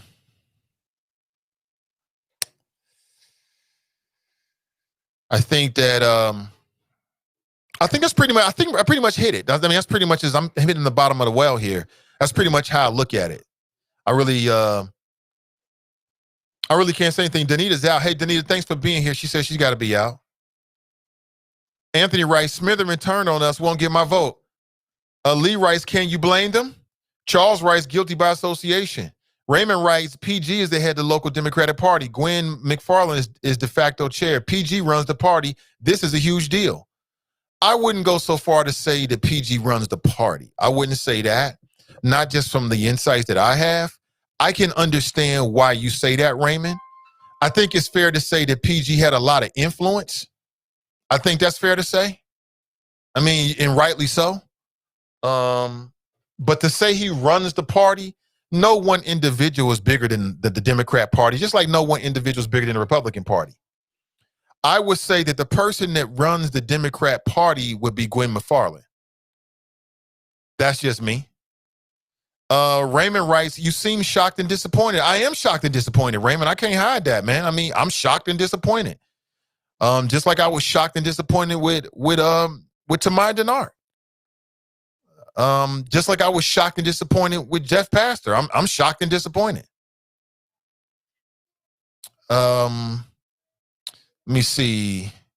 Jack writes, when is FBI going after Trump? The FBI won't go after Trump until after Trump leaves the White House. Then you might see some movement in that area, but I don't really expect much. Let me go to the phones here. Hey, good morning. Welcome to the show. Good morning, sir. Is this the Nathan Ivey Show? Yes, it is. Sir, I was listening to your press conference about the corruption in the Cincinnati City Council, and if I'm correct, did the FBI agent say that the investigation against PG started in 2018? I think you're correct on that. Who is this? My name is Jim, and I would just like to point out, sir, that in 2018, who were the two candidates for Congress from Cincinnati? Was it Steve Chabot? Steve Chabot and Avtab Pureval. Oh, Avtab. Did Mr. Avtab, I think I heard he's the kingmaker in the Democrat Party. Huh. Charles writes, somebody is holding their nose while they're talking. Then he says, ... drop. Drop, this is you, man. Oh, Mr. Ivey. You a nut, man. You wild, man. Listen, man, no double dipping, man. No double dipping. I appreciate the call, though. Appreciate the call. I ain't trying to hang up on you, nothing like that, but no double dipping, even though we extended it. I didn't catch the number. I don't have his name in the number, so there's so many numbers that come through. I don't have them memorized. With some people, I kind of do, like, oh, okay, I can remember the first 4 digits, but talking about Jim. Knock it off, Jim. He is a nut, man. Hey, what's up, Jordan? Good to see you. Lynn writes, why is dude holding his nose? They see, y'all can probably hear just a little bit better than me because I don't wear headphones anymore. I don't, because after many, many years of wearing headphones, my ears, I was starting to notice what I believe was ear damage, hearing damage. I can't have that. I love these eardrums, this hammer and anvil. You can't see them. I got 2 on both sides, 2 apiece in my head. No, we ain't having that. So I don't wear headphones anymore. I don't listen to music like that. I have a speaker system that you can't see off mic or off camera that I listen to. So it might be a little bit difficult for me. I didn't hear it at first. He's wild, man. He a wild boy. What up, son? Come in here and say hello. Say good morning. Don't hit daddy in the head with your drumstick. Come on in, camera. The camera's over here, so you gotta get closer to daddy. Say hello. Hi. Talk right there. Hi. Yeah. You coming in here too, Medium Buddha? No? You don't want to say hi? Come say good morning. You know you want to. This is my family. This is why I do what I do. Look at my children. Aren't they gorgeous? Just like their mama. They get it from their mama. Oh, there's the wifey. We all. I told you I'm way more blessed than I deserve. Look what I got. Look at who I live with. This is my reality every day. That's why I smile every day, man, because life is beautiful. I was almost out of here. You telling me that I was going to leave this earth and leave all that behind, man? I'm too blessed to be stressed. I don't give a damn what happened. In this house, we tight. Trust that. We good. Look at all that good black melanin, all that beautiful black skin I live with every day. Man, life is beautiful. Life is beautiful. Let's see here. I'm winning every single day I wake up. I get to wake up to that beautiful woman and hug my son and that beautiful, oh, they all smart as a whip too. My son and daughter, super smart. Oh my God. They take their apple off the old block. And they got their mama's looks. Yeah, I'm super blessed. Super blessed. Super blessed. But and I know it. And I know it. Hey, Raymond, is it you or your brother running for city council, man? It's wide open, bro. It's wide open. Speaking of which, I think Smitherman should appoint an African-American, a black person, male or female, to replace Jeff Pastor if, in fact, it goes that route. I don't know if it's you or your brother that's running, but I think y'all running as a Republican. I don't got no problem with Republicans. I need to hear what you got, what your head, where your head is, what you talking about, but we'll see, man. We'll see. It's wide open. It's wide open. It's never been more wide open for city council. You never know. You might meet CB in there. Make some room. Make some moon. But we'll see, man. I love what I'm doing. I've got a path in front of me, and I see success at the end of the tunnel. So, and I'm doing what I do. This is my talent for my community, right? I'm amplifying black voices, and I love it. I love it every single day. So we'll see. We'll see. But so to go back to what you said, I am sad and disappointed. I'm shocked, should I say, and disappointed. I'm shocked that again, to me, it just don't make sense. It don't make sense. You know, you get on city council, mofos coming at you on some money tip. I mean, why would you not assume this to FBI? Now, maybe that's my skeptical nature as a black man in these days and times, but I would have thought it was a setup off the top. Mofos coming out of here like, man, you know, Nate, how can we get your vote? Get your ass up out of here, or I'm up out of here. If you're in my office, you got to go. If I'm in your office, I just get up, put my pen up, and we roll out. It makes you wonder if these allegations are in fact true, how long it's been going on, how pervasive is it? That's a fair question. We can't run from that. Whether you were somebody that rock with PG or not, I stand by what I said. I stood for PG and I stood for Demaya. I would do it again. But when you know better, you do better. It's simple as that. You know, I think they both had great potential. And again, there's a difference to me. Tamaya's already admitted her guilt and copped a plea. That's different. With PG, it's just coming out. Will he, in fact, cop a plea? I think until he does, I would afford him the same latitude that I would give to anybody in the chop shop right now if it was one of you. Hopefully you would do that if it was me. You're innocent until proven guilty. If found guilty, well, then we'll have a different conversation. I think that's just fair. But, you know, I ain't going to jump off the boat and start talking ish because I hate to see anybody, you know, fall or get caught up with the law or, you know, I mean, all three of these individuals have very promising political careers. I thought that Jeff Pastor could do something awesome from our community. Raymond or your brother, whoever's running, if y'all end up getting on council as a black Republican, I say the same thing about you, depending on what your platform is. If you're on some dumb ish, I'm going to say it. If it's not, then if it's on some real ish, then I'm going to say it. But we need black Republicans. We need good, strong, conscious black people to be a part of the Republican Party and bring some damn common sense and equity, policy, and tangibles. We need that. Looks like it might not be Jeff Pastor. Well, there'll be another young black Republican, promising, millennial or whatever. And I'll give them the same, you know, latitude and chance that I gave to Jeff Pastor. Same deal. Same deal. So we'll see what happens, yo. Is there anybody going to be else? Is there going to be anybody else that gets caught up with this? Well, we'll see. Oh, he says Rayshawn plans to run as a Republican. We're actually on opposite sides politically. Well, are you okay? Well, great. You know, props to Rayshawn. I couldn't remember which twin it was. Cool. I have to hear his platform. You know me. I got to hear the facts first. Where his head is, and you know what kind of black Republican he's gonna be. But ain't nothing wrong being a black Republican, man. It's all about how you conduct yourself, the policies, the equity, the tangibles you deliver for the community. If you on some dumbish, you on some dumbish. Charles writes, Nate, Donnie B, and Terrence Graskin should run.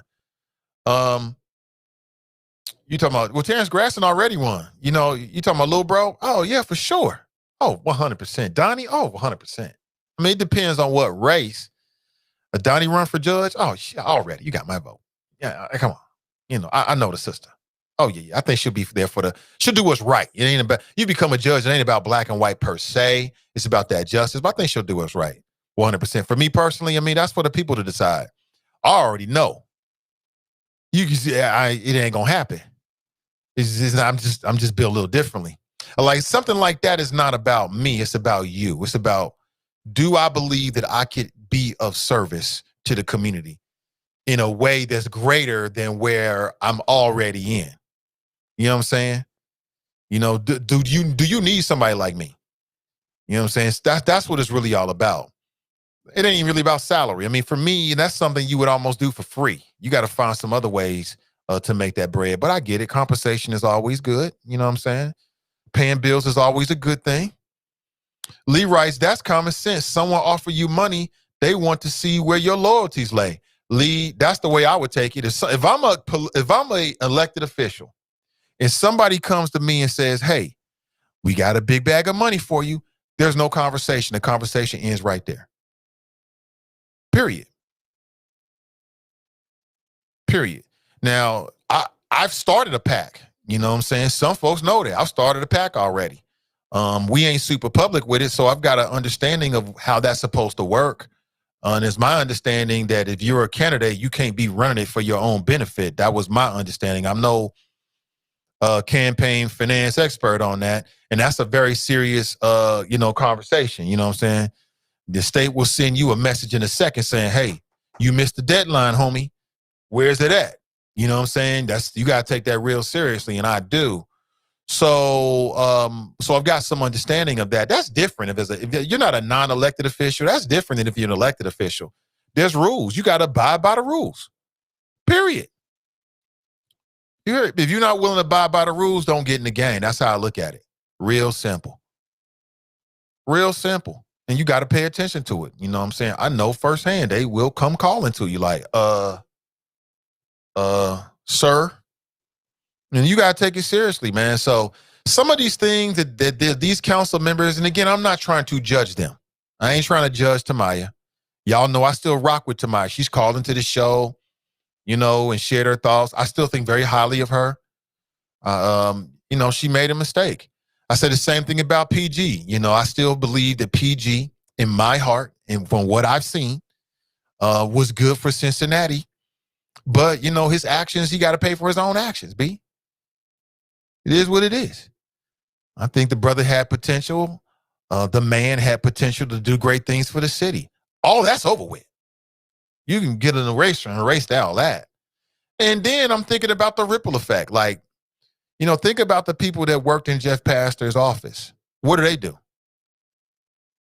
Think about the people that worked in PG Sittenfield's office. What do they do now?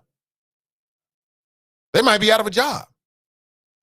Probably are, because, you go from being able to say this is on your resume to now is not a resume builder.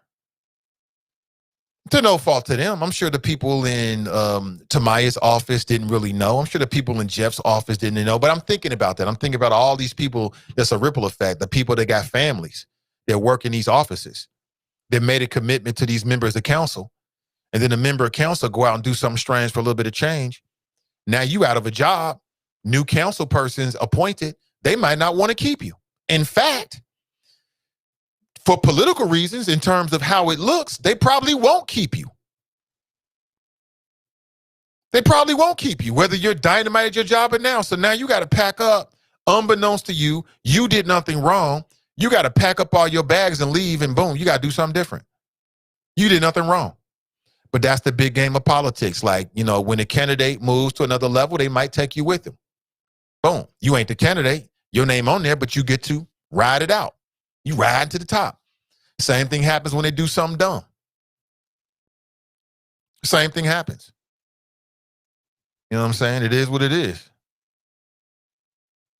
Raymond Rice agreed, Nate, regardless of how my politics line up with our leaders, this is incredibly unfortunate and sad. It's incredibly unfortunate and sad for them. Like what I'm saying is I felt for Tamaya and her staff. I felt for Jeff and his staff and his family. Beautiful black family. He got a kid on the way. You know, I feel for all of that, man. PG got a young son. He got a wife. You know what I'm saying? She's a professional. Now they got to deal with all of this. I mean, I feel for it. He got people in his staff that work in his office. They probably had no idea anything about this. Now they're going to have to pick up, get you a new job, and you're going to have to do it quick. You ain't got a lot of time. That's hard for anybody to do, so I feel for them. For the city, we'll be all right. We'll be all right. And again, I'm not going to hold this against the next crop of city council members. To me, they got a clean slate. I don't hold it against any of them. I don't hold it against any of them. You know, I'm hearing some of these names. I'm not going to be overly suspicious of them. You got a clean slate with me. That's on them as individuals. And any other individuals that might get caught up with this on city council, that's on you. That's how I look at it. Now, y'all might look at it different. People are going to talk about the culture of corruption because it's, you know, hey, from a media standpoint, you got to talk about it like that. But in actuality, no. Anthony writes, I haven't seen a black Republican that has not sold us out yet. Charles writes, I'm hearing Dwight Tillery should be very nervous. Why? He's not a publicly elected official. Why would Dwight Tillery be nervous? Antonio writes, Ndukwe Lowe wanted to run for mayor. He had to alleviate the competition. Really? I didn't hear that. Nat writes, Ndukwe, our rat, and something all over the place. Tracy's on YouTube. She writes, PG Sinfield going to sing like a canary. This corruption did not start with him, and it's far from over. Time will tell. Could be. Hey, what's up, D? D writes, so did Denard learn from Sinfield? Didn't she come from his office? She did. She did. And whether it's fair or not in terms of factual, that's what people are going to see in the public. In the court of public opinion, that's what people are going to say. It's all fair in the court of public opinion. It is what it is. Damon writes, are you not entertained? That's hilarious. Fast Pitch writes, we have a youth gun safety proposal that's going for its final vote before council. PG was favorable, so this may hamper a worthwhile program. Shaking my head. Well, I mean, yeah, you actually, right. And that's why I say it affects everybody else. People know that we started a petition to urge city council to pass protections for the black family and for anybody against bias police calls. PG Sinfield was my contact on city council to make it happen. We were just conversing about it just last week, you know, this close away. But again, my agenda and the agenda for black families is bigger than any one person. We ain't stopping. I'll just be contacting other members of city council to make this happen. This is bigger than any one person. This is about us. It's about protections for us. And of course, you know, our push at the state of Ohio is completely different. So my commitment to doing that is bigger than any one council member. That's about us. It's about my children, your children, the people you love. This will happen. I don't give a damn what happens on city council. I'm going to keep my energy the same. But I feel you on that Fast Pitch because that's what I think about. I think about all of the more positive things that these members of council were involved with. People know that Tamaya Denard was involved with coming with a black business district. Where is that at right now? Pushed to the side. Herschel Walker. I'm sorry, Bo Jackson stiff arm. It's a damn shame. It's unfair. It really is. It's unfair to the city of Cincinnati and then all of the people that were working on positive things involving these particular members of city council that's going to get pushed to the side. But again, I got to preface this because I know how things shake. The story just broke this morning. Let's wait and see what happens. Let's wait and see what happens. You never know. That's a damn shame, Fast Pitch, because I do remember, seeing, down at City Hall and the proposal and things like that. I don't know the most about it, but what I understand, it sounds like it was positive. David writes, the feds don't win every case. I think PG will beat this case. Could be. Charles writes, I'm hearing he is connected to PG and Tamaya and something about some possible money laundering, Nate. Really? Damn, you hearing more than me, bro. Do tell. You hearing more than me. I ain't heard nothing like that. We'll see. Fast Pitch writes, I got to read Denar's plea. Did she tell her boy or nah? Well, that question did come up. Hey, what's up, Tracy? She writes, hello, family. That question did come up today, didn't it? Somebody asked Special Agent Villers. I'm sorry, DeVillers. DeVillers is the man's name. And he said that he didn't comment. He said that her case is a part of open record. People should go back and read it and see for themselves. So I don't remember every detail of it. That's a fair thing to say. That's very, very fair. Let me jump inside the chop shop, man, and see what's popping. Let me flash forward here because I know the choppers has been going crazy.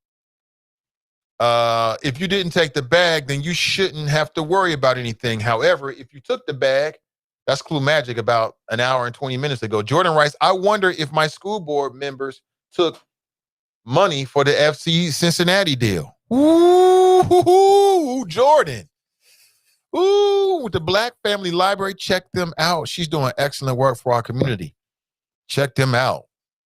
Make a donation. Ooh, Jordan. Listen, how deep is this gonna go? Because I remember talking, I'm sure you do too. We talk with those school board members, and we got a whole bunch of yabba dabba. We just had to go along with it. We got a lot of that. Remember that? And a lot of it didn't make sense. When I asked the school board members why they went along with the FC Cincinnati deal, I was told by school board members, prominent members, like, well, we had to. I'm like, you had to? Why? It was going to happen anyway, Nate. What do you mean? Huh? It can't happen unless you sign off on it. Well, they would have just went around us. Well, why didn't you make them go around you? Yabba dabba do, 2 + 2 means 4, right? Woo. We could be seeing a whole new everything, and I'm with it, quite honestly. I don't have no problem. We could see a whole new everything in the city of Cincinnati. This might be what it takes to get the change that we need. I mean, it is what it is. Woo, you talking now. Majestic writes, I wonder what they're going to find following their FC Cincinnati deal. The deal reeks with corruption.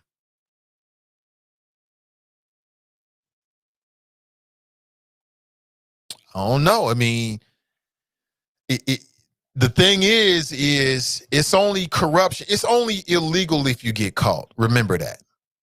There might have been a lot of people doing illegal things, but if the FBI don't have no information, no evidence, it ain't illegal.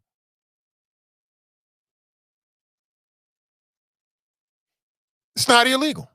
It's only illegal if you get caught. If you didn't get caught up in a sting operation, then it'll just be something people talk about. You know what I'm saying? And that's it. Woo-hoo.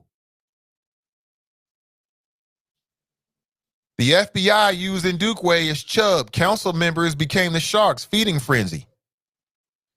What's up, Anthony? Well, from what we heard from Agent DeVillers, they were all Team America. The good guys were already running a sting on Jeff Panster using Ndukwe. Did PG Sinfield somehow find out about this? And that's the reason why he made a call. This is all per what the FBI said. We'll find out. We will find out. Something tells me more will come out. See, I'm going to take them for their word now. Like, I'm not a talk person. I hear people talk. I don't really get down with the talk. When I see you actually doing it, that's when you get my respect. That's when I start to pay attention like, okay, you real. I've said that to people like, I thought you was on some BS. But when I see you out there doing it, like putting your skin on the line and out here making it happen and building stuff, you get my respect. You get my respect. I heard so many people talk. I'm going to do this. I'm about that. Yeah. I hear you. Sure you are. Write it down. Send me a mail. Send me an email. But when I see you actually do it, that's when that's when I get turned on about it. Like, okay. We got a real one here. It seems like the me before we politicians go to jail. Drop Rice, I love the chop shop. Let me see. Y'all is wild in here. Mason Marler writes, R.I.P. King Von. Yeah, he was gunned down by what appears to be another black man. Nigga, spent 30 minutes on a phone call talking about video games. Stop and book it or go on. That's the bourgeois guy out the projects. A drop writes, Mason Marler, STF, and start working on your podcast. I'm here for it, man. I'm here for it. I've said it to many folks. Drop, including you, bro. I'm here for it. Let's make it happen. Somebody hit me up the other day about Drop would do a great podcast. I agree he would. Let's do it. Let's do it, man. I'm here. You know somebody that's building media, amplifying black voices. You know him very well. You know what I'm saying? We've been rocking together for years. I am exactly who I say I am. You know what I'm saying? It is what it is. I mean, in terms of my personality and stuff like that, I am who I am. I'm doing what I'm doing. Let's do it. Buckeye Flow writes, PG is gone. The feds don't play like that. They know where he stay, where his mama stay. Do they? Clue Magic writes, I bet you PG got more than 15K or 55K. Don't remember. I think he got like 40,000, they said. But again, what we heard from Agent DeVillers is that all there has to be is he didn't say implication, he used another word that started with an I. All there has to be is the intent. And that's enough for them to make a case. That's enough for them to come get you. It is what it is. Sharp writes, another hot show. Pastor and Sittenfield drinking from the same cup. Wow, they were. That's that developer money cup. Again, not smart. Not smart. And again, with PG Sittenfield, you got to wonder, because why would you put yourself on the line for $40,000 and you got $500,000 already sitting in the bank? I don't get that. That's why I say I'm shocked. I don't get it. You already got a war chest. What's another $50,000 going to do for you? And again, we'll have to wait and see. We might wake up tomorrow and get a whole different other side of the story. Could be. Sittenfield has amassed a campaign war chest of $710,000 on the way to becoming one of the city's most popular and powerful politicians. Facts on facts, as I understand it. Demi writes, they are already minimizing Sittenfield's actions because they are saying that the money didn't actually go in his pockets, a bank account, just to his political fund. I heard that too, Demi, but I don't think it's going to minimize the impact. I think that at this point, he ain't running for mayor no matter what. It doesn't really matter whether he comes up with a defense and he fights successfully for the feds. He'll be in court for the next year or two doing that. Him running for mayor, I believe that's over. As I sit here right now, we might get more information and, get into it, but this is what I'm picking up right in the moment. I think that's a wrap in the court of public opinion. Let's say, and think about this, Demi, let's say he beats these charges. How many people are really, let's say, for him to beat these charges, number one, he had to beat the charges and still be politically viable to be the mayor. He had to do some what was the mayor of D.C.? He had to prove that somehow this was a grander part of a political plot hatched by, let's say the vice mayor, along with the Republican Party and Coast. He'd have to be able to prove that to the public to wash away, in my opinion, the public's mistrust of him because of these allegations. It would have to be something that is just like so much evidence that it would make people say things like, well, why did the FBI even charge him in the first place? It would have to be on that level for him to be able to ride it and to become and still run for the mayor of Cincinnati and still have a believable shot. You know what I'm saying? It couldn't be like a whisper kind of thing, in my opinion. Again, I'm spitballing. I'm just talking right here in the moment. This is just how I feel about it right now. We might get more information, but I think that's a wrap. I think that's a wrap. And I also think that you're going to see two people leave city council real soon. That's going to be Jeff Pastor and it's going to be PG Sittenfield. Why? Because PG Sittenfield has a lot of enemies. He has a lot of enemies, black and white. There's a lot of folks out here who will say, on the surface, like, hey, damn, this is sad. But secretly, they're happy as a motherfucker. They're really happy about it. And the way this works in the Game of Thrones, anybody watch that? Because I loved it, except for that last damn episode, that last season. It was great. Take out all the monsters and the zombies. It was about politics. It was the art of war. It was about politics. It's about power. That's what it was all about. Take away the swords and the dragons, breathing fire. It was about adult stuff. It was about power and love, right? And sex. People love that kind of stuff. And what did we learn from the Game of Thrones? What's the art of war? Sun Tzu. When you get your enemies, you destroy them. You don't leave them around.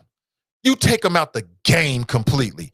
So I'm sure the PG's enemies are lining up to take them out the game completely without a that's what I would do. I'm just going to be honest with you. If I was an enemy on the other side, you got to go, homie. Out the door, complete. We're going to make sure you ain't going to never be a problem ever again. I would imagine that his enemies have the similar attitude. Tell me I'm wrong. You out. We ain't going to leave you with no chance of coming back. You ain't going to never, no, you over here. And that's just how the game of politics works. You either, what they say in the Game of Thrones, you either win or you lose. And when you lose, you die. Who said that? What? I'm talking, this is straight from the series. See.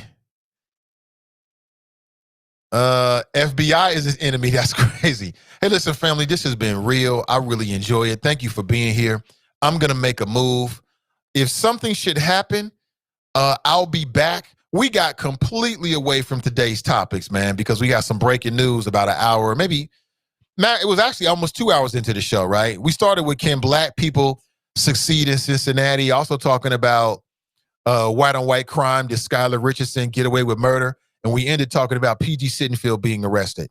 Who knows what the next 24 hours is going to bring, all right? As I told you, I got a heads up from Ask Ashley. She had a family situation that came up. She will not be broadcasting live today at 1 p.m. I'll be monitoring what's happening. And if we get some breaking news, perhaps I'll do a live broadcast between now and tomorrow's show, okay?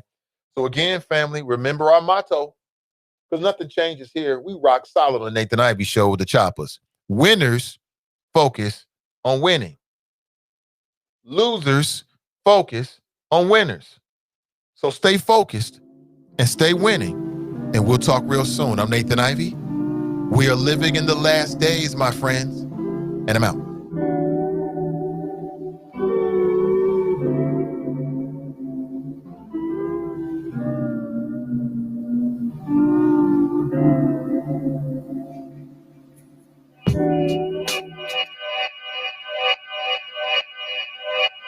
Yeah, talking to my mirror like I love you so much.